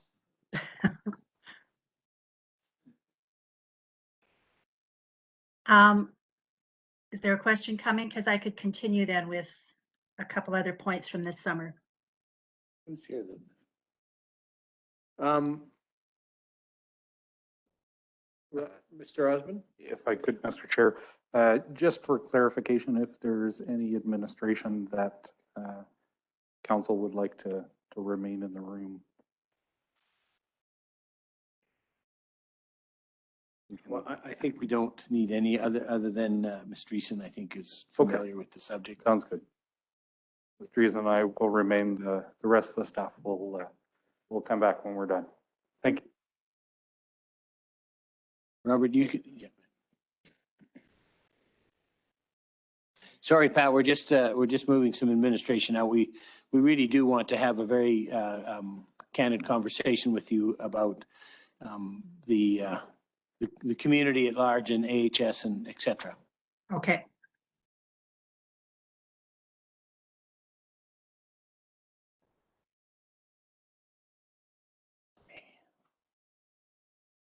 Nathan, if someone else tries to join in now. Here, the meeting is locked. I go to the lobby as well. All right, Pat. So in the room we have council. We have Robert Osmond, who is our interim CAO, and Annette Dreesen. And we also have Vern Harrison. Okay. And Jeanette is online. Jeanette is online. Perfect. Okay, so Jeanette and Vern, I fully expect that you will add to anything that I have to say. Okay, we're a team. Nice. All right. So you can carry on with where you were your conversation. So as I stated earlier, as a committee, that's exactly what the case has been. Since our last meeting, which was held at the end of May, I was contacted by Dr. Payton and Dr. Beacom about a concern that they were dealing with. And the concern was related to one of the new physicians that we had been working on as a committee and bringing into town, and did quite a bit with Dr. Olakar and her family to get them settled and get going. The concern that was raised by Dr. Payton and Beacom was that Dr. Olakar's husband, Fagor, had been going through the testing that's required for physicians coming in from out of the country, and had been working on also in the Wetaskiwin area. That's part of the training that needs to happen. And so he was very, very busy and very successful, which was exciting because that is, I mean, that's another accomplishment. So that family now, there were 2 physicians, Dr. Olakar, who had been placed here in Drayton, and her husband, who had completed all the training and et cetera that was needed in order for him to be taken on as a physician in Alberta. So the issue became, where was he going to work? And that's where the Malone Clinic stepped up and said, well, we have room for a physician here. We'll see what we can do to get AHS on side to bring him in. And from the family perspective, of course, that's important because they have 4 children. They've been here now for, it's approaching a year. It'll be a year in January. Kids are settled in school, etc. They would prefer to stay here rather than start thinking about a move. The other important point with Fagor, the husband, was that if he did not accept his position and start working, that then he would lose the training, etc., that he had been working on and would have to start right over again. My understanding that would mean that right over again for that family would mean going back to where they came from, which was, and maybe Jeanette can remember better than I do, somewhere in Africa. So we certainly, I felt, was something that we needed to pay some attention to. Peyton and Beacom asked at that point that I not bring it directly to the committee until things started to move forward, because they felt that they would not be supported by their colleagues in town in trying to bring in another physician. That's the bottom line. And I thought that was unfortunate, but I was asked to wait. And so that's what I've done until actually last week, then when I got the call that the letter had been written, etc., to you and asked to talk, that I let a couple of our, like Jeanette, for example, know a little bit of the history of what's happened in the last couple of months. And as a committee, we've not worked at all on it. Excuse me. Bill, I can't right now. So now I'll take some questions on that, I think. All right. Questions? Councillor Ballas. Hi, Pat, can you hear me? Yes. Okay. I had a conversation and a meeting with MLA Mark Smith. Okay. He was going to meet with the minister. Yes. I'm not sure what the result of that meeting was or if he had it, but he thought that there was going to be perhaps an exemption made. Have you heard anything on that? Actually, thank you for that. I forgot to say that all part of the summer, I don't remember exactly how long ago it was, but it's been a bit ago now. I was invited to be part of a conference call with Mark and Dr. Payton, I think was the 3 of us. And it was at that time that Mark stated what you've just said, was that he's involving AHS and that they were being, quite positive in the potential for a placement. But I haven't heard that that was successful. In fact, as of I think last week or the week before, they were still waiting for a final response to come in. Go ahead. Pat, has there been any discussion about removing Drayton Valley from Central? Okay, and that's a historic thing for, I don't recall any kind of conversation at all, definitely in our committee. Again, Jeanette was around much longer than I. She may have some history there that she could respond to, but that wasn't something that I've ever been part of. Do you find, Pat, that we're getting the attention that we should be getting from Central Region? So now you want me to talk about a frustration I would personally have with AHS in this whole situation? Absolutely. I can share this with you. As a physician, and our title is Physician Recruitment and Retention Committee. During the last I would say 3 or 4 years, as part of that committee, I have realized and come to terms with is that the role of our committee has changed dramatically. Way back when that started and initially, one of the big purposes of the committee was for that recruitment part where they actually they did work with AHS to actually bring in new physicians. Since then, AHS has entirely taken that responsibility over. And as a committee, that's where we now have written policies that show that we are there for attraction, meaning that once AHS believes and wants and agrees that the community needs physicians, then our job is to start to wine and dine those individuals to encourage them to settle in a community like ours. So it's AHS that really plays it, well, they call it in terms of recruitment of physicians. And we're talking primarily of the ones that are the international physicians. If a local graduate from an Alberta university wants to settle in Drayton Valley, my understanding is a clinic could recruit that person.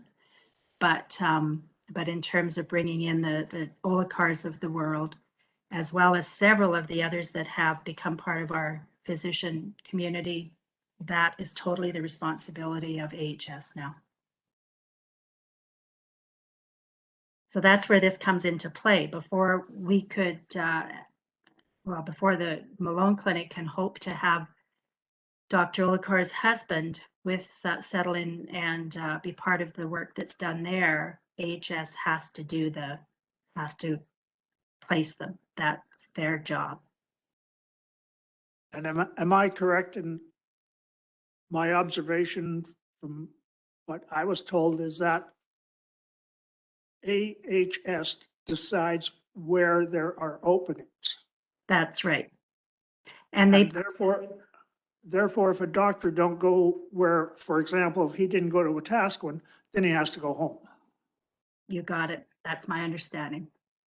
And my frustration with AHS then in the work of recruitment is they base their decision to recruit new physicians for Drayton Valley, for example, on what they call a needs assessment, which sounds like a good idea.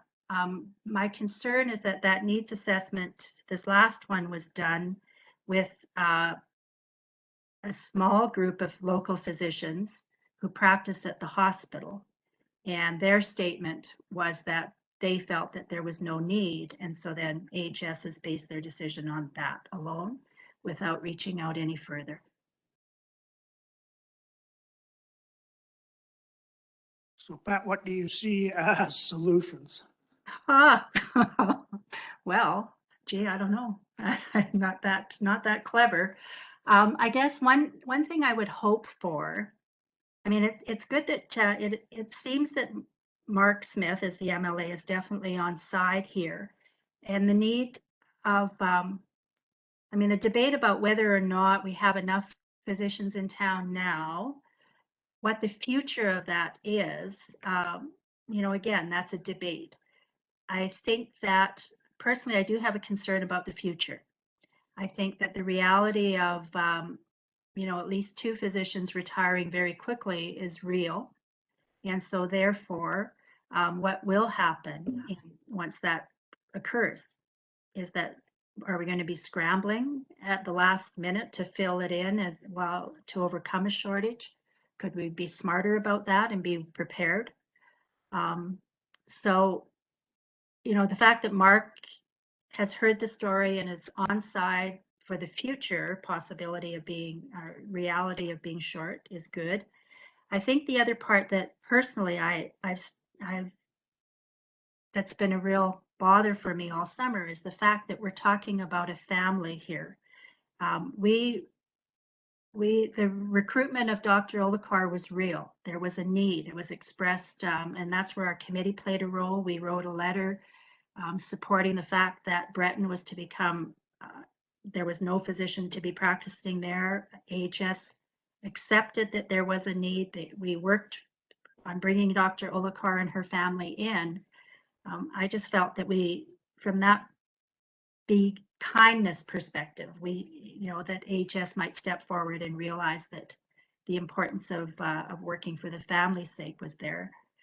So I'm frustrated that that doesn't seem to have kicked in. Personally, I would like that idea of a needs assessment to be more meaningful. I don't know what you would call it if they actually reached out to beyond even the physicians themselves. Never mind just the ones that work at the hospital, but all the physicians in our community, as well as perhaps some community members to find out, is there frustration with getting a family doctor in this town? We don't know the answer to that, and people are not being asked that question. So I guess that's one thing I would hope for, is that perhaps a voice like yours, the town council, would encourage something along that line to happen. Most of these issues, they're regionalized. It comes from Central Region. It's not whole AHS. Right, I suppose that's true, yeah. Yes. So would moving to another region make a difference? I don't know the answer to that. Well, and Pat, I think what we were wondering is that we heard some of this conversation that you're having with us and other conversations about the disarray at the hospital and the concern that citizens should have. And then we went into a further discussion. So what's the role of the local elected officials in this discussion? It seems to me that we have always been heavy proponents by having somebody sit on the physician recruitment committee, and so we've always been engaged. Should we know more? Should we be engaged more? Should we use our voice and make it louder?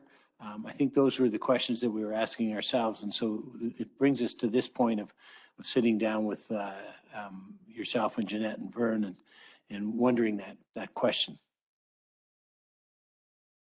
Well, and answering that question, I think the first thing that we need to come to terms with, is there a concern and is there a problem?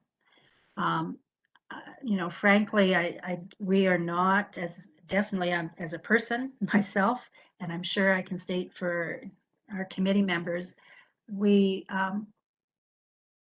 if there's some difficulties being experienced between the three different clinics from a business perspective, et cetera, we're not going down that path. We're not at all wanting to get into the middle of that. So that's another, and I'm not sure that that's any of our concerns. If they choose to work together, that'd be great. If they choose not to, then that's a choice they're making. I think the reality from our perspective is, are we going to have enough access to medical care as we move down into the future? Councilor Gumana? Thank you, Tom. Pat, just from my understanding, with Dr. Olakar's situation, there's that concerns and the challenges. I was wondering, does the other physicians who came around the same time, like Dr. Matani and the other doctor, do they going through the same challenges, or it's just only Dr. Olakar? As far as I know, it's just Dr. Olakar, and the only challenge that's there is related to the fact that of her husband and his what his future is going to be.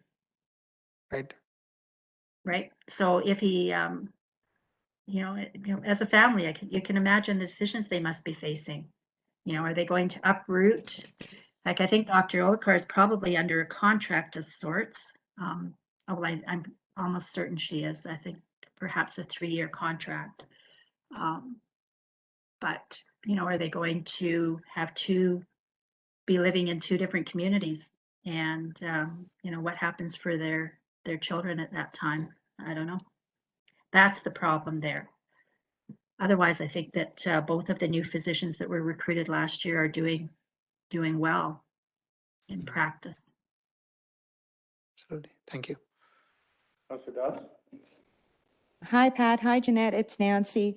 So just a question. When Dr. Mithrani and Dr. Olacour were, I guess, being recruited or in the process of coming to Drayton Valley, was there a discussion at the time of whether we could get Dr. Olacour's husband? I'm just trying to get a feel, like, did we look at Dr. Olacour's husband coming along with him, or how was Dr.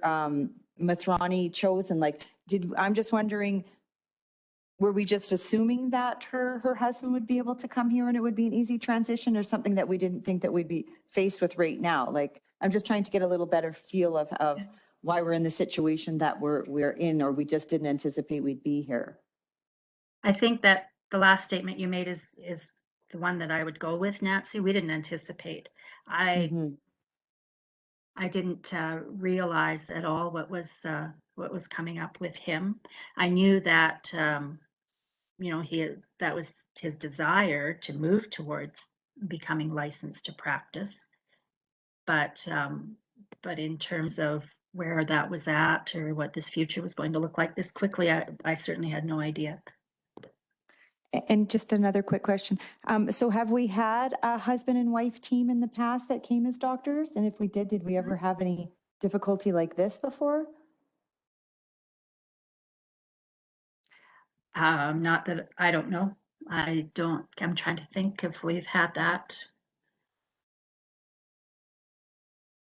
Not in the last, probably not last 10 years, I would say. In this case, if they'd have both been, like when Dr. Olacour started with us, she had passed the exams and stuff. AHS had, you know, approved that she would be ready to take on a practice, and her husband was not. So whether they had shared any of that with AHS when they were doing their work with them, I have no idea. Councillor Peoples? Hey, Pat, it's Corey. How you doing? Good, thanks. Good. Since this is closed, I can be super honest. I feel like you guys are put in a precarious situation quite often in that committee, hey? Because I know we got three different clinics, and some think we need more doctors, some don't think we do, right? So how do you guys navigate that when kind of your mandate is recruitment and retention? Other people are saying, no, we don't need any more, right? So like it kind of puts you guys are kind of left holding the bag without a ton of support then, hey? And so I don't really know how we can help you on this one, but please tell me how, Pat. Well, Corey, actually, that's really well said. That's exactly what it comes down to. And I think I can speak honestly for Jeanette at this point as well, is that, you know, we're starting to really wonder about being part of this. You know, they're all good people. They're all wonderful people. And we really do want to support the medical you know, the future of the medical world in our community. We want to do that, but we don't like treading on fine, you know, we're treading water and being careful about what we say and who we say it to. And it's becoming very uncomfortable many times. Like we're not there to debate that question. We're there to help. And so, yeah, that's really well said, Corey. It's tough. Although I would say, Pat, Tom here, that if it's on the political table now, it becomes different. And I think you mentioned it when you started, that perhaps our voice is different. Yes. And that's right. I really feel very strongly, I don't want to get into that political world of supporting one clinic versus another clinic. I won't do that. I can't do that. You know, my concern right now, and again, I'll state it, is that kindness perspective to a family that has worked really hard to get to the point that they're at. And as a community, if we can't embrace that and work together to provide that support, and I say that word community, I mean not only those of us who are here today, but the physicians, all of the physicians in our community. It's hard to understand why they cannot accept that one part. Is just imagine if any one of them were in that position, what would they want from those around them? So that's my personal thing on that. But yeah, as far as down the road then and debating about whether, who's right and who's wrong, I don't want to get in that part. Right, and I would suggest that we likely don't want to either, but if it becomes such an issue that it's at our table, then advancing it forward, from my point of view, means perhaps we have to bring the docs together and say, hello, here we are, and we hear some concerns, talk to us in the same room, right? And I think, and that may be part of one step in moving forward. Yeah. And that's, like I said earlier, AHS did their needs assessment, meeting with a few of them, but not all of them. And that, again, seems to be something that would be more fair, is for all of them, just as you said, to be in the same room around the table and express to each other where they're coming from. Thank you, Tom. Pat, if I'm not mistaken, I think year and a half, 2 years ago, when you said the need assessment, hasn't there been a kind of a vote or a consensus that got from the physicians in Drayton Valley, and for some reason that the vote went, we don't need any more doctors? And I was wondering, without getting into, like you said, the politics within the clinics, is there a way that as a town we say that our needs has changed, maybe look at checking again the consensus or the needs again? Is that something, do you think, prudent that we put forward? I would say so, Amla, but I think the other part of it is to figure out exactly who's going to do that and who's going to, again, going just back to HS, the central region that did that, they're going to say, yeah, we did it. But to understand that that's what they call their needs assessment, is that one meeting with a few individuals. If you want more than that, then maybe that's where the Mark Smiths of the world kick in. I'm not sure, but somebody's got to have a better understanding of what that could look like to get a better. And if the results of that come back that yes, we are well staffed, then we'll accept that. We, meaning all of us. But we can ask to have that done to verify one way or the other, or we should be able to ask. Right. Pat, other than physician retention, are you aware of any other issues at the hospital level? Personally, no. No. Jeanette would have a better handle on that, I think. She's still with us? Yes, I am. Yes. Vern is just speaking. You have to go to the mic. She can only hear through the microphone, so you just need to go there. Pat, Vern just is coming to the mic. Good. Thank you. Thank you. May I interject here just a little bit? I think there are some things at a local level that a group like you can address. For example, are the needs of the community being addressed by Alberta Health and by the physicians and by the facilities that we have? For example, how many live births happen in Drayton Valley in an average year among the people? How many happen at our hospital? There was a time when almost 200 live births happened at our hospital every year. Today, there are none. Is that a need being met? Do we address the problem of people needing services by building more offices in Red Deer? I'm not sure.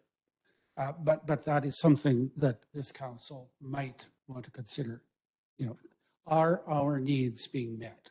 Do we have, what are the things that we want in this community from Alberta Health? And are we getting them? And if we're not getting them, why not? Thank you. Is that fine, Pat? Perfect, Vern, you're very well said. Exactly. Maybe- And I think, again, from a town perspective, I heard about somebody that was going to a community about the same size as Drayton, whether it was Edson or somewhere around there, to have some knee surgery done because that town did whatever needed to be done with AHS to bring in the qualified personnel. And so that people were going from all over the area there rather than Edmonton, for example, to get that kind of surgery done. I know that Rocky Mountain House has gotten to a point where they are able to deliver babies. They brought in the needed personnel to do that. So people are going to Rocky rather than going to Red Deer, for example.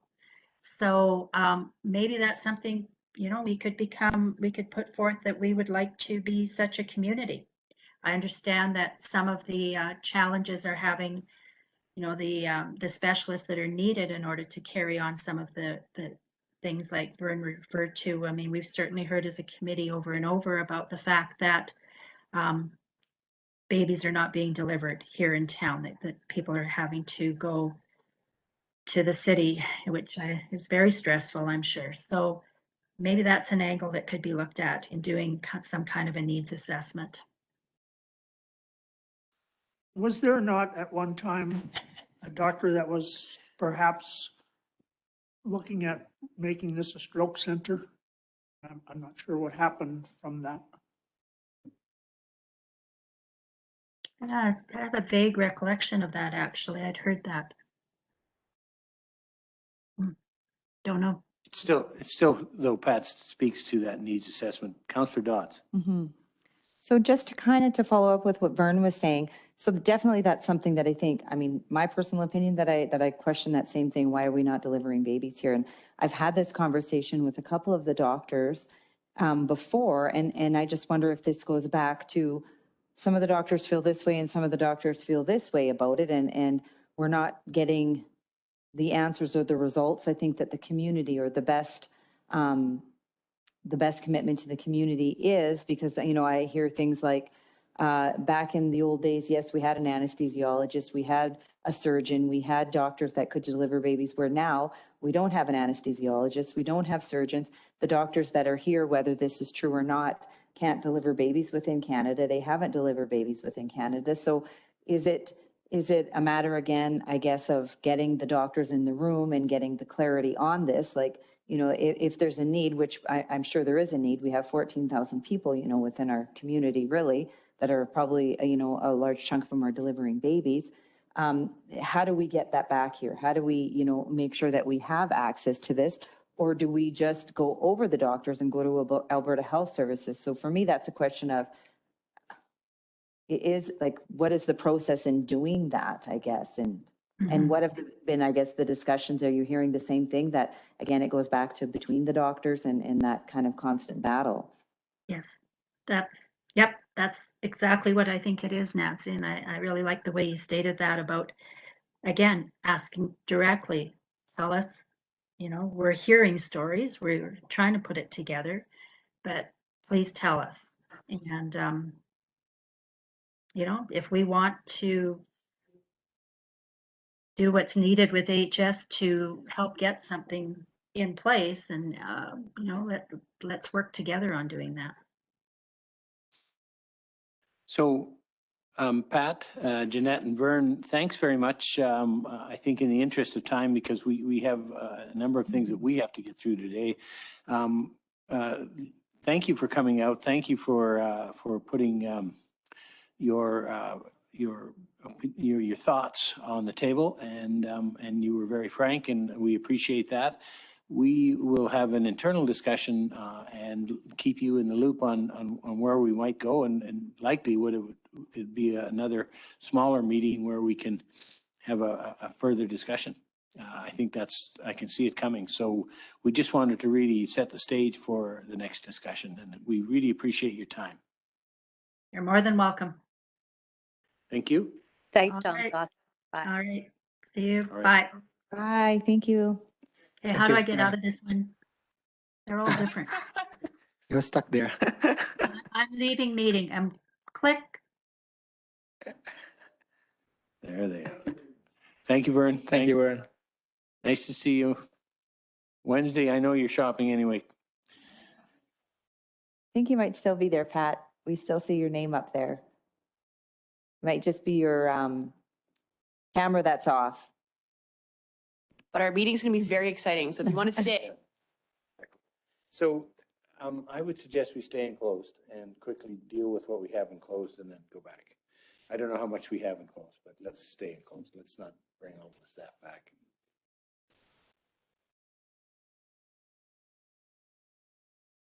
Have to leave by the time you guys get to it. Mission. Fights and SPG's going to the having fights or whatever it is. September 24th. They're actually bringing us back to like your fired all. It's coming to like.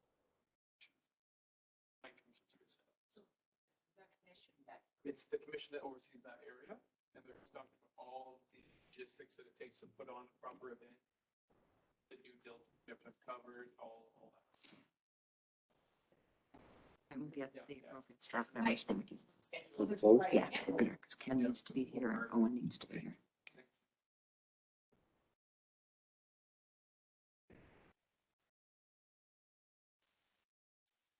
So having said that, though, this could be a long discussion with, or are we going to need more information? Is that your suggestion, Councillor People? It's looking to bring a fight commission. Set up the meeting. Answer all the questions. We're not prepared to make a motion today then, going forward. It's just further discussion. So it sounds like we have more information coming. So as a chair, I would say we need to spend an inordinate amount of time to having a discussion about the fight clubs. I think more about insurance. staying close, finish anything we have left in close. But we're just figuring out what. Oh, Owen's coming in for the close. Yeah. We need Owen and Ken, sorry.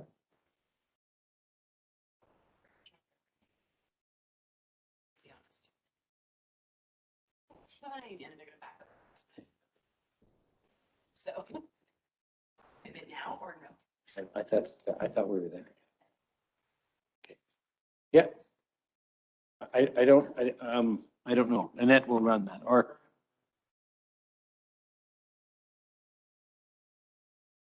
Agree. Oh. Everyone's floating.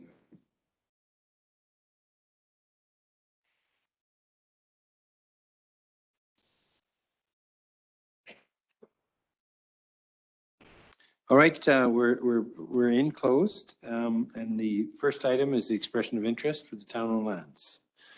Ken. Thank you, Chair. I was asked to put together this EOI for the possible sale of the town-owned lands. It's a very simple tool. Its purpose and rules and site information regarding 12 parcels of town-owned land. So it's collected all of this and put it in a document. The document doesn't commit to anything to sell the parcels. There's no legal obligations. It's basically like throwing out a wide net, hoping to collect some connections, and then we can decide what to do with them. So the second staging would be considering what we got back from the development industry or respondents, we would take a strategic look at how we wanted to proceed. And I've had some initial discussions with economic development, and so they'll certainly be involved in the next steps as we move forward. But at this point, this is basically an inventory that would be sent out for response. Thank you. Questions? Anything arising other than let's get it out? For people? A Tom McGee statement here. What's the headline? You put out, we're selling all our lands. Town's broke, selling all their lands. Like, what is, right? So how are we going to package this? Because how you communicate this is vitally important.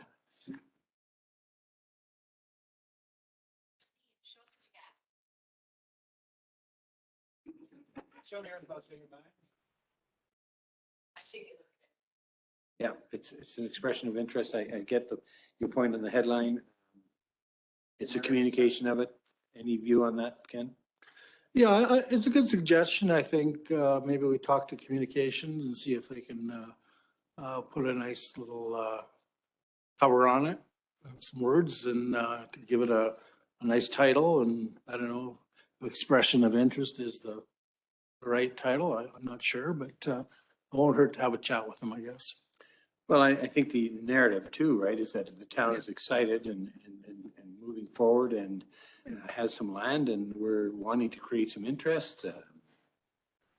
Those kinds of things are a lot different than town's broke and we're trying to get a game. Yes, absolutely. Dr. Wheeler?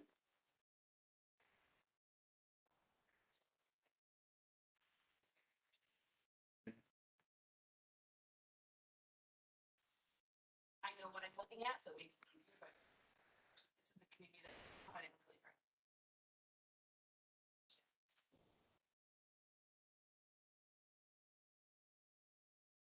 learn. Anything else? All right, thank you, Ken.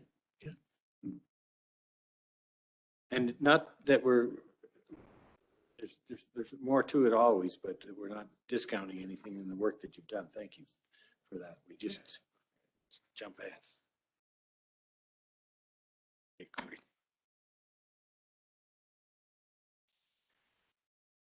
Owen, we're going to talk a little bit about sewer charges. Hello again, Mayor and Council. I'll read my little spiel I got here.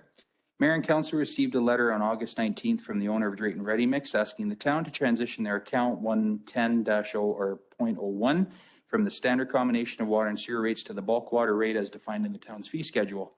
The owner states that the current billing model makes it extremely difficult to quote customers for their projects. In saying that, both the standard water and sewer rate and the bulk water rate have no flux or variable rate. It is a static amount that is based solely on water consumption. So currently, Drayton Ready Mix is paying $2.10 per cubic meter of water consumed and $2.75 for every cubic meter of metered water for sewer rates as per the fee schedule. That is $4.85 per cubic meter of total water sewer charges, which is $4.40 less than what the town of Drayton Valley currently charges for the bulk water rate. Historically, the sewer portion of the utility bill for ratepayers has always been based off water consumption as a complete service billing, as most other municipalities do. A possible ramification that council may face by removing the sewer rate and allowing them to go to the bulk water model is that other businesses and or residents may request the same, as there has been many ratepayers that have asked to be exempted because they feel they should not pay for the use of water, basically i.e. pool filling, watering your flower beds, so on and so forth, which will have a direct impact on the town's utility revenue. So I dug through all of these bylaws, utility bylaw, water and sewer charges bylaw, and I also happened to find an MOU in perpetuity between the town and the county stating that it goes off of our utility bylaw. And if we want to change anything, we have to give the county 6 months notice and a good amount of reasoning as to why. So this definitely makes things a bit more complicated, but not unchangeable if we did want to do something different. So the discussion. I have a couple of points I'd like to add. So One of the municipalities I worked with in the past had a large amount of greenhouse operators under glass. And so they had a sewage discount policy built into their bylaw that simply said, because we know that a significant amount of water is being used within the operation, for any of the greenhouse operators, they received a 40% discount on sewer. For any operator of a greenhouse that wanted more, they could install a water recycling program and have that increased to 60%. And if they still wanted more, they could purchase a sewage meter, and then we would bill off the meter instead of an automatic calculation based on water consumption. So I think there is an opportunity here because we want to make sure that we're not responding to just one customer, that we recognize that this will likely be an issue with a number of customers. That if council is interested, administration could explore options to address some of those pieces, or take from other people's plans to provide some discounted sewer rate model for people that can demonstrate the consumption of water in their manufacturing process, or at least that it isn't going down the sewer drain. And more to Mr. Osmond's point, I looked at Edson, Rocky, Hinton, see what they do. Like I said, they all follow the model we do. I really like Rocky Mountain House's reason being is in their utility bylaw, if people want more accurate reflective billing, they can install a water effluent meter, much like we have at Country Style, because that's how we meter there for their sewer charges. And also, as council knows, I'm doing a Corvus utility rate study. So of course, no doubt there'll be recommendations coming forward to this next budget on what more accurate water and sewer charges should be for this municipality. Because just to kind of give council, I guess, a bit of information sharing, Thorsby built a new water plant, and their study, their recommendation, and they actually followed through, their water rate is $9 a cube. That's not bulk water, that's metered water. So that kind of gives council an idea on how low we sell our water for. So. When you say they install, so that would be at their cost, right?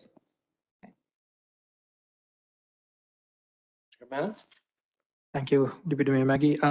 So I had a little bit of a chat with Ev the other day, and the concern, like I said in the last GNP as well, is, you know, there was the method that the town used to bill before, and it made sense to them, right? You know, the customers coming in, they know that how much it's gonna charge to them end of the month, and they can charge the customer accordingly. Now the problem is that they are guessing, and you know, on top of that, they don't know how many customers would come in that month. So it's hard for them to divide that among the customers, right? So can you, you know, educate me on how it was before and why did we make the change to the current model? Thank you, Councillor Gamana. I'm not, that was before my time when Aveline got converted to this current rate. But whether it's bulk water rate or whether it's the combination rate, it's measured by metered of water consumption. So when I was looking at her spreadsheet for invoice number, what the bill was, and so on and so forth, I wasn't really getting how she was coming up with those differences on, well, today I'm paying $9 a cube, tomorrow I'm paying 26. Mathematically, it made absolutely no sense to me on how she came up with those equations, because like I was saying in my admin report, it's either $4 and some cents for combined or $9.25 for cubed water. Like, I don't know any business that's able to go, well, you know, I can forecast how many people are going to come, you know, to do quotation. But if they're like, hey, I want 300 cubic meters of cement, they know the calculation. So if they know what they're supposed to be paying, they can reflect that in their quotation. So it just, her spreadsheet never really made a whole lot of sense to me on how it's defined. That'd be a conversation first, and trying to, you know, figure out what their operation model right now, and then maybe, you know, how we can accommodate if there's any changes needed, but or maybe just educating as well, right? So like you did to me. Yeah, because just, you know, with her wanting to do the bulk water rate, by looking at her service needs, to me, that would mean she's paying more. You know, mathematically, that's how I would surmise that. So that's why I was just a little bit shocked at this. I don't know what council feels. No, actually, she never came to me. She never came to Shelley. She just sent a letter to you. I would have gladly had a conversation with her to kind of explain on the cost breakdown on how it is. And then I'm hoping with these utility rate results coming soon, then that kind of gives us more knowledge for next budget cycle. Councilor Wheeler?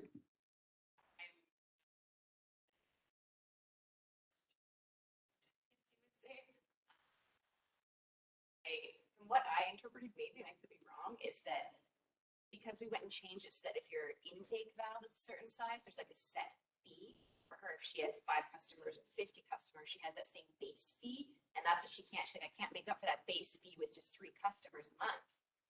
And so she'd rather have it almost like a fully consumption based, like bulk water. If I use this much, I get charged this much, then she can actually figure it out.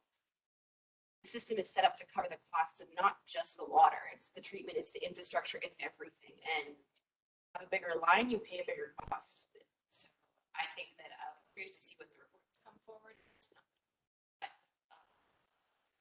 changes. I'm definitely open to other options. If people want to sewer metering or do things, that would be great. Ideally, the whole town would be, honestly. Everyone should have a water and a sewer meter. You pay for what you use. Also have to recover sewer costs. So if we don't have meters on everything, we still have to pay those bills. And that's a great point, Councillor Wheeler, because I mean, I've had a lot of people come to me if they have a water break, or I had an individual who spent all summer watering her flower beds due to the drought and filling her pool. And she says, well, I shouldn't have to pay my sewer bill because none of it went down the sewer. And I said, I understand your concern. And I mean, I get it. I mean, I 100% get it. But at the same time, I said, please look at this like your power bill. You might use 10 kilowatts of power.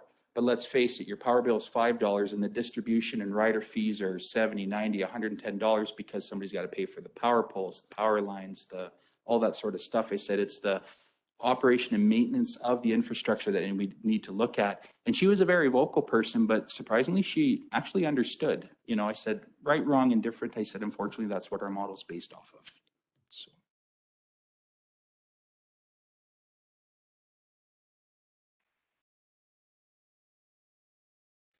All right, it seems to me then that there's more to come. What are you asking of council right now, other than just giving us the information? Thank you, Deputy Mayor. I like Mr. Osmond's recommendation. Like, let's face it, the utility bylaws from 2002, regardless, I think it needs some updating, as to many of our bylaws. So I just would request the time that administration can take this back, maybe update it and look to see what other municipalities have to offer and bring it back to council and go, maybe we can look at this a bit of a different way. That would be at least my side of administration's asks. I don't know if you have anything else, Mr. Osmond. Yeah, I think that's a great approach. I mean, certainly with bylaws that are active like this one, periodic review is important. So, you know, if when we came out of closed session, council made a motion directing administration to conduct a review of the utility and utility rates bylaws. I think that would be well in order, and that would get us to work getting something back to council that they can look at and consider options.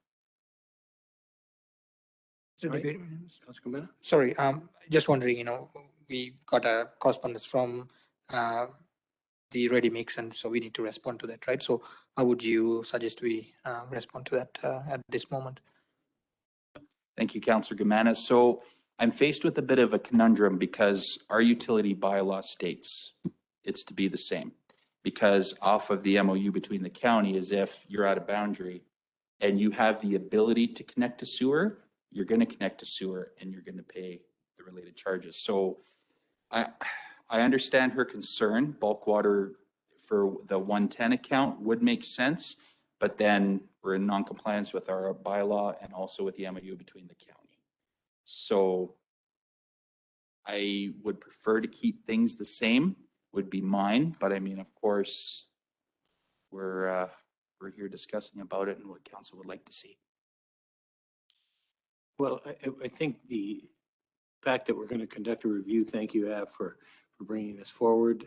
By the way, here's my explanation of where we sit today that you may not know, but I'll tell you that from administration, and then saying that we're going to conduct a review.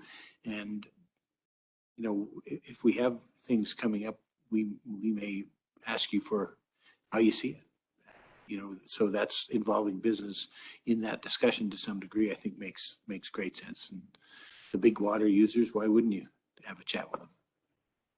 And that would just be a letter she wrote to us. So I would expect a letter back from council, from the mayor in essence. All right. Okay. And so coming out of closed, we'll see what happens. We're not out of closed yet.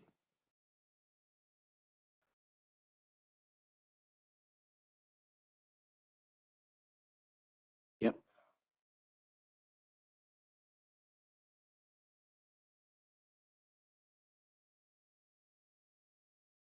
Yep.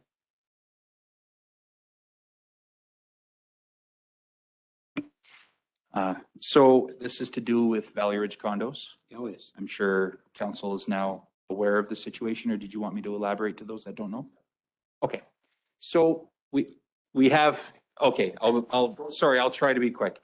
Valley Ridge Condos is the condominium association, the one level one by the hospital behind actually Councillor Ballas's house. So the dispute is their neighbors to the south, which are at a higher elevation, the stormwater flows into the back of their buildings, creating flooding, so on and so forth. So they came to the town essentially initially to us, wanting us to deal with it, wanting us to fix it. So I looked up see if there was an agreement, and there is. And specifically in Article 23, the developer agrees and it is understood, or the developer agrees and it is understood that the condominium association shall be responsible for repair and maintenance of all municipal infrastructure relative to, but not limited to, roads, sidewalks, streetlights, water, sewer, storm within the boundaries of the said lands and other municipality services or municipal services such as street cleaning, storm removal, and garbage disposal. So I did relay that to the two Al's, and I can't remember the other gentleman's name, I think Ray. And they said, well, essentially that's not good enough. We want you guys to do it. And then I also found another clause that kind of fortifies our point. And I gave them a copy of the agreement, and I said, like, unfortunately, this is kind of a neighbor versus neighbor kind of issue. And then upon reading who signed back in the day, which is Councillor McGee, then they decided to bring it forward to council. So, I mean, essentially, there is no right of way. We do have a catch basin to the west there to where the elevation naturally drains. So there is a way there, but they're the ones that want us to install a cement swale through the entire backside of the Valley Ridge Condominium Association, wrapping around to the other end of, I think it's 39th, 37th. So that's where we're at. So I'm gently telling them, this is kind of a private matter, but here we are.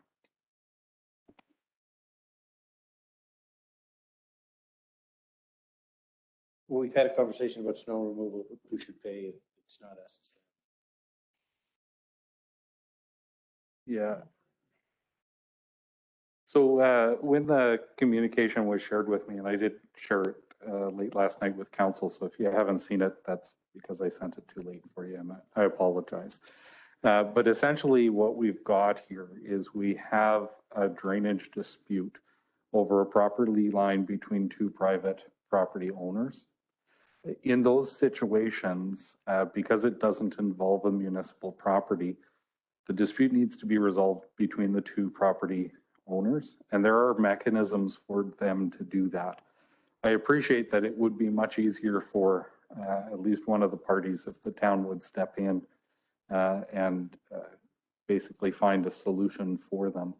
Unfortunately, what we would find if we entered into that ring is I imagine I would be quickly back here with about 500 more inter-property disputes. And so I understand that it won't be the answer that they're looking for, but I did want council to understand that because it is a private property line with two property owners, that it is our intention not to get involved. My understanding that Owen's provided that explanation to them once already, but I thought it was important we could discuss it today, and then Owen can go back and speak to them again about the situation we're in, why the town doesn't have a hand in this dispute, and potentially provide them with the connections on where to go next steps to resolve the dispute. The only question would be is that ultimately with bylaw, we do require people to have drainage dealt with on their own property, do we not? So if they're not, they would be able to phone the bylaw officer who would then go and tell the person they need to deal with their drainage on their own property. Otherwise, there's a bylaw consequence and follow up. That's right. That's right. And I mean, I understand that, you know, these are retirees, these are, you know, maybe low income couples, families and that, but it's just to Mr. Osmond's point, and I mean, I see it firsthand this year. You do it like what's fair for one is fair for all. If you do it for one, be prepared because there's more coming. And then how do we start differentiating what's, you know, so it's just, it makes it very difficult for administration. We're not trying to be crude. We're not trying to say that's not our problem, never mind, but there's just a very fine line here on what we're responsible for. I mean, I have no problem giving them context, giving them ideas on how to address it, but it's just, I struggle a bit with public money to do this for two private property people, individuals. You may be a catalyst to get them together. And that was really, I guess, my response saying, you know, you've heard it from Owen, but it's back at the council table, back to you. There's a way for them to come together as a community because they have also some water drainage themselves that you've worked on in the past, which is kind of ours. I understand that little pond behind, right? So we're kind of close with our own issue, right? But ultimately, the path that this has taken makes a lot of sense to me. You know, they raised the question with administration. Administration provided the correct answer. As with any determined property owner, they then tried another path.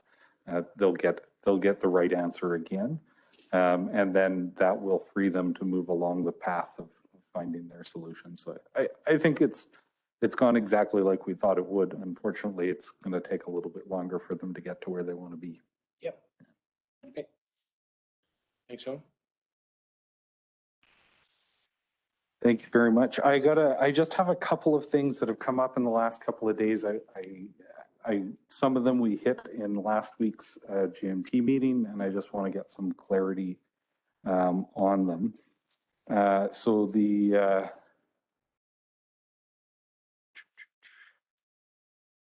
think I'll start with the conversation around election workers. So there was a conversation last week about the volunteers from the municipal organization who will be participating in the election. There was some question from administration about what the concern was. Essentially, whether the concern was that we were dedicating organizational resources into the election, and that meant that there would be a strain on organizational work, which is a valid concern, but I think our intention is to manage it. In previous elections, we've used internal resources in those positions. The alternative to that is hiring essentially contracted workers on a temporary basis to run the election. Unfortunately, at this point in time, that would be a pretty tall order if council was looking to change direction. I think where the concern came was that if the concern raised by council was about the appropriateness of having town employees involved because of a concern of fairness or equality involved in the election. So to speak to that, all of the volunteers are going through a training program, which will cover impartiality and how to conduct themselves in the election. So if that was the concern, it's certainly something that we could talk about. If council's will was to talk about changing what we're doing for the election in October, we would have to move very, very quickly. I know the federal election struggled immensely to get people lined up. I doubt we would fare much better. But if it's something that council just wants to make sure happens differently at the next election, we can certainly make that an item and get that right at that time. So could somebody remind me of why the issue was put back to administration? To Councillor Wheeler. For me, it was just about the staff time. If we have 8 to 10 staff who can afford to all just take a couple days off because they're volunteering their time, I think that I have concerns with that. I have staff who are telling me they don't have time for anything. They're busy, they're backed up, they're working. But if they're able to take a couple days off and go work the election, for me, that isn't a staffing priority. Their priority should be their jobs, their desks, their tasks that they're set to. And there's lots of people in our community that I think would be happy to help out or work. And almost it's like a reverse because of the federal election. We just have 40 people who have all been trained up in this entire community on running an election and the security and the privacy and everything else, that it'd probably be easy to find staff. And it's last minute and I'm not recommending, they've already adjusted their schedule. So I wouldn't recommend that we change now, but in the future for me moving forward, I like to see the opportunity for people to also have employment, right? There might be someone who could use a few days of work and our staff. Oh, for this election, you mean? Yeah. Conversation I want to have with Pam probably in terms of how she's feeling about everyone and I don't know. So I broached that briefly. The opinion of the people who are involved, Pam and I think Jennifer Stone was the other key player in that conversation. They weren't prepared to call it impossible and just tell me I needed to come and tell you no. However, they were concerned about the time because essentially at this point, they have their volunteers in place, their training is scheduled. If they were to receive different direction, say today, they essentially have 4 weeks to advertise, recruit, train, and get everything in place. And that could put a particular strain. And what I'd be concerned about is we'd end up spending significantly more money trying to rush that process. But it's not impossible if that's what council wants to do. So they've had no problem in getting the number of people that they require. They have the volunteers they need, yeah. Yeah, then I don't think we want to change direction now. Could be a hybrid of saying that we would do up a poster and say, if you're interested in working, let us know. Yeah. And take an interest list. So then we can at least see. Yeah, we're not guaranteeing jobs or anything like that, but if we have people or we need them as backup, if someone gets COVID within the next 2 weeks, you know what I mean? Like, yeah. And